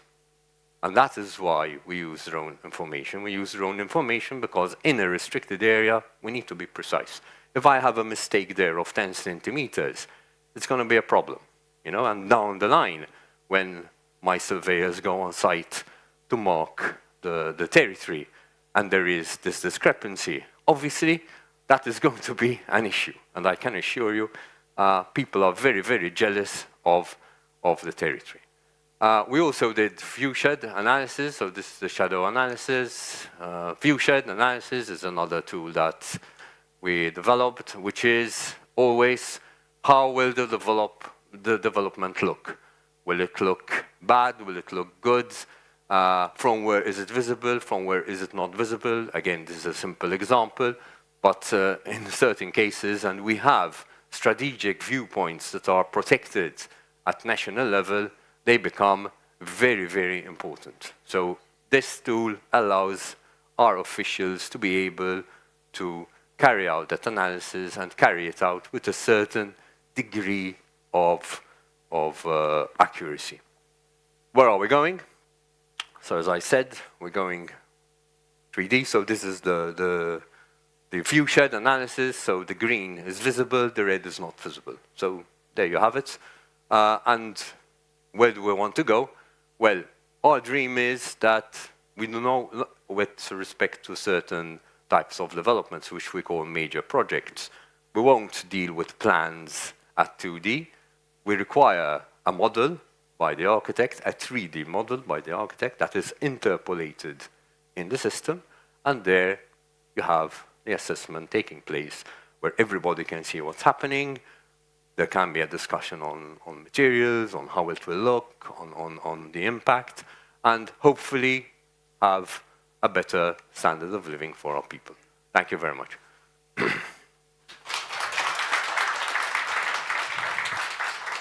Excellent.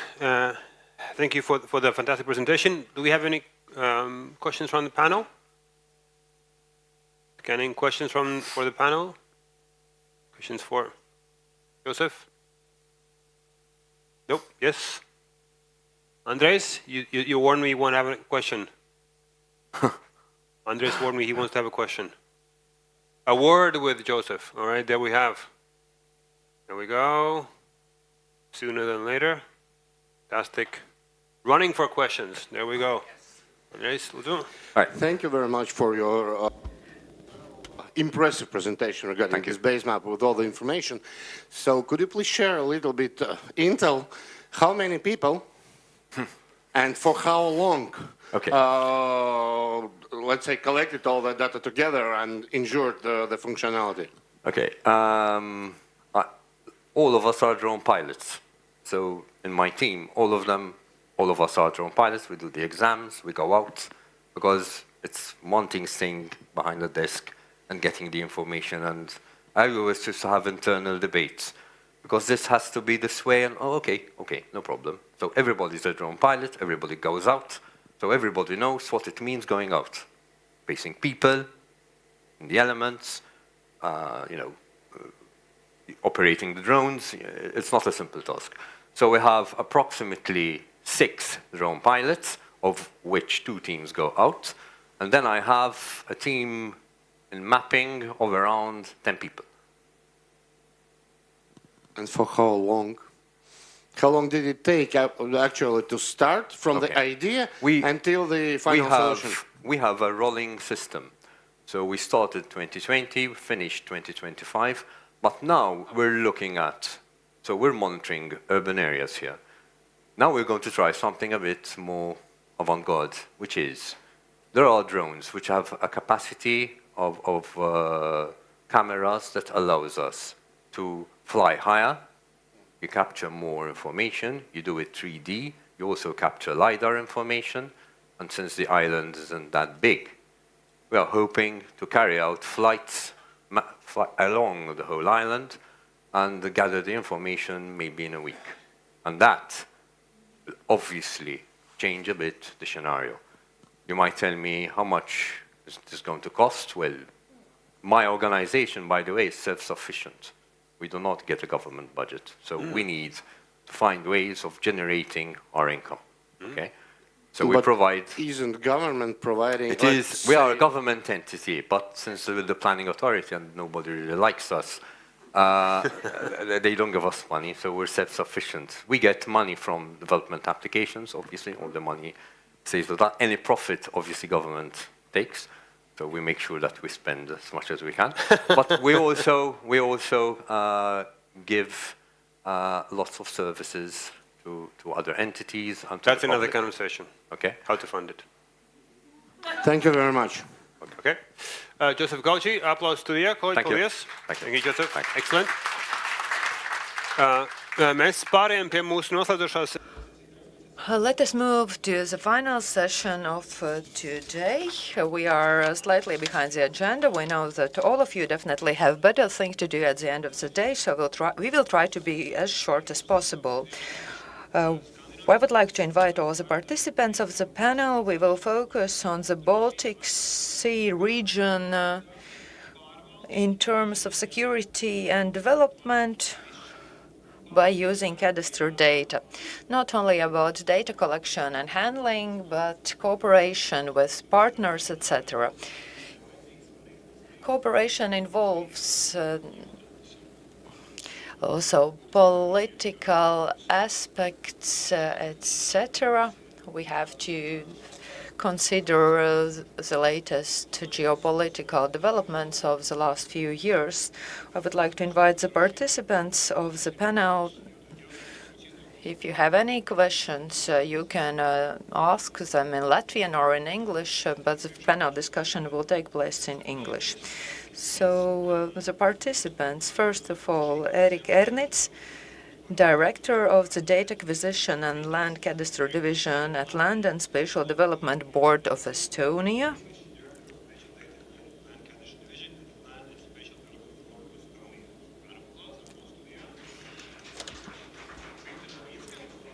Vita Narnicka, Director General at the State Land Service of Latvia. Irma Lahet-Kangas, Deputy Director General at National Land Survey of Finland.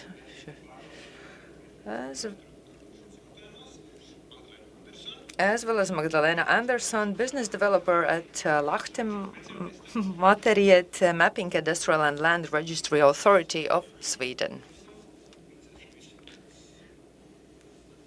Welcome.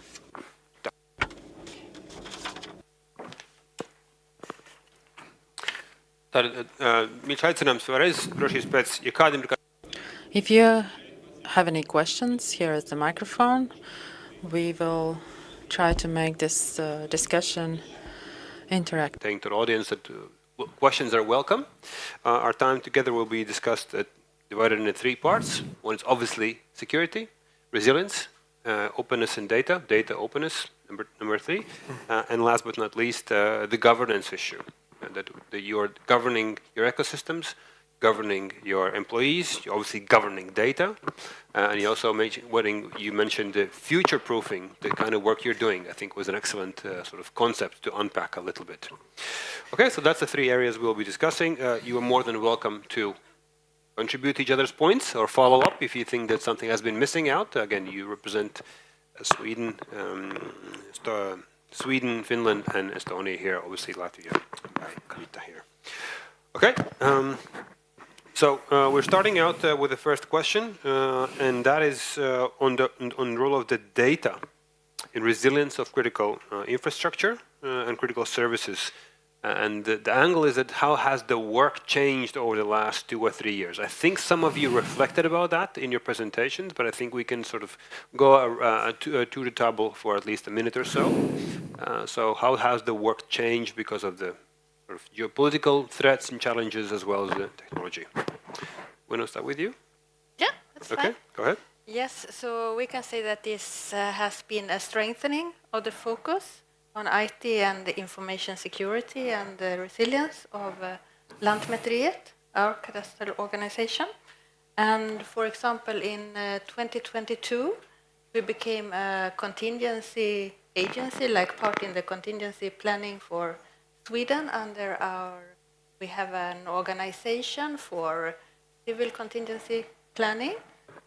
So we are part of a group that is a provider of basic infrastructure data that is vital for the society.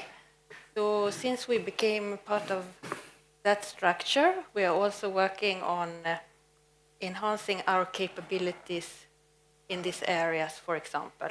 We can also say that within Lantmäteriet and within geodata, we also have the military mapping within our organization. And we have recently produced a new set of military map series also for Sweden. So that's a substantial change of operations, even for an organization of 400 years old. That's a lot of change over the last 3 years. We have had questions maybe before and similar questions, but right now it is a further focus, of course, due to what is happening in our area, in the world, and so forth, and also this with the new mapping series for the military purposes, as we, with Finland, became partners of NATO, or within NATO. So just 2 of you. I'm joking. So also within geodata, and we have this military mapping part. So it's not only the mapping series that I mentioned, but we are also a lot into this with the systems for military, how to say, for working in the field, different IT communication systems that should be working together. So it's an adaptation to those systems. We have been working before with the United Nations, also with some systems.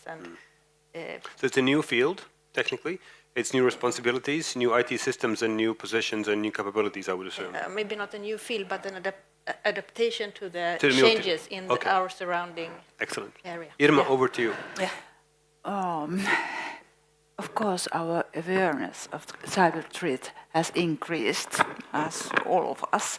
And nowadays we are more carefully to get new permission of requests for our interface service, because it's so that there are so many permission requests coming from East.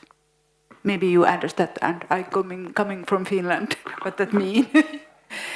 And one example of change is that we have nowadays a new legislation that prevents citizens of Russia and Belarus purchasing properties in Finland. Yes. And some years early, it was so that they purchasing properties in Finland a lot near the old defense force areas and near the airports. Interesting. Yes, but not anymore. No coincidence. Interesting. No. Vita, how has the profile changed over the last couple of years with the geopolitical threats and cybersecurity? Latvia's context. Yes, Latvia's context is quite interesting because they really have opened our data only 2022, just 2 months before Ukrainian war. But thanks to God, we was quite aware of this geopolitical vector, and thanks to God, we are not opened all the data, but just have done this risk assessment for each piece of set. From other side, what we see is that we see quite a lot of entities who try to get some kind of restricted data from us, buying, going with legal issues. Sometimes some organization tried to open also court works. Still, we have no legal goals why we needed this data. Yes, for us it was very good good facts to understand that still someone is interested on our data, and they sometimes have no real reasons.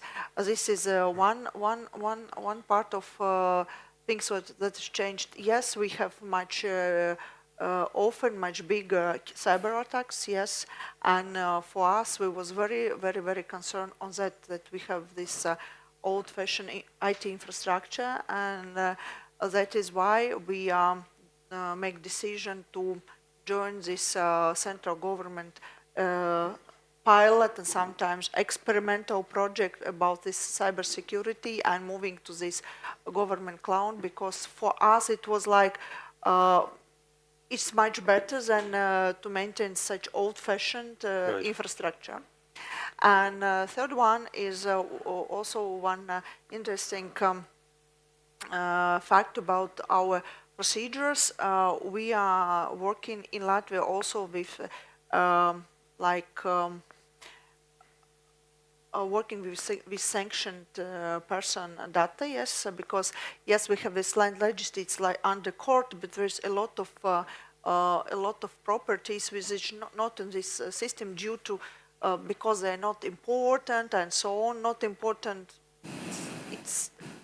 It's not always so not important, and we are nowadays also have one very big responsibility to be safeguard about these properties, who is owning properties, if we're allowing for some citizens, Russian citizens, especially or Belarusian citizens, to own those properties and so on. We are nowadays much more inside this property ownership management process, because it's still very important who owns the properties.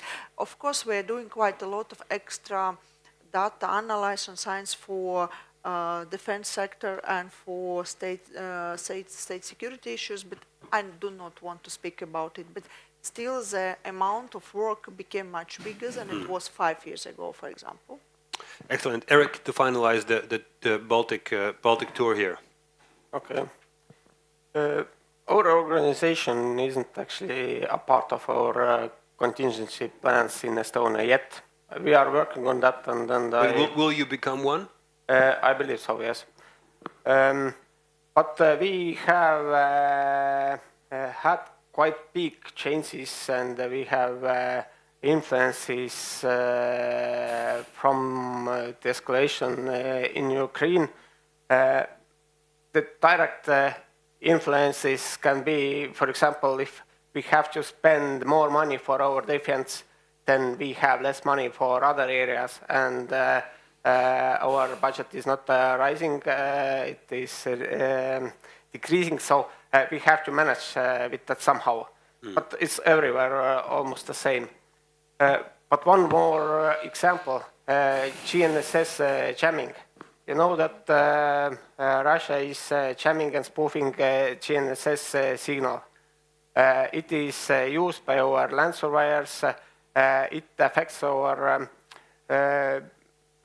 support units network, and of course it affects our air surveillance capacities. our plane needs to know exact location if it takes measurements, but because of that jamming, we can't take it. And in some cases, we have to work as it was done for 100 years. So we use land markings and to map our country. So it affects us very, very directly. So, and this is a recent development, the jamming. Is that 2-3 years? Is that 5 years? When is that escalated? It started in 24th, but it is still ongoing. We have had some workarounds and we try to adapt somehow, but it's not so easy. It's a new problem for everyone in that scale. Okay, our next round of questions regarding the profile of cadastral data is now, as I understand from the previous conversations as well in your presentations, is that already considered part of security, civil security system? Is that correct now? Yes, we have basic data. It's considered part of our civil. And is that the same thing for Finland? I think that no. No. We don't speak civil security. In Finland, we has always speak comprehensive security, Okay. and that is the part. Also, data, cadastral data is all that's part of that. Comprehensive security comprehensive system. security. Okay. Yes. Case of Latvia and then Estonia? In case of Latvia, in a direct way, no. But in practical way, I know they use our data a lot of, and because we're doing quite a lot of consultation and some kind of extra data analysis for some decisions. Estonia? First thing, I probably can't speak about cadastral data. I speak about spatial data in general because yesterday we had very good meeting with Vito's office. Basically Vito's office. Vito's office, and I understood that maybe we understand cadastral data a little bit differently in Estonia than in Latvia, for example. So, but in general, our data are used by our military. It are very much used by our defense services and security services. But as I said, it's not a part of Zealand system yet. But Exactly. we see the role here. Okay, moving on. Is there a plan to include a notation in the cadastre indicating which infrastructure is civil and which is civilian, critical and civilian? Is that the plan? Are you doing it already, or you can't speak about it? Maybe I can say first that our information, geographical and real property information, it has in general been classified as vital infrastructure in Sweden. So we have this high regards on security, and in case of a crisis and so forth, we have to have ways to work around it, and also the employees should have ways to work with it. When it comes to our information, and if you can see what type of, if it's civil or military or something, we ourselves, we have some type of classification, for example, on our real properties, but what you can access from outside, it depends on which user you are and Who you are and what you want. who you are and what you want. And we have started much more to do this. This is a difference from some years back, like more of the, we did also back earlier, the classification of all our information due to confidentiality and so forth, but we are redoing and doing a lot more of this to see how to present how different users are using data. And also we have to look into the aggregation of data and this classification, because when we are So putting it is a change of regime to an extent. yeah, we have to have a lot of focus on this and what we are showing out. And of course, it was said in different presentations that if you look on satellite data, so forth, you can of course see things and things are known, etc. But we still have to make sure that things are not known in some cases. And we have had, for example, to close down access to cadastral archives in order to go through and check a bit. So we have also hired more people at Lantmäteriet for some tasks. Right. Yes. Exactly, that's a workload. Irma? I think that we have not that kind of plans because our cadastre data is quite open. But of course, so many different other authorities use our cadastre data in their own systems, and they add the essential information in their own system and use that kind of things like a critical data. In federal capacity? Yes. Yeah. Okay. Rita? Yes, in Latvia, in cadastre, in formal way, we have no any information if this or that infrastructure is critical. Still, we have a little bit different attitude about who and to what kind of data can access. And through these mechanisms, of course, through this procedure, we, of course, very, very critical infrastructure is like secured. Some of such data not available electronically at all. Some of such data available, but only for very restricted amount of person. And we like working with such issues, but from different focus. But my answer, we have no information is this object is critical or not critical. We have some marks about how accessible data about this or that object or fact is for public use. Eric? Relevant? Most of all data is open, and we don't make difference if a kind of infrastructure is critical or not. But of course, we follow the rules that our defense and security organizations are giving us, and not all items can be seen. But still, it's in general, most of our data are open. To change the tune here, do you think that this reliance or comfort with data being open is going to stay the same for the next? Because it takes a while to either open data or close the data. It's a heavy task. It's a costly task. Do you think that what's it called? They open by default. Is that going to stay the same in your countries for foreseeable future, or you think you are going to be increasingly sort of limiting the amount of data which is available for public? Well, first of all, we are not so fast always in Sweden, so this high-value data directive, we have worked with it recently, so we have data sets that are open.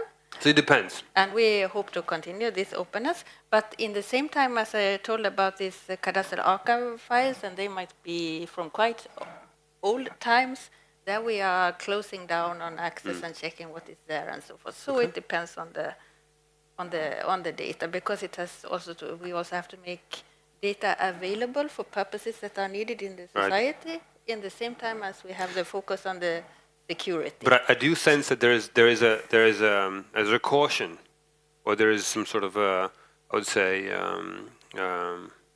perhaps a change of mind in terms of how open it was. Is that's what I'm sensing from the whole conference here? Yeah, we have a big focus on this now, depending on the situation in the world around us, of course. And we have also, like, Finland is in front of us, but we are also looking into these rules that maybe you will not be able to have a property or purchase or a property in Sweden if you come from some nationality that is, this legislation like Russia, Belarus, something like that. We have similar, but coming a little bit later than Finland. Vita, any comment on this? Are we, in terms of where are we going? We're going always open, will be open, or? If you're someone, some data sets have opened, they stay on the internet for all the time. It's from one side.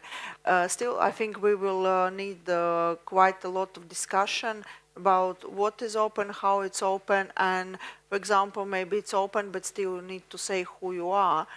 And this is from one side, and second side, the cadastral data and our agency's data is amount of data, digitalization of data is changing day-to-day basis, because we are, for example, collecting this one data. In future, we're not collecting, we're collecting some other data and so on. And I think from time to time, doing some kind of changes in our data collection policies, we will need to rethink about this data security issues.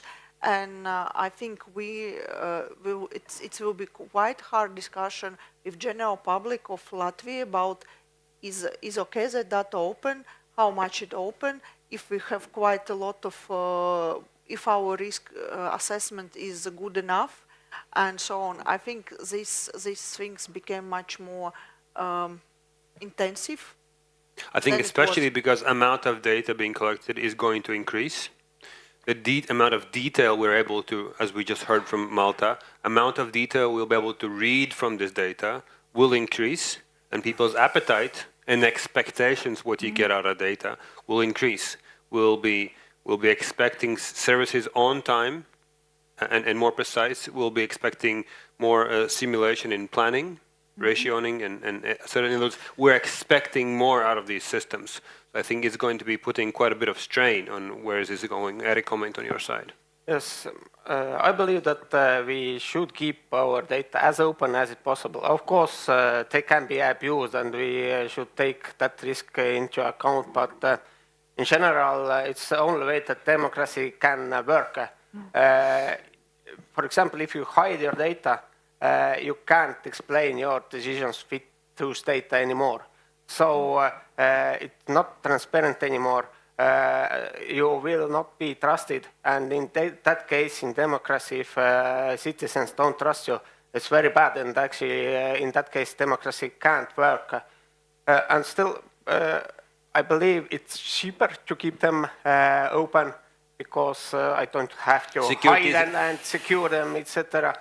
And we actually have used to use services from public sector and private sector that use our data, and we can't cancel it. When I'm in Germany, I'm always a little perplexed. I have to pay for Wi-Fi in public space. I'm like, what is this, in 2001 back again? So I think people also expect, as you noted in Finland, there's an expectation of society that's almost a human right to have open data, which it isn't, but it costs something. But as you also said, keeping it secured and closed off is not only a governance risk, it's also expensive to guard things. It's not easy, and obviously those who want to find it will find ways how to do it. Moving on, we have quite a few minutes left here.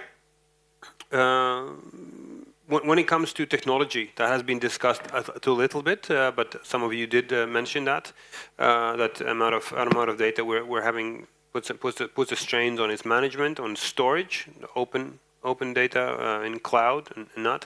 Is this something an issue in thinking about your operations going forward? You had a national strategy in the development. Is the data literacy, AI literacy, technological understanding, is that something that you are sort of embracing, or perhaps becoming more conservative? And I would like to hear from all of you, because I think this is very much an issue. No, of course it's important to embrace and learn more, and that we move forward. And for Lantmäteriet, we can say also we have our data infrastructure and so forth, and we will also have a new task to host some other organizations' data infrastructure. So we are also strengthening our capabilities in governance in this area, so we are cooperating in consolidation. Yes. Yes. Irma. Yes, I think it's just the same. So that we have to, all the time we have to develop our data systems and learn more, because situations change so quickly nowadays, and we want to be updating. I said this because what we see is what we call the two-tier society. There are some institutions in some cities and some institutions which were very fast and very advanced. And then we have parts of society which are not advancing as fast. And by that I don't mean the age. It may be people in their 20s and 30s or people in their 60s and 70s. But we do see that And that becomes an issue that, centralized institutions are powerful, well-funded and advanced, and then some parts of society are not well advanced. We now have, for instance, in Latvia, we have many municipalities that have zero IT architects or digital architects on staff. So it's a question how much are they able to contribute towards this digital architecture and data management. So that's just the context of where we're coming from. Yeah. It becomes an issue, again, as we pointed out in the early stage. If we are requiring higher interoperability, integration between data systems, that is require people to be knowledgeable and competent and feel confident that they can provide these things. Comment from Eric and yeah? Yes, the data literacy is quite an old thing for us and for Estonia. We are dealing with that for some years, but today we believe that AI literacy is very important for our organization, and we see that it could be useful for our state in general also. For example, how do we act? All our employees have to pass AI training. It's not kind of one lesson. It is a 6-day training and homeworks, etc. It lasts 4 months, something about like that. And why do we do it? We need that they all understand what AI means, because AI is here. We can't turn it back anymore. We should try to live with it, and it's better if they know what it means, how it should be used, and in that case they use it properly. If they don't know, they can do something we wouldn't actually like. And furthermore, we hope that it boosts our innovation activities. If the people see that it can help them, maybe they can find solutions that they hadn't had yet. And in general, you can automate your activities today using simple prompts. It means you can build IT infrastructure without knowing IT code. So we see a big possibility in that. Mm-hmm. We have about 5-6 minutes left. Any questions from the audience? Fantastic. Microphone stur. Yeah, I found it. Okay, it will be a little bit provocation maybe for all of us. For you in front, maybe more for the guests from abroad, not for Vita, because maybe if she will say something about the height of that I presented, that I'm going to be in big trouble, I suppose. Yeah. But the idea is we are now talking about data openness, availability. Then sometimes should we continue or should we go back somehow? Yeah. Do we even know the line? Did we cross something or not? Yeah. Or if we are going forward, how far? Yeah. We are like saying that yeah, maybe it's something to open.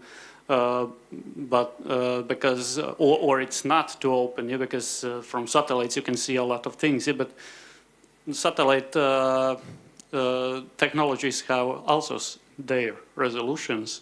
I think that our data are like more richer with information, yeah, so maybe there is still that we can open more, yeah, so yeah, thank you. Thank you. I would say comments on this? Reflections? Yes, because in Finland we have discussed a lot that issue, and nowadays we're thinking that if open data provides more benefits, then data have to be open also in future. And it's just like Ben said, you have a new so good satellites, so everyone see all things that you can see. So the benefits of having open data outweigh the threats that might be coming. Yes, because the benefits are bigger than yes. Okay, Eric. I have a quite short answer. No, we don't know where the line is, and actually I think the line is moving all the time. for example, if tomorrow we'll have quantum technology, all our secret data are not secret anymore just because of the new technology that makes them open. So the line is moving all the time, and we have to be very flexible. Well, we also have to work on issues with the legal framework, for example, for the modernization of the legislation for the property register. That also includes issues on security and cybersecurity counts, some other issues like that, and also in the context of the European Union. But we also have to take into context that we have the fundamentals in the Swedish law about this principle of public access to official records, so that the citizens should be able to understand what the authority is doing and why they are doing it and so forth. So we have to have all this with scrutinizing, is there any secrecy and what can we give out, and also in the same time work on this with the high value data, and so that it's working for the society. And then also, like for our strategy forward, this information ecosystem and having the smart planning and building process, we also have to see in who is accessing the data and maybe why, and maybe look a little bit more like, so that the people who need it actually can use it, and then that the private citizen can also access data, for example. They can now via the bank ID, but we also have to think about the people in Sweden. Maybe not everyone has a bank ID. We should be able to send it out. We should be able to support papers with some information. And Access. So it's a lot of issues to contemplate within the framework, but also looking at the framework, legal framework. Great. Last question from our side. Some of you are developing strategies of how to go forward next 5, maybe 10 years, maybe 15 years. No, you're not. Okay. Regardless, where do you see potential cooperation between the Baltic countries? Is that something in your mind, at the back of your mind, in part of your planning documents? And if there is to be a strategy of some sort of cooperation, in which areas do you think it's meaningfully to cooperate, perhaps, or cooperate more than you do right now? I mean, we're very happy to have you here. I think it's already a sign of cooperation that you came all the way to be here in the conference. But if we would cooperate the next 5 years, which are the areas you think are beneficial for each party? Who wants to start? Irma, please do. Because I have problems with that, but I'll just try to. We have collaborated, for example, NATO maps between Estonia and Sweden, I think, also. Okay. Is that something you foresee to go forward in that kind of cooperation? Border security? Maybe. We will see it. But it's so that our research institutes are jointly building a positioning support station network with Sweden and Estonia. Okay. I think that maybe you know that. Latvia needs to join that conversation. I think so. And with Estonia, we are cooperating to reduce harmful effects for CNS jamming and interface. Yes, jamming as we discussed before. Okay, excellent. Yes, I think it's a very important issue, this cooperation, if we say not only Baltics, but the Nordic-Baltic setting. So if looking at Sweden, for example, regional cooperation in some cases are very important because people are traveling over border, like we have, for example, north of Sweden, Haparanda, Tornio. These cities are like almost one city. We have something called Svinesund area between Norway and Sweden, where there is some cooperation on how to improve processes for people moving back and forth, and also including data that is connected to cadastre.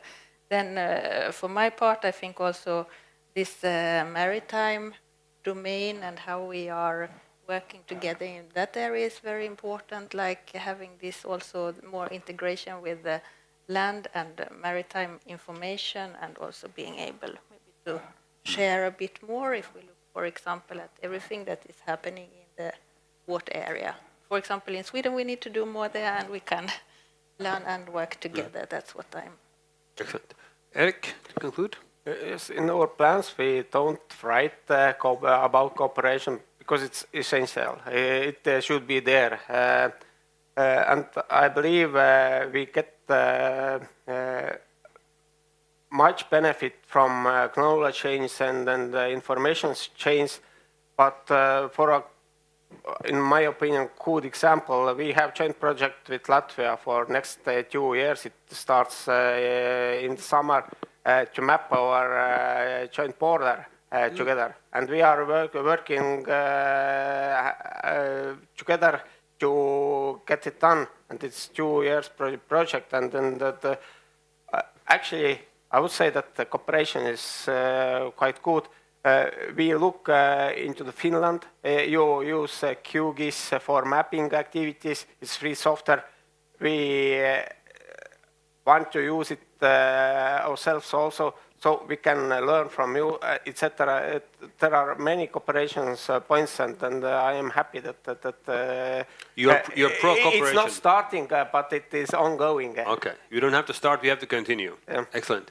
Vita, cooperation areas you think are fruitful, productive? Yes, of course. First one thing I think is knowledge share and knowledge transfer, and I believe in the near future will be some topics where we maybe will jointly build our new knowledges. I know that in Latvia we have 2 organizations, mapping agencies, other organization.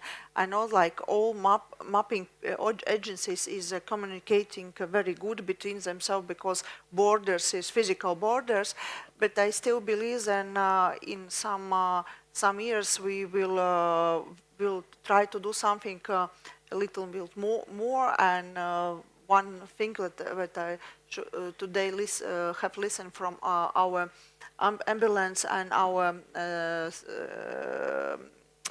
firefighters, yes, we need much more information about addresses in Estonia and Lithuania, and I will take this idea and will try to facilitate this data exchange. And still, I foresee in 3, 5, maybe 10 years, we will be much more integrated as a region through the spatial planning, for strategic planning, for decision making. And that means that we will work together much more, and we just cannot imagine what it will be, but it will be. I believe it. Excellent. So 30 seconds of conclusion here. I think let's say the field is in, I would say, in quite of a transformation, subject to amount of data which is being gathered, more precise data. The size of that data becomes bigger. The issues of sovereignty, where is that data being held? Is that local servers, international servers? Who gets access to data? I think that's an issue that we have to discuss. The benefits of getting the data out open, I think, outweigh the challenges there, especially because society is used to getting that data, and I think there are benefits of that. Using of technology, I think, is another aspect we discussed that we will have to sort of step up to be able to make most of it, and also, you know, be conservative about its use and don't be at the avant-garde of the change. And last but not least, cooperation. Knowledge exchange is happening. This conference, I think, is testimony to that. Cooperation between addresses and access to critical services, and then obviously the issues of the spoofing, which are all shared here. So excellent. The panel, let's thank Erik Ernits, Director of Spatial Data in Latvia Division at Spatial Development Estonia. Round of applause. Vita Narnicka, Director General of State and Land Services. Round of applause. Ian Mārtiņš, Deputy Director General at National Land Survey of Finland. Round of applause. And last but not least, Magdalena Andersson, Business Developer at Land Materiat. Thank you so much. Tā, kolēģi, paldies. Mēs pakāpeniski noslēdzam. Mūsu atlikus ir pēdējā daļa, kas būs noslēdzošie vārdi arī no mūsu valsts zemes dienas. Ladies and gentlemen, we are quickly approaching the end of our conference, and now we will hear the closing speech from Vita Narnicka, Director General of the State Land Service. Once again, applaud the panel members.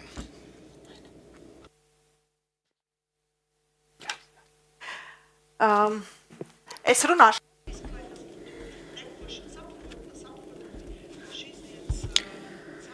So in the beginning of today's conference, I was standing here with the paper map in my hands. I was describing our path from the ancient times when we started using paper maps and how we actually have developed as a civilization. And I also asked a question that I, as a Director General, actually get every day. Do we actually protect our data? Do people know about our data? Are they used in a good way? I think we have received very good answers to these questions. The first question, yes, our data are, people are aware of the data and they use them. But I think my homework will be that I will be telling more and more to bigger forums about the data. I think we have lived in a small bubble. We understand that Google is not producing the addresses of the homes, and maps are also not produced by Google is not producing the maps, but there are some institutions producing maps. I think it's the task of all of us to talk in an interesting way. What are the data? What do they mean? Thanks to my colleagues from the Ministry of Interior and the Ministry of Health. The people who actually work with our protection of our society and helping our society, they actually gave the focus and description why the thing we are doing is really important for the inhabitants. And secondly, the topic that's very important in our geopolitical situation, do we protect the data in a good way? And is it enough? Yes, we are doing okay for now, but we have to be aware that in tomorrow or in future we will have to update our procedures.